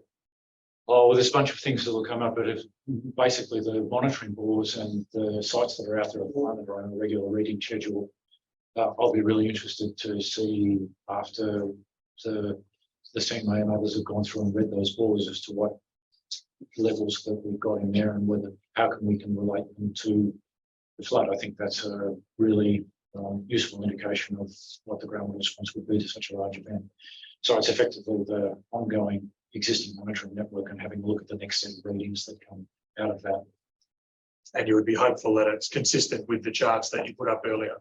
Yes, I fully expect it to be, but it'll be a great confirmation because this event was a really big one, and we don't have one of that scale in the historical record, even though we go back to the 80s, because this is an event that would have been more akin to say 75 or 56. So this is a really significant scale event that I would think would have a major perturbation of the groundwater system, and I'm looking forward to seeing what the scale of that perturbation will be. Did you want to add anything in relation to surface water? Well, I think what we were interested in was the extent of inundation for the given flows and how well that aligned with our models for inundation for different flow thresholds. And for the most part, at Mara and Vinifera, they matched up pretty well in terms of the area of floodplain that we expected to be inundated. So that was a benefit of the events enabling us to sort of see in the forest where the water got to. Thank you. Just in turn back to groundwater, just the last question from me. I think actually just bear with me. Just in relation to the construction impacts, just with your knowledge of the geology and the soil types in the area and their interaction with groundwater, are there any issues that you can foresee with either the earthworks themselves penetrating groundwater and impacts from that, and secondly, the weight of earthworks, and I'm thinking embankments and settlement potentially impacting groundwater flows? Are there any risks you see in that area? No, I don't. We've looked at that. We looked at the risks of the construction. The structures are all relatively shallow compared to groundwater level. The structures themselves are not likely to be that deep within the ground. We've got the draft construction drawings and the planned depths and the bottoms and the inverts, and we went through and looked at all of that with the groundwater level. In terms of the loading effects, again, no, I don't expect there to be a lot of loading effects if you the loading and potential supplements related to the types of material. The bulk of the underlying material in the aquifer here is a sand matrix, and even the alluvial clays are a silty clay. They're not particularly compressible The extent of the structure footprint on those banks across the landscape is a relatively small percentage. They're fairly light, and so no, we're not anticipating any adverse effects of that, and it was considered. You did mention dewatering though might be needed. Further drop structures back into the river, yeah. Do you mean drop structures that aren't already part of the plan? New things? Well, these are the new things that will be built. They're in the plans. They're in the proposal is how to get the water back into the river. This protection of coming out of the areas. How do you get it back into the river and how to protect it? So it's those features that are part of the proposal. Okay, we've been going for an hour and a half. We'll just break there until 3:30. As I said, when we come back, we'll go to the committee's questions on surface water. We'll see how that goes for timing. Then I know we'll come back to other parties again. I just want to check something before we break. Dr. Colliff, are you still there? I know you've had your hand up patiently. I see you've gone off camera. We'll break there. I just wanted to check with Dr. Colliff if he's listening, if he can be back in the morning if need be, or if not. But anyway, we'll deal with that after the break. So we'll break there. We'll start again at 3:30. Thank you. Powered by cake. Sign up, but yes, if I can put this question in your head. Sure. Can you put it on his behalf or? Yeah, you just that's it. Okay. Are you here tomorrow as well? Yeah. Yeah. So whatever. If it's not this afternoon, it'll be in the morning. Mr. Wimbush, I just wanted to say, I just have 5 very succinct, clear, short questions. Thank you. What we'll do, we'll keep going with Dr. Briscoe because I know she's got more on surface Well, water she than often had on. asked the ones that I was going to ask, so I'll cross mine off. Then, Very so good. go ahead. We'll take her questions just because I know she's got quite a few on surface water. We'll just do a time check around 4:45 and see where we're at, and then we can decide if we need these gentlemen back to the water. I'm assuming you're staying up here tonight anyway. Yeah. All right. Let me just find my place. It's here. Dr. Briscoe, Sandra, when you're ready, thank you. Yeah, thank you. So I've got I've got quite a few questions about surface water. They really fall into 2 groups. The first ones are really to do, Dr. Treadwell, through expert witness statement and your presentation and issues arising from that. And the second batch of questions is really to do a deep dive onto the hydraulic effects of the project. But we'll go through the other ones first. So first of all, with regard to water quality, in slide 9 of your presentation, you say that ponded areas that retain water following drawdown are likely to experience poor water quality algal blooms as drying occurs. So with those ponded areas, are they areas that will be caused to pond by the project infrastructure, or are they areas that are already pond under existing conditions? No, they would be in that context areas that are ponded under existing conditions. And so once the event has been released, there's depressions on the floodplain and the like, and that would be the reference there to those ponded areas, so existing depressions. Yep. Okay. And if that's the case, do these types of water quality effects already occur in those areas? Well, they're the typical effects that you'd see in ponded areas as they dry out over time, and they could include algal blooms, they could include poor water quality from dissolved oxygen reduction, and ultimately end in complete drying of those ponded areas. So it's in the context, it's sort of the typical types of water quality degradation that could occur in areas as they dry out. Yeah. So just to clarify, is that type of degradation that could occur under existing conditions equally as much as it could occur with the projects, or does the project increase the risk of that? No, I think they're equal. Thank you. On slide 16, you make the statement that says top water level aims to minimise the length of containment banks required to achieve a sufficient area of managed inundation.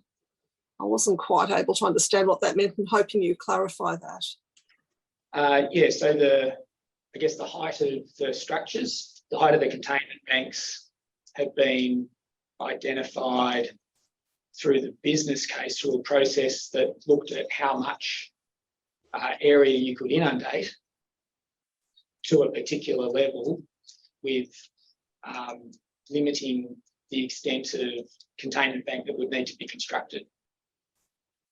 And so the top water level in that sense is the managed maximum water level. And so to clarify, so in that sense, they were looking to have fewer containment banks, but potentially deeper inundation rather than more containments and shallow inundation. Well, if you went for longer containment banks, then you could potentially inundate more area, and that would be a deeper inundation. I mean, the greater the area that you inundate, the deeper the inundation would be. And so this is, I guess, the kind of, it's not the trade-off, but it's the decision that was made through the development of the projects, the process for working out how high do you make the containment banks so that you optimise or maximise the amount of inundation that you can achieve, but without creating excessively long or excessively high banks. Mm-hmm.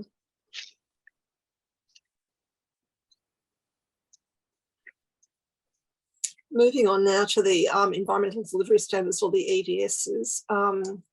You rely on those to mitigate many of the potential adverse effects of the projects. And you said in your expert witness statement that they're appropriate and don't require modification. My question is whether you consider them to be self-explanatory in terms of the surface water requirement, or would you agree that further clarification might provide greater guidance? So, for example, an EDS surface water 2, SW2 or surface water 2, it says factor seasonal implications in the timing of filling and drawdown. And I was just interested in your opinion on whether that adequately conveys the desirability of winter spring inundation for various water quality reasons, or do you consider that would be preferable to explain it more explicitly? No, look, I'd agree that that could be more explicit around what seasonal means in context of the EDS.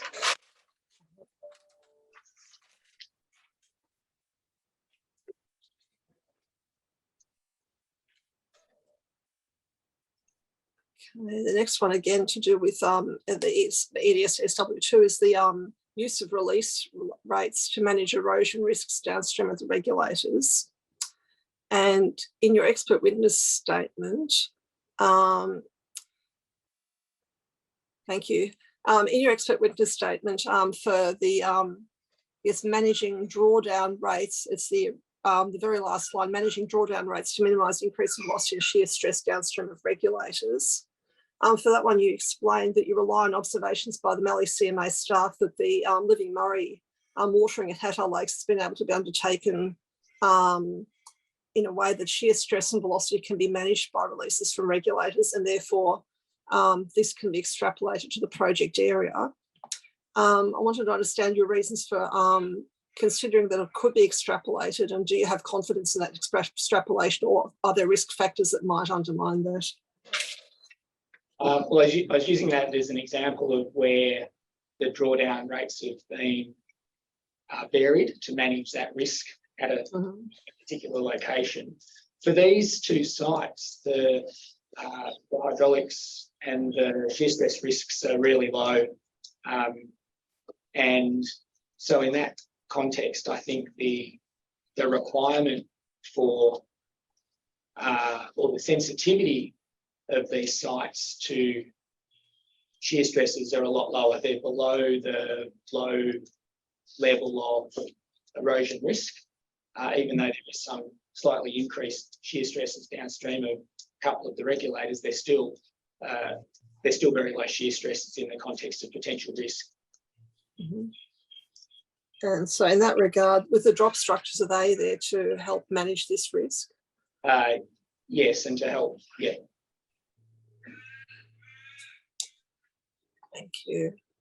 Moving on now to the issue of the proximity of some of the works to the Murray River riverbanks and into the riparian zone.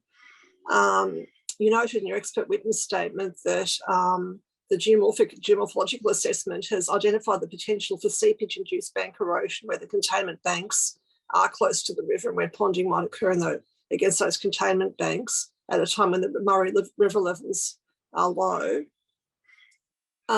Is there a risk that this could cause slumping or tunnelling or some sort of failure of the banks of the Murray River as a result of the managed inundation events? The geomorphic assessment was of the opinion that it wouldn't, but nonetheless, monitoring of those particular locations was necessary, and there were mechanisms available to mitigate the effect, for example, by not inundating to the full extent, or lowering the water level if there was potential seepage that was evident. And at the very margins of the inundation extent, the depth of inundation is relatively shallow as well, and so I guess the level of hydraulic pressure was considered to be low. And Mr. Hoxley's also talked about fairly low seepage rates. Nonetheless, we'd identified it as a potential area that needed monitoring. I note somewhere, I think it was in your expert witness statement or in the EES, that it's noted that this will be addressed by design and monitoring. So you've mentioned monitoring. Are you able to explain what design measures might be used? So we raised it with the designers, and I'd have to refer to them as to how they are considering that in the design process. Yeah, that would be helpful if you could do that. And I might just sort of, at this stage, just also ask Mr. Hoxley his views in terms of, I guess, the likelihood of that, or the sort of degree of that seepage that might occur, and from a groundwater viewpoint, how that might be addressed. Yeah, so the likelihood of a pipe failure underneath those banks is pretty low. The reason for that is that the groundwater doesn't often or for long periods come close to the surface, so you have an unsaturated zone where a bit of vertical movement and then the lateral movement. So that's probably not quite right. It will be important that they're constructed appropriately and rested on the ground appropriately, so as that there isn't undue capacity for it to be undermined. But that's sort of standard construction techniques and would be, I expect, required of these structures. So in the presence of appropriate construction techniques, I don't have a concern that groundwater will undermine.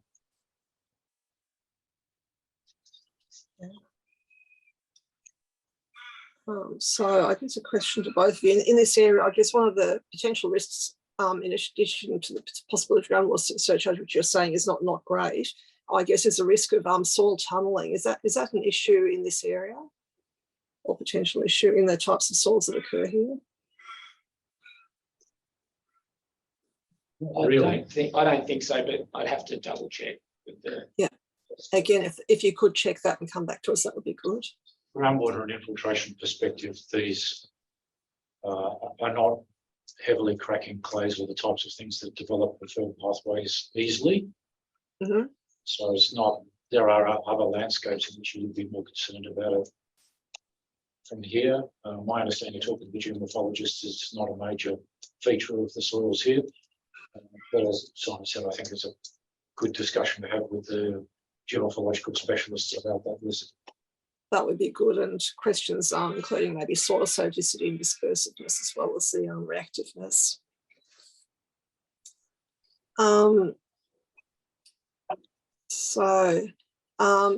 In addition to those risks, looking at the map book, many of the, or a number of the containment banks and other structures, and also some of the construction areas are very, very close to the riverbank. So does that, in your view, Dr. Treadwell, pose any other risk to the Murray River bank stability, for example, through surcharge loadings or in association with removal of riparian vegetation? On the basis of the advice that I've received from the geomorphologists and the designers, no. Okay. And I guess taking that question a little bit further and sort of broadening it out, in terms of how the geomorphological assessment was scoped, and I guess also within the surface water assessment, did you in that assessment consider or address the how these works would respond to the requirements of the Swan Hill Planning Scheme, clause 12.031S? And I'll just point out the key point there, that clause deals with river and riparian corridors, waterways, lakes, wetlands and billabongs. And it recommends considering as relevant locating earthworks, including dams and other structures, a minimum of 30 metres from the waterway system. So that would appear to sort of flag that 30 metre from the riverbank zone as being an area of particular interest. And I guess my question is, how has that been addressed in the surface water assessment and the geomorphic assessment? Has it been specifically addressed? No, not in the assessment. I presume it's been addressed through the planning scheme amendment, but again, that would be a question on that. Okay, again, that would be good to understand. And in terms of the, I guess the assessment, you said the geomorphologist that there are the risks, I guess the net risks to the riverbank erosion are low. Have they examined things like the stability of the Murray riverbanks in the areas where the infrastructure is close by or works proposed close by? And also, has there been any assessment or review of long-term meander migration rates in the Murray River? So in considering the assessment, the geomorphologists looked at the soil types and the dispersive properties of the soils across the floodplain and factored that into their thresholds for shear stress and for potential dispersion. In terms of the review of meander migration across the floodplain more generally, no, I don't believe so. Mm-hmm.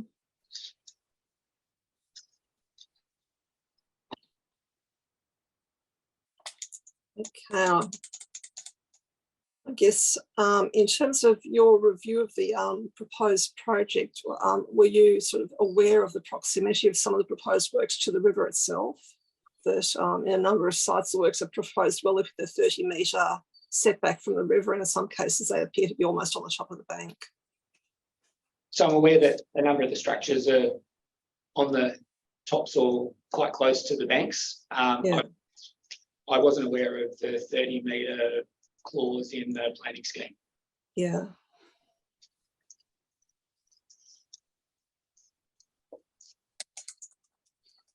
Okay, because I was going to ask you in relation to the proximity of the structures and the works, whether you thought they were, whether your view was that they were too close to the river.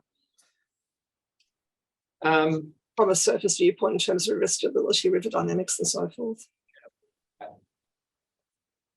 Based on the assessment and the advice that's been provided, I don't believe so. Uh-huh.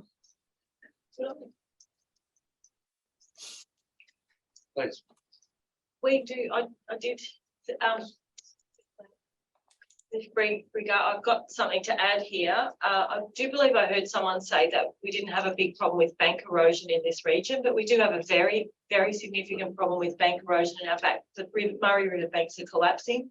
And should any of the people attending today like to witness that, they could just go to Riverside Park and see where the paths that were built within the last, added to within the last 15 years are now too close to the river edge because of bank erosion. They've got fencing alongside them, but this I can guarantee is replicated throughout because of the high flows that don't go over the bank. So if you have any. Thank you. We might come back to that in a minute. I'll just all I need to say. Yeah, thank you.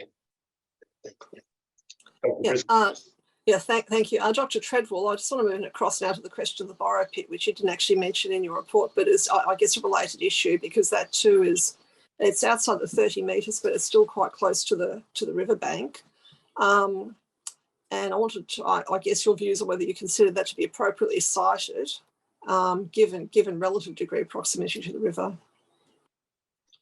We haven't specifically assessed the borrow pit in terms of its proximity to the river. There was a soils, geology and contamination assessment report, and the assessment of the borough pits have been included in that.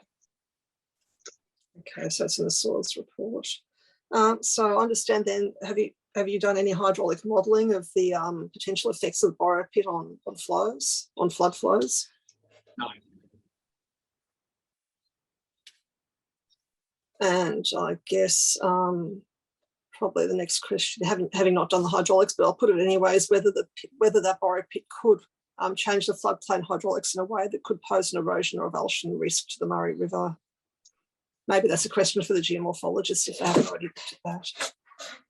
I think that would be one to take on notice. My understanding of the borough pits is that they're quite shallow, but I'll take that one on notice for the geomorphologists and the sort of specialists. Thank you.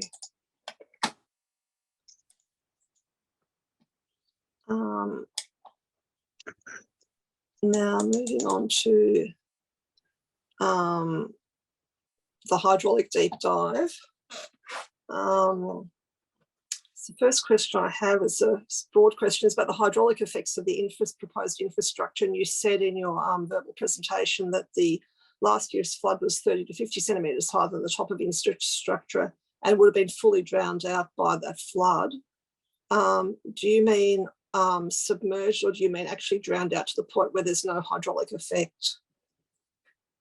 Well, from the modelling, we've looked at the river level that that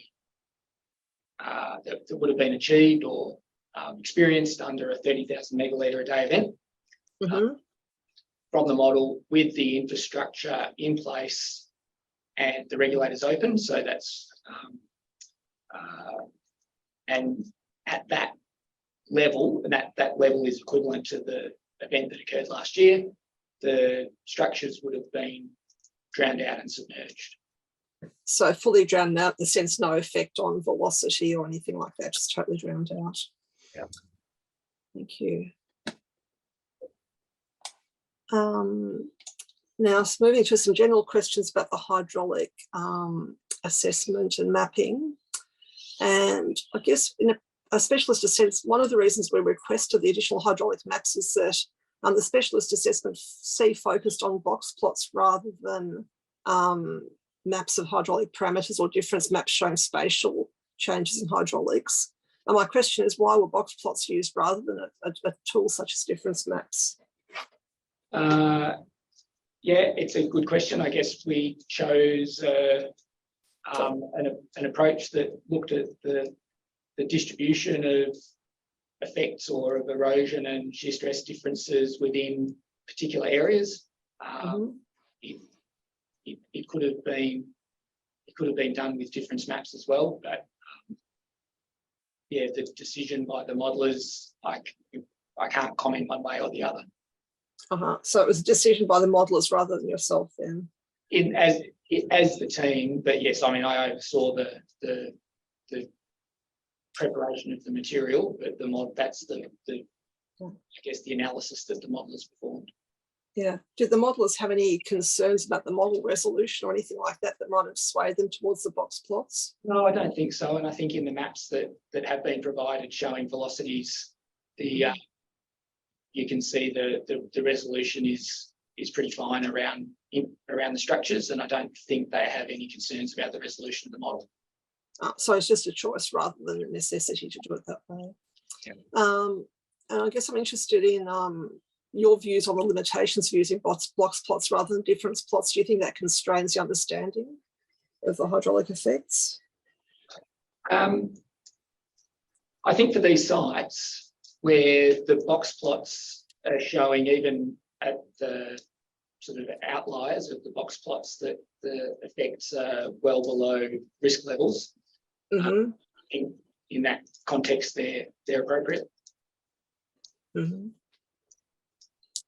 And in terms of constructing the box plots, for each box plot for each of the areas that you've, I guess, got a box plot, do the box plots use the data for all of the model cells in the maximum inundation area in each case and score as a 0 the ones that are blank, or do they just aggregate the data for that are actually wet in each case, so that in each scenario case there may be different areas wetted in a particular area, and therefore the box plots represent a different subset of the area?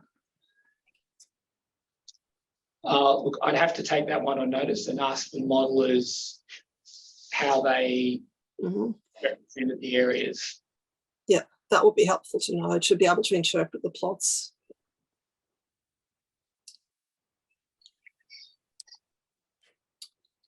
And you've commented on the suitability of the box plots in relation to velocity, shear stress and erosion risk, but do you think they're suitable for relating the effects of the projects on depth then in relation to how that affects EVCs and inundation of vegetation in different EVCs?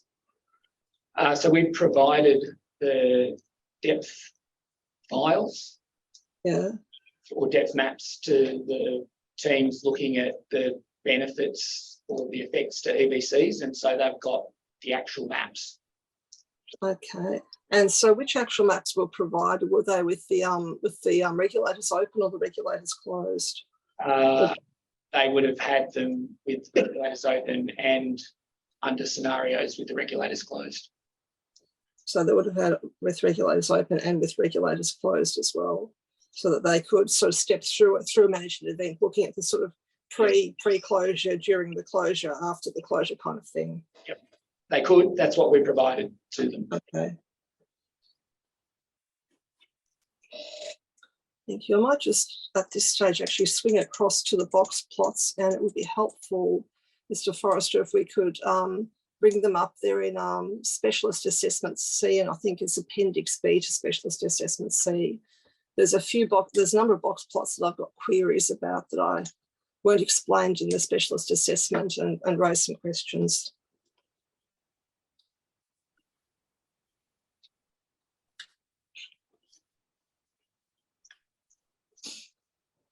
The first one of interest is figure B4, which is Nye velocity at 17,500 megalitres a day. Now, I guess my question to Mr. Treadwell is that what is the reason for the very high velocity at the one site in the release scenario? Yeah, that's a good question. When we've looked at the actual shear stresses associated with that release, though, the shear stress value comes down, and that was on that basis the modelers and the geomorphologists felt that given the shear stress risk was low, the erosion risk was also low. I'd have to go back to them to ask them explicitly why we're seeing flows that are that high in velocity at that location. Yeah, because those velocities appear quite extreme to nearly 3.5 metres a second. Does seem a little unusual.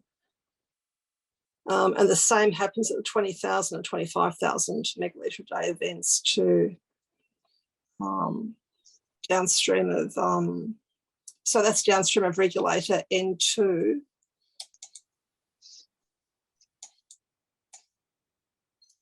And in the 25,000 megalitres a day, it's nearly up to 3 metres a second.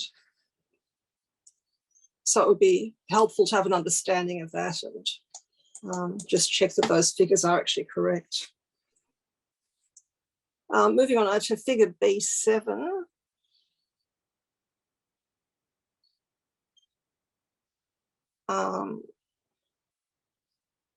And in this plot, I have a question as to why in the proposed and release cases for some of the sites, particularly at N2 DS, downstream of structure N2, why the depth is reduced in the proposed and release cases compared to the existing. Yeah, so during existing and proposed, the depth is equivalent to the 17,000 megalitre a day extent. Yeah. And then during release, as release occurs, the water level's dropping at that particular spot, I'm assuming, although that does say so downstream. So the existing and the, again, I'm sorry, Dr. Briscoe, I'll need to double check on that with the. Yeah, that's okay. Again, that was sort of counterintuitive. One might have expected it to increase depending on, I guess, the timing. The location, the timing, yeah. Location and timing. And I guess in regard to that, and this may be another question I noticed in terms of, I understand the models run on a daily time step. And so a lot can happen in 24 hours during a release. So I just also interested in understanding at what point during the release these box plots are representing. Are they representing it's immediately after the release starts, when the velocities when the head loss is certainly the highest, potentially the highest, or is it some stage into it? My understanding is that immediately. It might be helpful to also understand what immediately means. Sort of, is it sort of a few minutes, a few seconds, an hour into it, or something like that? So maybe that's something to clarify with the models, because that potentially could affect the hydraulics. And into upstream, so upstream of structure into the opposite is happening, where during the release, the depth is increasing rather than decreasing, even though water's being released. Can I take that one? Maybe that's another one to take on notice. Now moving through to figures B8 and B9.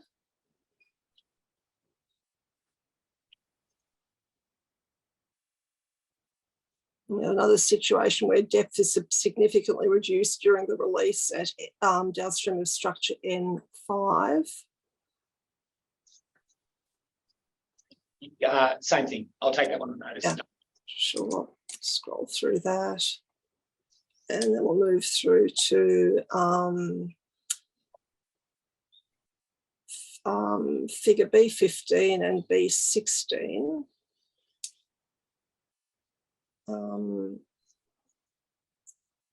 And particularly, I think it's actually B16 is one we're particularly interested in, more so than B15. So in B16, in this situation, we have in the release the velocity being substantially reduced at a couple of sites, including downstream of V2, upstream of V2, downstream of V4, and on the vinifera floodplain. Again, I'll request that I take those on notice back to the model and ask them to clarify. Sure. And the same thing in B17, the same phenomenon. Moving through to B19, and it must be B20 below, which I've cut off on my version of it. But the same. The question here is, why is the depth rate really reduced in the release case for some of the, again, for some of those sites in both of those? So that may be another question I noticed. So again, at downstream of V2, or even upstream of V2, at most of the sites, the depth is reduced, which I guess would be consistent with what you're reporting in terms of low shear stress, but I guess it raises a question of what's actually causing that to occur.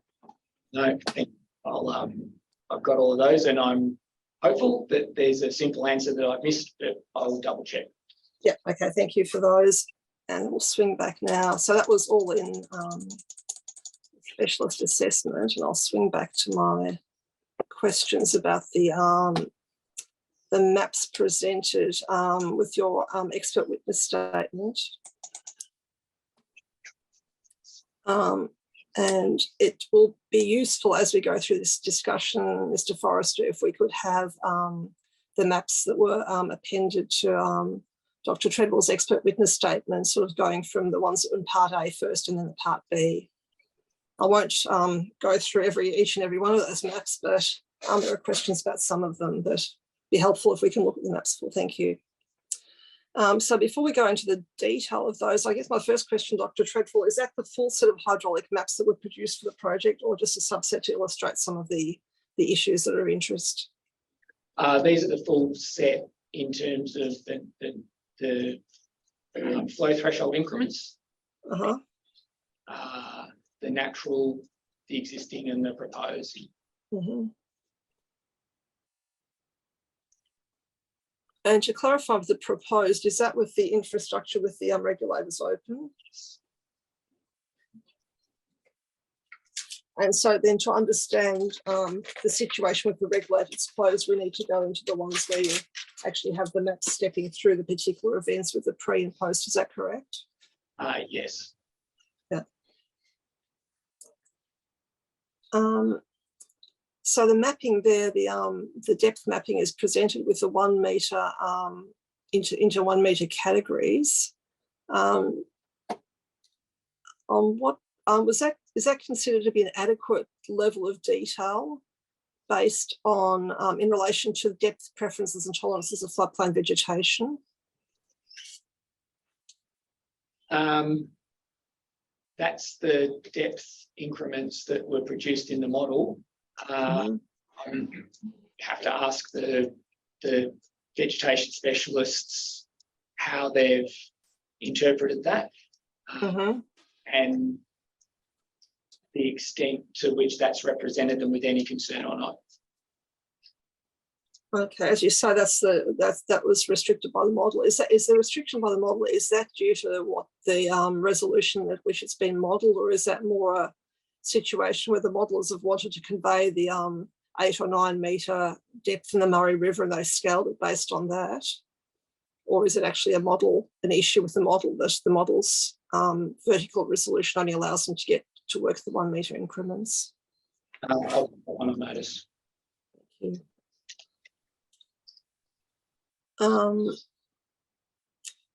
So as I was going through the maps presented in the appendices to your expert witness statement, I found it, I think several of us found it quite challenging to make those visual comparisons by opening maps that weren't necessarily at identical scale and to try and pick out differences. Do you think maps would make it a lot easier to look at the differences? Yes, in hindsight, they could have. Yep. Okay. Scrolling through general questions, and I think now we're ready to go on to the specifics. And we'll scroll through. First one, I don't have a map number, but it's the looking at the NIA model, the smallest flow. So I think we might need to probably zoom, unless I've got my screen zoomed out. No, we might need to zoom out so we have the whole map in view rather than part of it. I'm sorry, Dr. Briscoe. And Map you want. or maybe we can scroll down so that we're showing, if we scroll down so that we can show where most of the structures are at the downstream end of the floodplain. That's better. Yeah. And so what I wanted to ask Dr. Treadwell about is the effects of the existing structure. So looking at the difference between the natural and existing, and we just need to scroll up to have a look at the natural, the northern end of the natural, where there is no regulator. So the existing, there's a regulator shown by a red spot. And if we scroll up and look at the natural, there seems to be not much material difference. I guess my question is that real or is it an artifact of the modelling? Are we clear on which maps we're comparing, just for my... I'm currently on the NIA model, 15,000 megalitres a day, natural conditions, which is the with green and the... That's correct, yeah. Taking a little while to catch up. Yeah. That's okay. Okay, and I'll explain my question in relation to this one first. So at the downstream or northern end of it, there's basically an area of dark blue, which I think is the 2 to 3 metre band that sort of stops abruptly where the side of the valley comes in towards the river. And if we look at the next map, which shows as an existing structure, it appears that the location of that structure, it appears that same water depth effect is there, whether or not the structure is there. So my question to Dr. Treadwell is whether modifying or removing that structure is likely to have any material effect on hydraulics through there. Look, I'd have to take a closer look at the maps and work through the question. So off the top of my head and at the resolution that I've got here on the screen, it's difficult to answer. Yeah, I understand that. I was going. Yeah, I understand that. I was going through the maps and just visually at the scale at which the maps are presented, I couldn't see any material difference moving from one to the next in terms of the structure being there or being modified. I'd have to, I mean, I guess double check what that actual structure is in the model. It'd be lovely to know the location. Yeah, is it if it's a block bank or it may be a pipe that has no effect. So there are some. That would be helpful.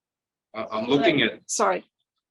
I'm concurrently looking at the map book, and that appears to line up with the location of the N4 and N6 block bank and regulator to be decommissioned on golf club track.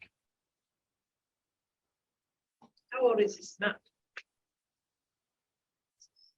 So this modelling was done over a course of time from about 2014 through to 2017. Are you controlling the vision on the screen? Yeah. Are you able to point at that place so we can see it on the big screen? Oh, that looks like. Yeah. That the red dot is in the legend as existing structure or existing. That looks like the block bank in the creek near the golf course. Golf club track. Yeah. Yes. And if, I mean. So can we come back to Sandra, your question, and if it requires something to be done on notice, we can just be clear on what needs to be done. Sandra? Yeah. So Dr. Treadwell, is it possible to clarify what the effects of modifying that structure are? Yeah, I'll take that one on notice and we'll get back to you. And I guess also as part of that, what assumptions were put in the natural conditions that resulted the hydraulics looking almost the same or looking the same in the natural conditions as they do in the existing conditions, even though the structure wouldn't have been there. The next question, still on these 15,000 megalitre a day maps, but then going on to the proposed works under the existing conditions, and if we can zoom out again to get the whole floodplain in view, the water is confined in the channel, whereas if we go to the proposed, there's quite extensive inundation on the floodplain, which actually, whereas in the natural situation, there's no, again, the water is confined to the channel. So my question there is that an intended effect to create greater inundation on the floodplain at that particular flow than would have occurred naturally? No, I'm wondering whether that's a mislabeled map. Because with the proposed works at 15,000, I wouldn't have expected that. So that's, I'll need to double check. Can I add something that removing that block bank out of the creek, the water enters the creek first before anywhere else in the forest. Removing that block bank would, there are some small runners that come off the creek in various locations. And I think that, I'm not saying that map is correct, but there would be that greater areas of inundation when that block bank is removed, and it will be very significant. And that'll be great. So check, please, Mr. Treadwell. And I think you raised a point about the direction at which the river or the floodplain fills from. So if it's coming from the bottom and you remove that bank, then that would be extending water further up the creek potentially, and reducing the depth on the downstream side of that block bank as the water floods upstream in that particular flow scenario. Yeah, that would be interesting to get further information on that to understand that. Now on the 25,000 megalitre a day maps, scrolling down, and this is probably going to be tricky to look at visually, so you might need to take my word for what I've observed. But if we compare the, just look at my notes, go into the comparison of natural and existing conditions, which are similar, and then we go to the situation where the sills are installed. And if we look again at that top area around where the block bank has been removed, and between there and the Murray River, and just try and memorise the pattern of inundation as we scroll through to the proposed condition. So in existing, it's very similar, and then scrolling through to the proposed, 25,000. In some areas, there's a bit more, a bit deeper inundation which is sort of shown by the 2 to 3 metre area being slightly more extensive than the 1 metre area. But you sort of have to hold the map side by side to really pick it up. I guess some of my questions already asked about how that information was, I guess, about whether the benefits of a finer resolution at picking that kind of thing up, how that would work. And then also, I guess the question is whether these categories, these sort of 1 metre categories, are obscuring changes in depth resulting from the projects.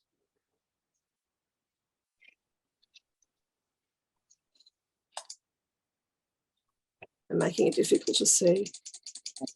No, I understand the question, and I guess the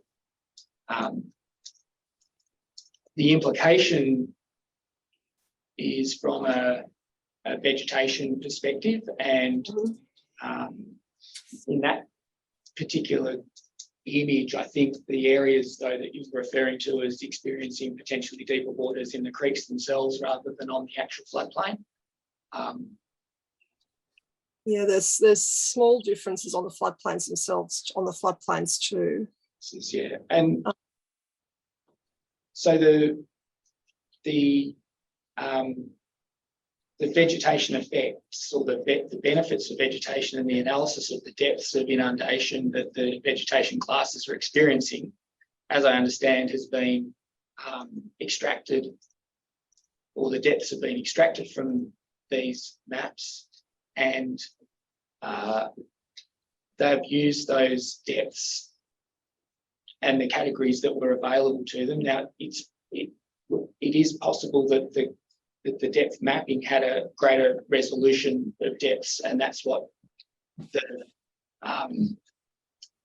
EVC benefits that they've been able to take advantage of and use. And so I need to double check that. Okay, thank you. We might actually skip forward now to the various scenarios. So if we just quickly scroll through, so we have a number of scenarios, and I guess this is maybe also for the benefit of other people around the table in the room. So we have the I guess, and Dr. Treadwell, you might take us through what these various scenarios with pre-closure, closure, etc., and explain the model assumptions. So pre-closure is the inundation extent that would be experienced at 15,000 megalitres a day with the infrastructure in place but open at the point of closure of the regulator. So this is showing that 15,000 megalitres a day, as was pointed out before, the water predominantly flows upstream from the downstream end and extends upstream into the creek, and then starts to spill out onto the floodplain. And then if we can step down to the next map. Again, Dr. Treadwell, if you could sort of take us through this and explain what they show. So post-closure, that would be presumably with regulators closed. Closed. And then I think the next one will be pre-open, so at the point before the regulators are open. So yeah, the inundation extent. And then the next one will be post-open at the point at which discharge would be occurring and drawdown would be occurring. So two of those scenarios in the post-closure and pre-open, I understand that they have the regulators closed and the other two have the regulators open. And one on the filling limb and this one on the draining. And so between the post-closure and pre-open, it appears on some of the maps that the the extent of the inundation area decreases. Is that because water is re-draining before the regulators open? Sorry, between The post-closure and pre-open. I'm trying to understand why there should be differences, and this smaller flow might be a good example to look at it. But with the larger flows, it appears that they sometimes there's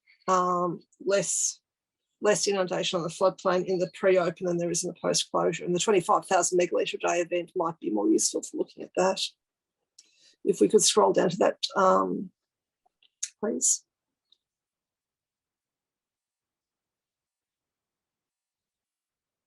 And so there, again, pre-closure, fairly extensive. And then post-closure, I think some of the depths already start to contract. We've got post-closure, and then we go to pre-open, and we see some contraction outside the maximum inundation area, and there appears to be some degree of contraction within it too. Would you expect them to be the same, or would you expect some degree of contraction to occur? There'll be a degree of contraction, particularly in the areas outside of maximum inundation extent. Mm-hmm. Those areas have drained, but water's been retained within the maximum inundation extent. So yeah, the areas that are draining are those areas outside of the maximum inundation extent. And the ones inside the maximum inundation area should still be the same. Generally be similar.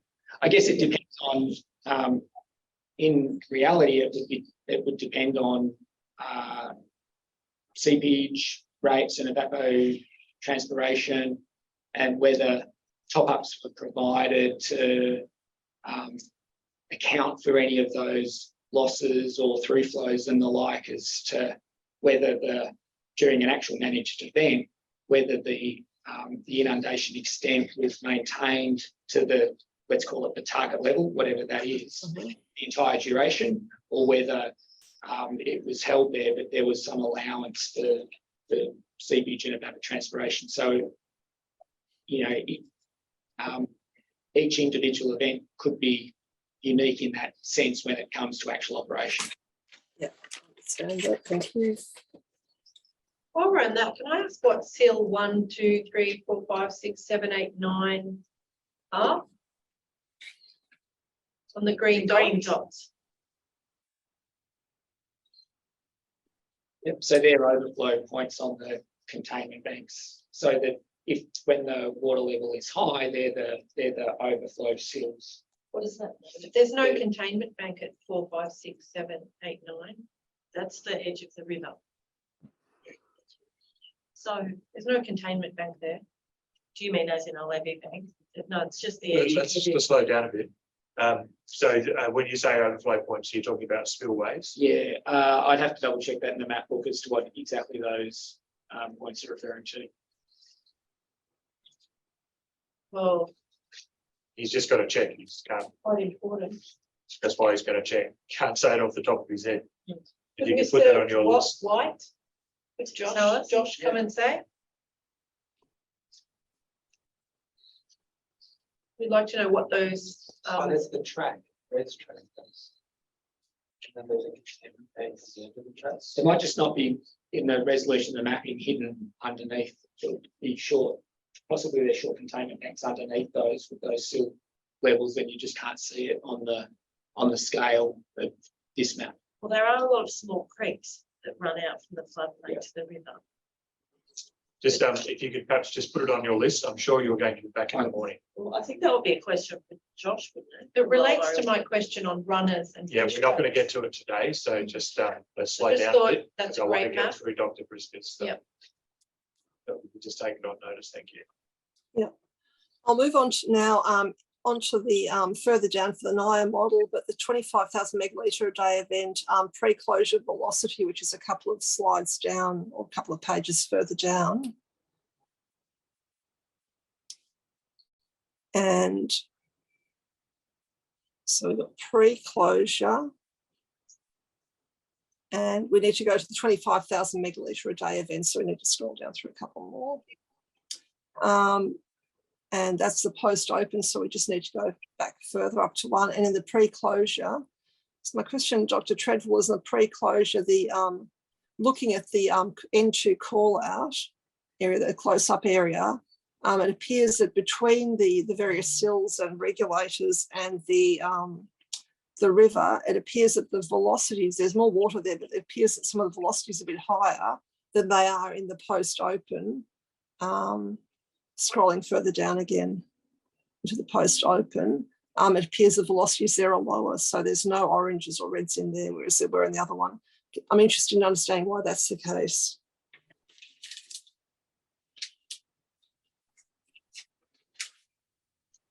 Again, I'd have to take that one on notice and double check with the modelers. Yeah, sure. And on the, as to their interpretation of the differences, and it may just be related to the way the model is modelling the flow of water when the floodplain is fully inundated in the pre-closure one versus the post-open, and we're just draining or drawing down the inundation extent, and the water is retained predominantly within the downstream waterways.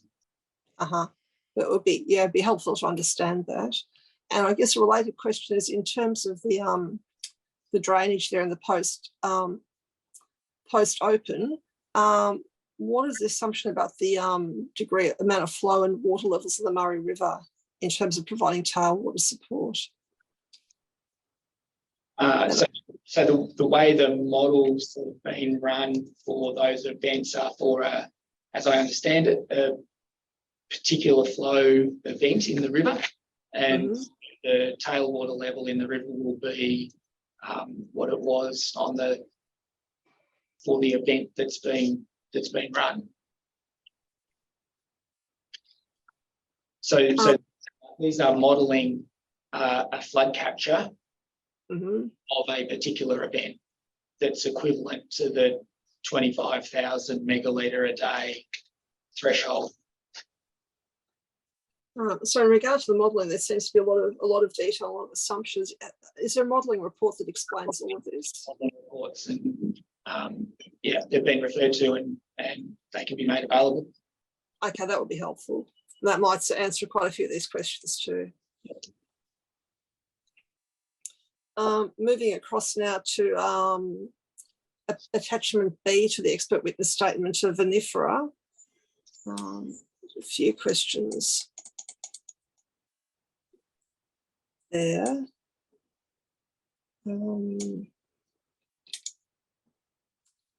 And my first question is, I might just put it verbally because it's probably a bit awkward and difficult to see. We might just scroll down to the 20,000 megalitre a day event just to have it up there on the screen, but to make the comparisons visually on the screen between two maps that aren't side by side is difficult. But basically in the section of the floodplain that's sort of, I guess, to the centre, just right of the centre of the map, I mean, they're comparing the natural and existing events. The flooding appears to be deeper in the existing situation than the natural. Just had a query about why that would be the case. Is that reflecting structures in the existing situation? So the area of the area of deep water is larger than it is in the natural case. I'm just trying to work out which area you're referring to. Is it that area? So it's moving right across to the centre. There's a little red dot in the middle of the map, and just moving across to the darker blue blotch just to the right of that, which is more extensive in the existing than it is in the natural. Well, it may be related to how the model's behaving in response to particular structures that have been included in the model.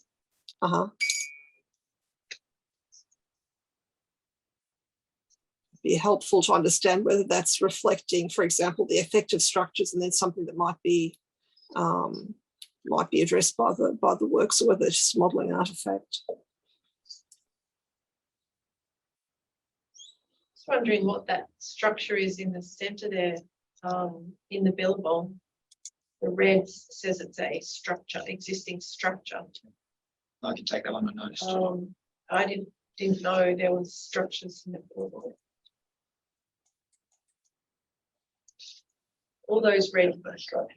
all those red dots, we go there a lot. We haven't seen any structures. Wondering what the structure is. Yeah, Mr. Forrester, could we skip through to the 15,000 megalitre a day event and just have a look at the natural and existing maps for that? And a little bit surprised looking at quite extensive flooding in the natural and scrolling through to the existing. Appears quite less extensive flooding there. Yeah, so I think the reason for this one is you'll notice on the the right-hand side of the map, there's inundation occurring in an area of cleared land, and it's being interrupted by an embankment or a farm dam on the right-hand side. And so that's the existing condition is influenced by the kind of modifications that have happened upstream of the actual forest area, and under natural, those modifications aren't there. And so the inundation extents more extensive. Okay, and the effect appears to extend downstream into the forest as well. Yep. Yeah. So And so it's, previous maps have a line of where the park starts and where private land is. So you're going back pre-colonisation. Well, existing is without any of those modifications. Sorry, natural is without any of those modifications. Yeah. That's why we were confused that there's no structures in the park. Yeah, There so are that's structures there, on but private there are, land. yes, I see your point now when you were asking questions about Yes. that red dot on the creek. It's actually outside of the park, and we're tracing it. and the area, Dr. Yeah. Briscoe, that you were referring to in your previous question around the differences in the was also in the area outside of the park. And that's on private land. In the proposed works map there, we've got flooding through the private land in the sort of right centre there. It's not showing under existing conditions.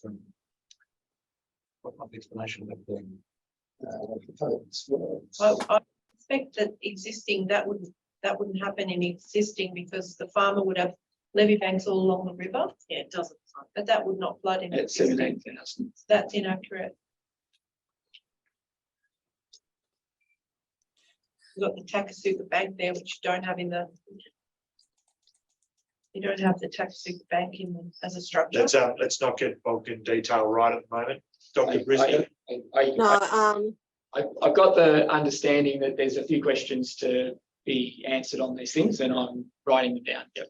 We're happy. yeah, no, that's good. And I've actually got to the end of my questions. So thank you for that, Dr. Treadwell. Those are my questions, Mr. Winbush. Thanks, Dr. Briscoe. Mr. Blake, are you right to go with questions? Yes. Just noting it's about just after 4:30, so I'm proposing we'll take those questions and then we'll probably stop for the day, but we'll see how we're going. I think I'll probably have more questions relating to some of those maps, frankly, in terms of trying to see the difference between the existing and proposed, but I want to come back to that in some form of this type of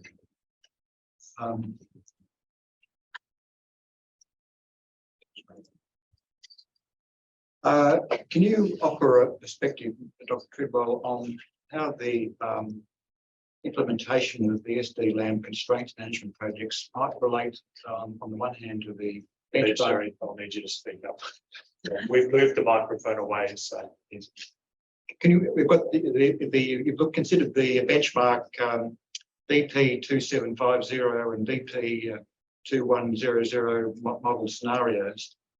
Could you offer a perspective on how the implementation of the SD land constraints management projects might relate to those scenarios? As an extrapolation or interpolation? So my understanding from the NDBA, the BP 2750 is the full recovery, and the 2100 is the scenario with the SDL or the SID land projects in place.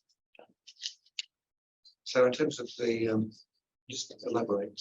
And so then what we used that for was to look at the frequency and duration of inundation under the 2750 scenario versus the 2100 scenario to see what differences there were as a result of the projects, the SIGLAM projects.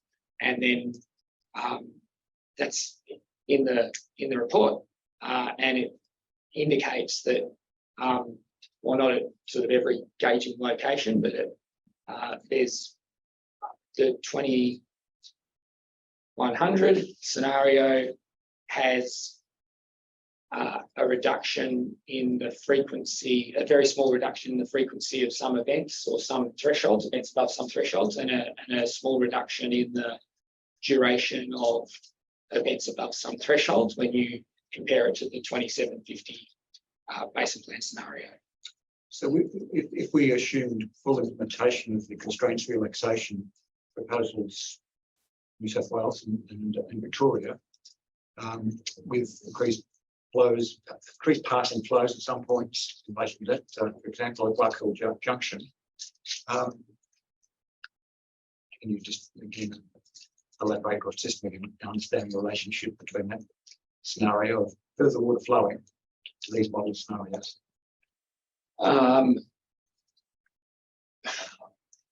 Look, I don't understand the modelling enough. It's not that, I mean, I had people involved that helped out with that sort of thing. So I think probably have to take that one on notice to kind of understand. It would be helpful to eliminate how these catchment flows would relate to these models. So help me. Is there any time for discussion on this one? Possibly in the morning. We've had a lot more questions than I was expecting today. We've got a lot to get through tomorrow as well. We'll just have to see.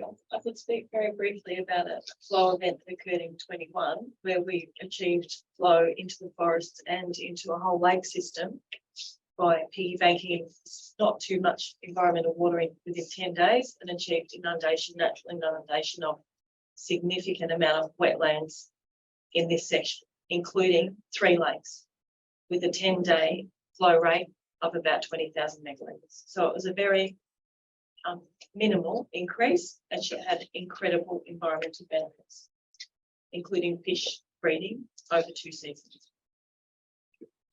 I understand that updating of the SMM modelling is proposed. That's in progress or coming. What might that offer the further design, assessment and implementation of the VMFRP projects that becomes available?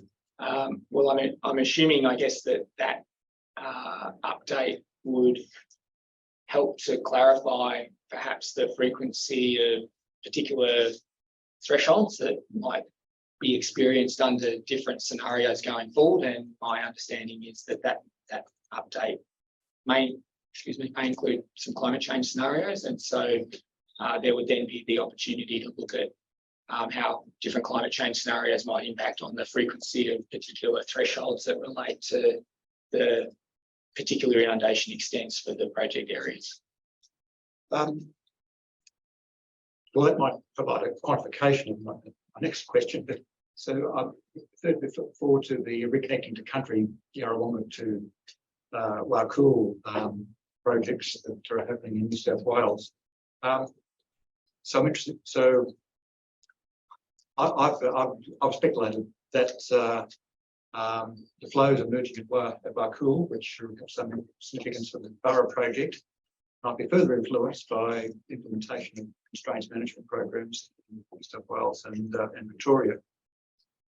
So understand the implications of those constraints management programs for passing flows, there's a few relevant points, potentially offsite effects in some more local reaches of the Murray, and then cumulative effects. I'm sort of painting a picture in my mind of the larger catchment context and the flows emerging.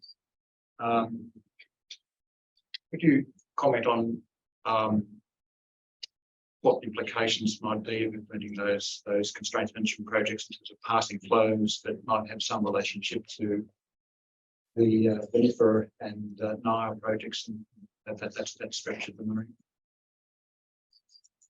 So my understanding of constraints relaxation or the reconnecting river country projects are that they've modelled a range of different, I guess, flow thresholds at upstream points, and what that translates to in terms of flow that would be experienced in the Murray through the Swan Hill Reach and also in the Warkall, and the cumulative effect of those two flow streams entering the Murray at the Warkall Junction.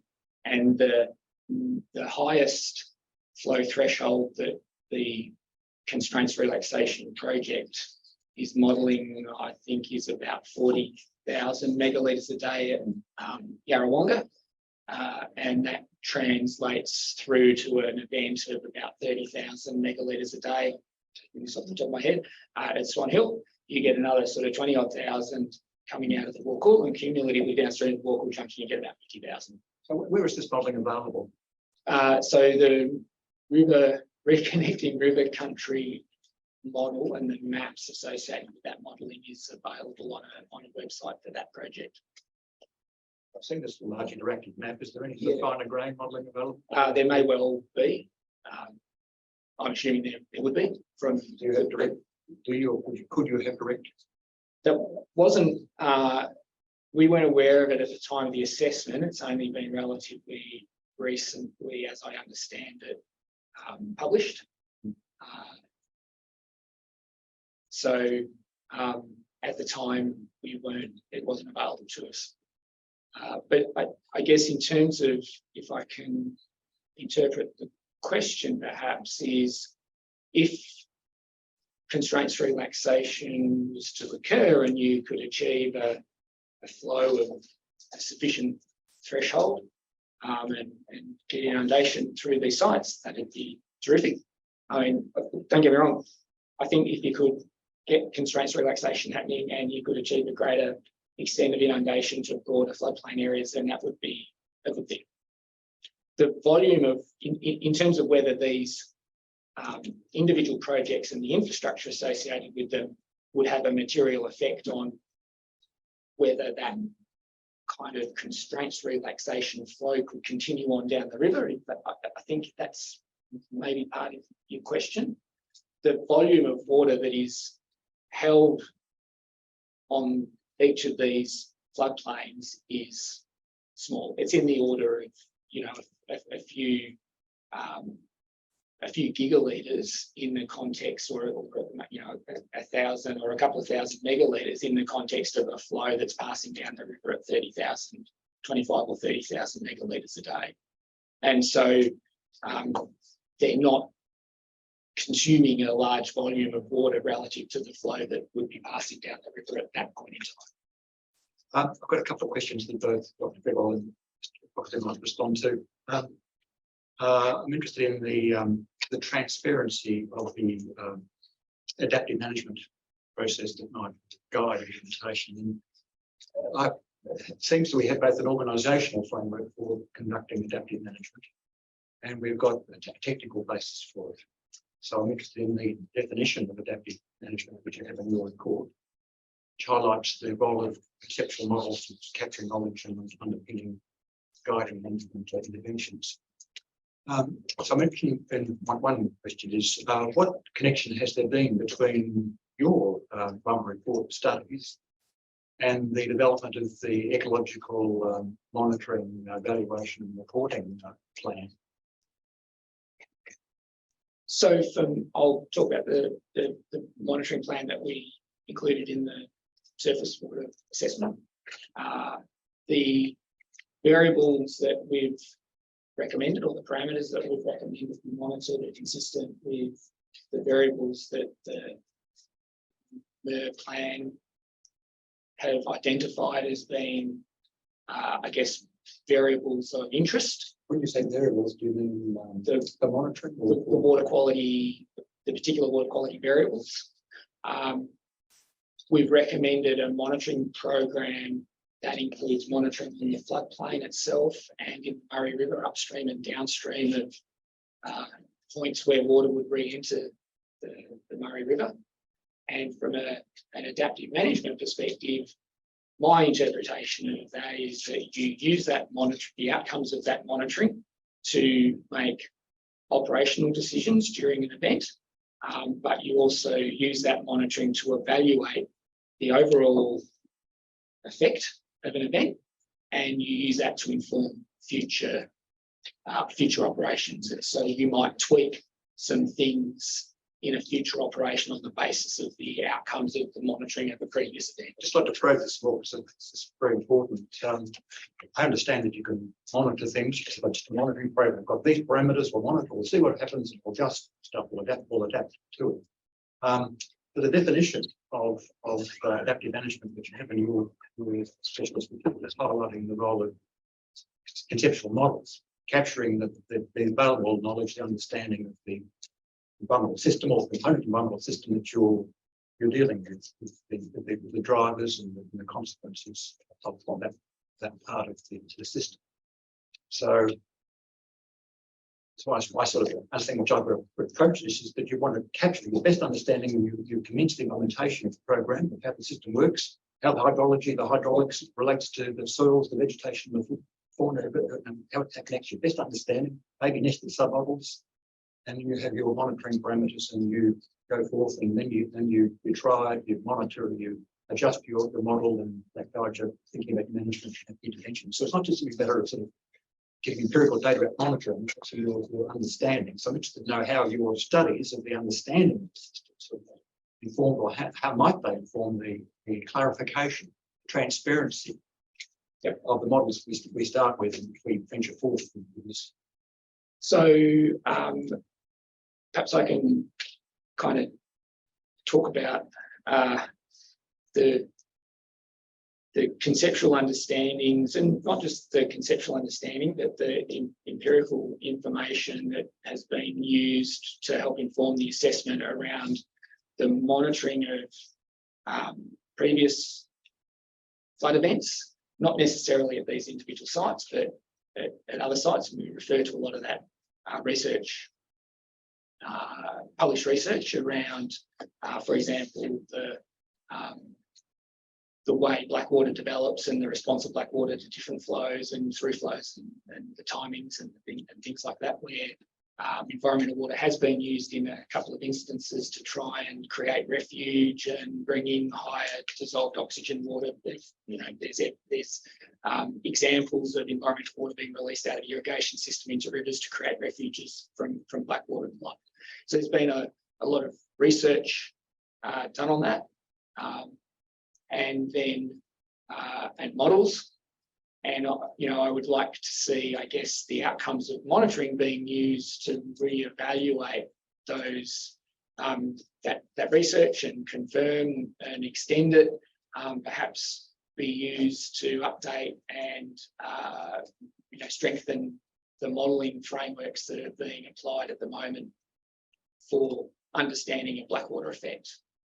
And so, in the context of adaptive management, you're right. It's not just monitor. You want to circle that information back, update your conceptual understanding, update models that you might have, whether it's a black water model or a flow model or a hydraulic model. To give you a specific example, in fact, a bit of the technical note on adaptive management. Presented one of the example from the ecological MER plan of conceptual model of vegetation response to floodplain inundation. The VMFRP sites. This is on page 5 of the technical notes. This one, which shows the connection between the blue water influences of floodplain inundation, water quality, and so forth, and plant responses, including plant dispersal, plant germination, and plant growth. This is a question which will flow on to tomorrow to our ecology and terrestrial ecology. In our site inspection on Friday, we were quite struck by the difference in vegetation sprouting up post the 2022 floods at Naya, rather more just to our visual inspection driving around compared to Vinifera. So that's the explanation for that. I don't know. I'm looking for some expert elimination of that, but it's in this context with that sort of systems understanding, sort of into hypotheses, and you can tell me from your perspective what to sort of grasp. Could there be a hydrological dimension to that difference? Look, potentially. So I think I probably made a similar observation when I went out there post flood as well. And at Naya, there are fields of nardoo that are grown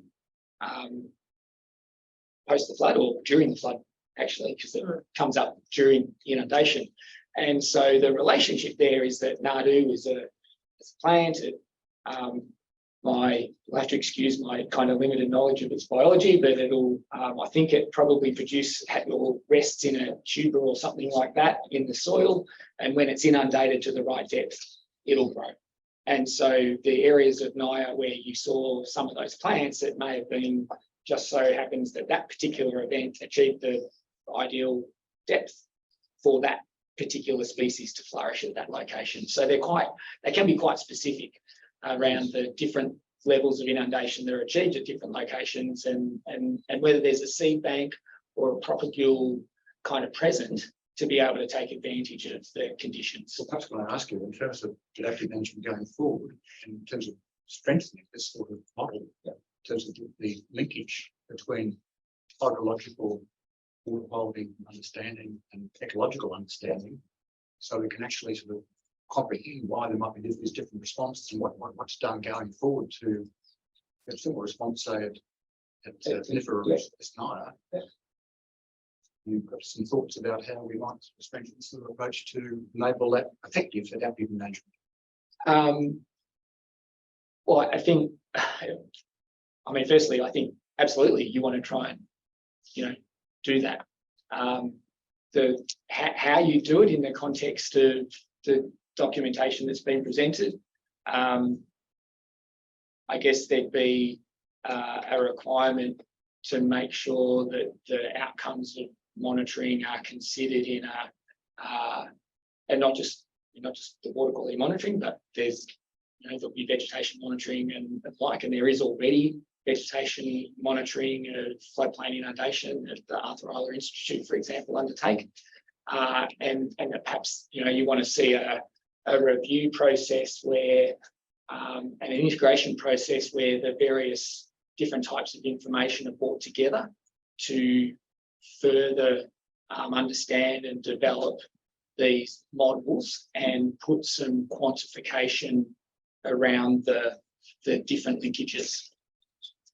You have a very broad background in riverine quality sciences, hydraulic and ecological responses to them. The EES assessment of effects based upon what presented is a model based upon source effects pathways and receptor responses. It's the conceptual frame. As going forward into management, on adaptive management, monitoring adaptive management, you have a comment about the conceptual framing at that higher level, which might appropriately guide the ongoing or perhaps more integrated monitoring and management. Well, I guess I've indicated that I think that those opportunities, we should take advantage of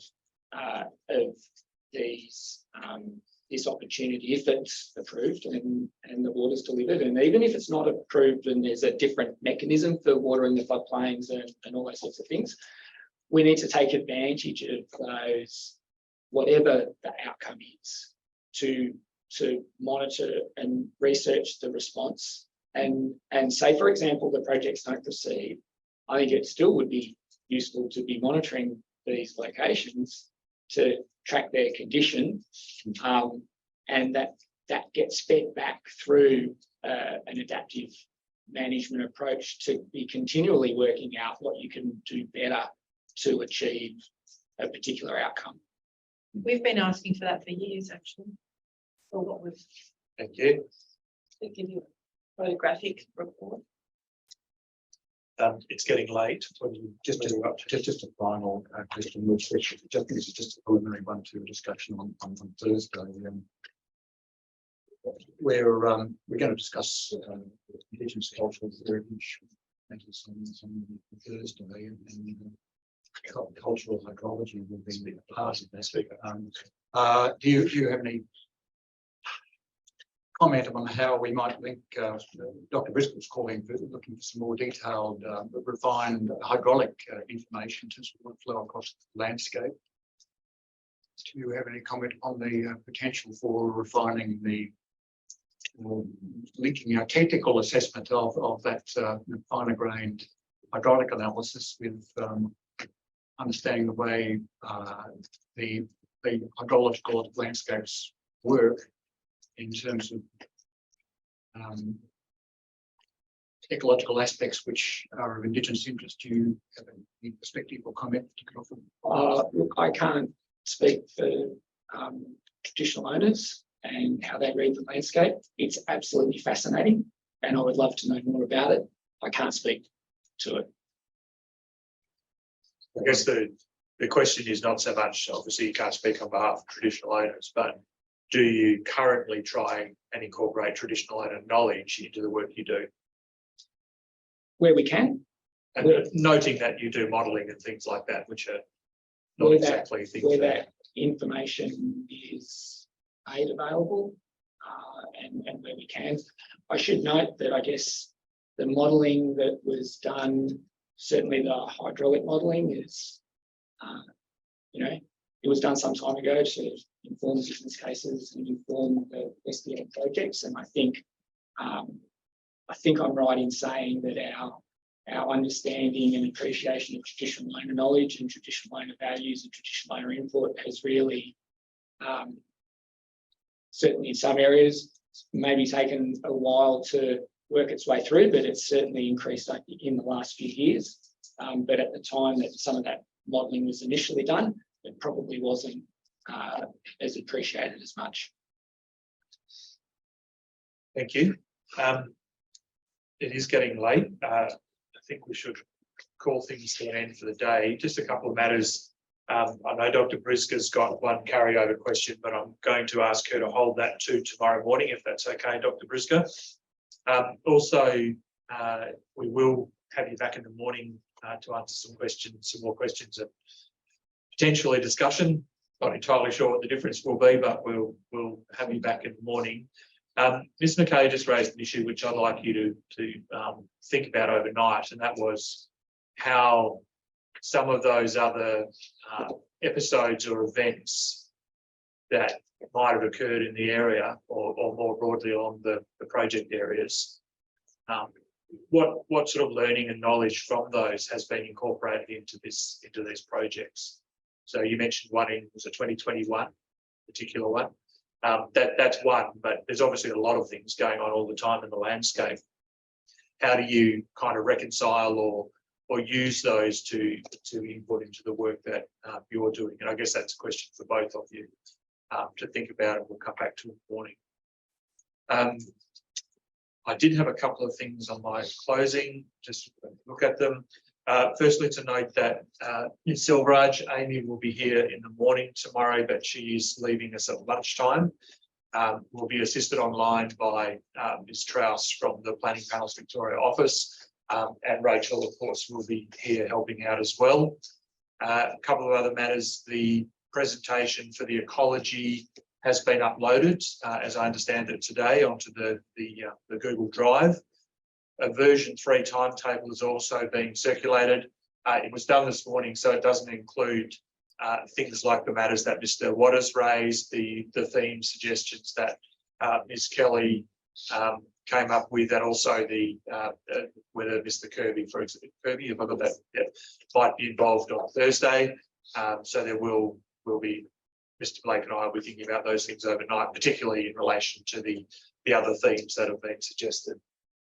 So we will, in the morning, we will come back to these gentlemen with some more questions, perhaps for, I'd like to say no more than an hour or so, because I don't want to get too far behind on the work we've got to do this week.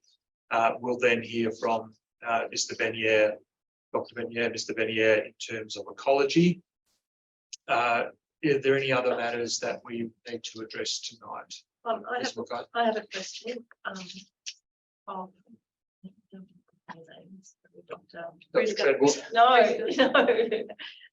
Mr. Oxley? Mr. Treadwell.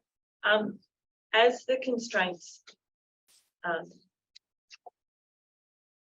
designed as well to go with this. Is it something that can be held over till tomorrow? It's something if because he I'm has the exhausted. information, I understand, he might be able to ponder on this. We're measuring now the benefit this project would have compared to management of the floodplain in the last 10 years.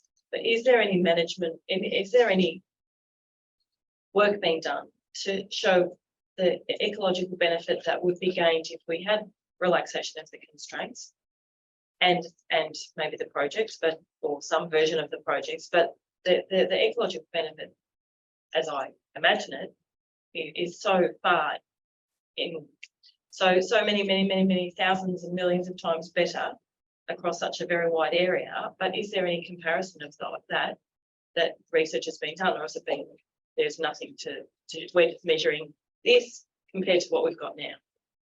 And that can be for tomorrow. I just wanted to put that's a question in my mind as we're looking at it. And if it's a question about ecological response, again, it might be for Mr. Benier, but yeah. I think ecology is part of your experience. Well, I've got an ecological background, but I guess in the context of yes, this work, fair enough. Yeah, yeah, we're not focused on that. It's the That's hydrology, the eco-hydrology element, and there are I other people understand. dealing with aquatic ecology and terrestrial ecology on this particular project. Yeah. I should note that I will be here when Mr. Benier gives his evidence tomorrow. Hopefully I'll be dismissed from the witness stand, but I can be here to help with any sort of crossover thank you. clarification. Just one while I think of it, just also to note again, you're kind of still part of this proceeding. I don't mind you being reasonably friendly to your clients, but not too many beers together tonight, that sort of thing. Thank you. So I've got a big long list of things I've got. No, that's fine. You do have a bit of work to do. Dr. Kelly, sorry, I really am starting to lose it. You had Yes. about it? Yep, well, I just wondered if I brought up earlier today more information about why Borough was dismissed. What word will I use? Kicked out, Borough Creek. yeah, why it was Delayed. eliminated from this. Could these learned gentlemen bring that up? And I wondered if they were part of the decision. Yeah, I think as I think I mentioned this morning as well, the issue around, we're obviously not looking at the detail of that because that will come back before us at some point. But the kind of the magnitude of how did something like that pop up was the expression I used. I'd appreciate some advice. It might be on your list of homework. If it's not, it'd be good if it could. And whether it was your information that created that awareness and need to postpone that consideration of that project. I'm interested to know that. I can talk about that. Yeah, again, I can let's hold do it that for tomorrow. tomorrow. I was going to suggest we do that tomorrow. Okay, and you've got one question from Dr. Koloff, which we'll have tomorrow, but Oh, yeah.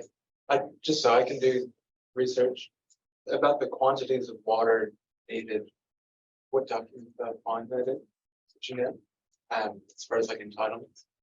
The one of the NDBA documents has the average annual volume of water that would be needed to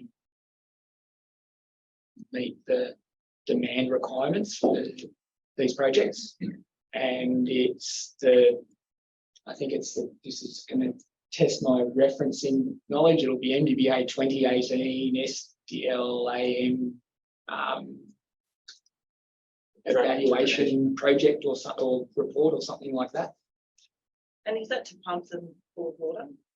That's That's the question I have had, because it does refer in your report that been assured there's enough water, and I wondered in what scenario to fill let's the project. can we Yes. call a halt, please? Yeah. So hold those thoughts. We'll start again at 10 o'clock tomorrow. as I said, perhaps an hour or so with further questions and discussion with these gentlemen, and before we move on to Mr. Benyere. So we will close there for the night and start again at 10 o'clock tomorrow morning. Thank you very much. Thanks.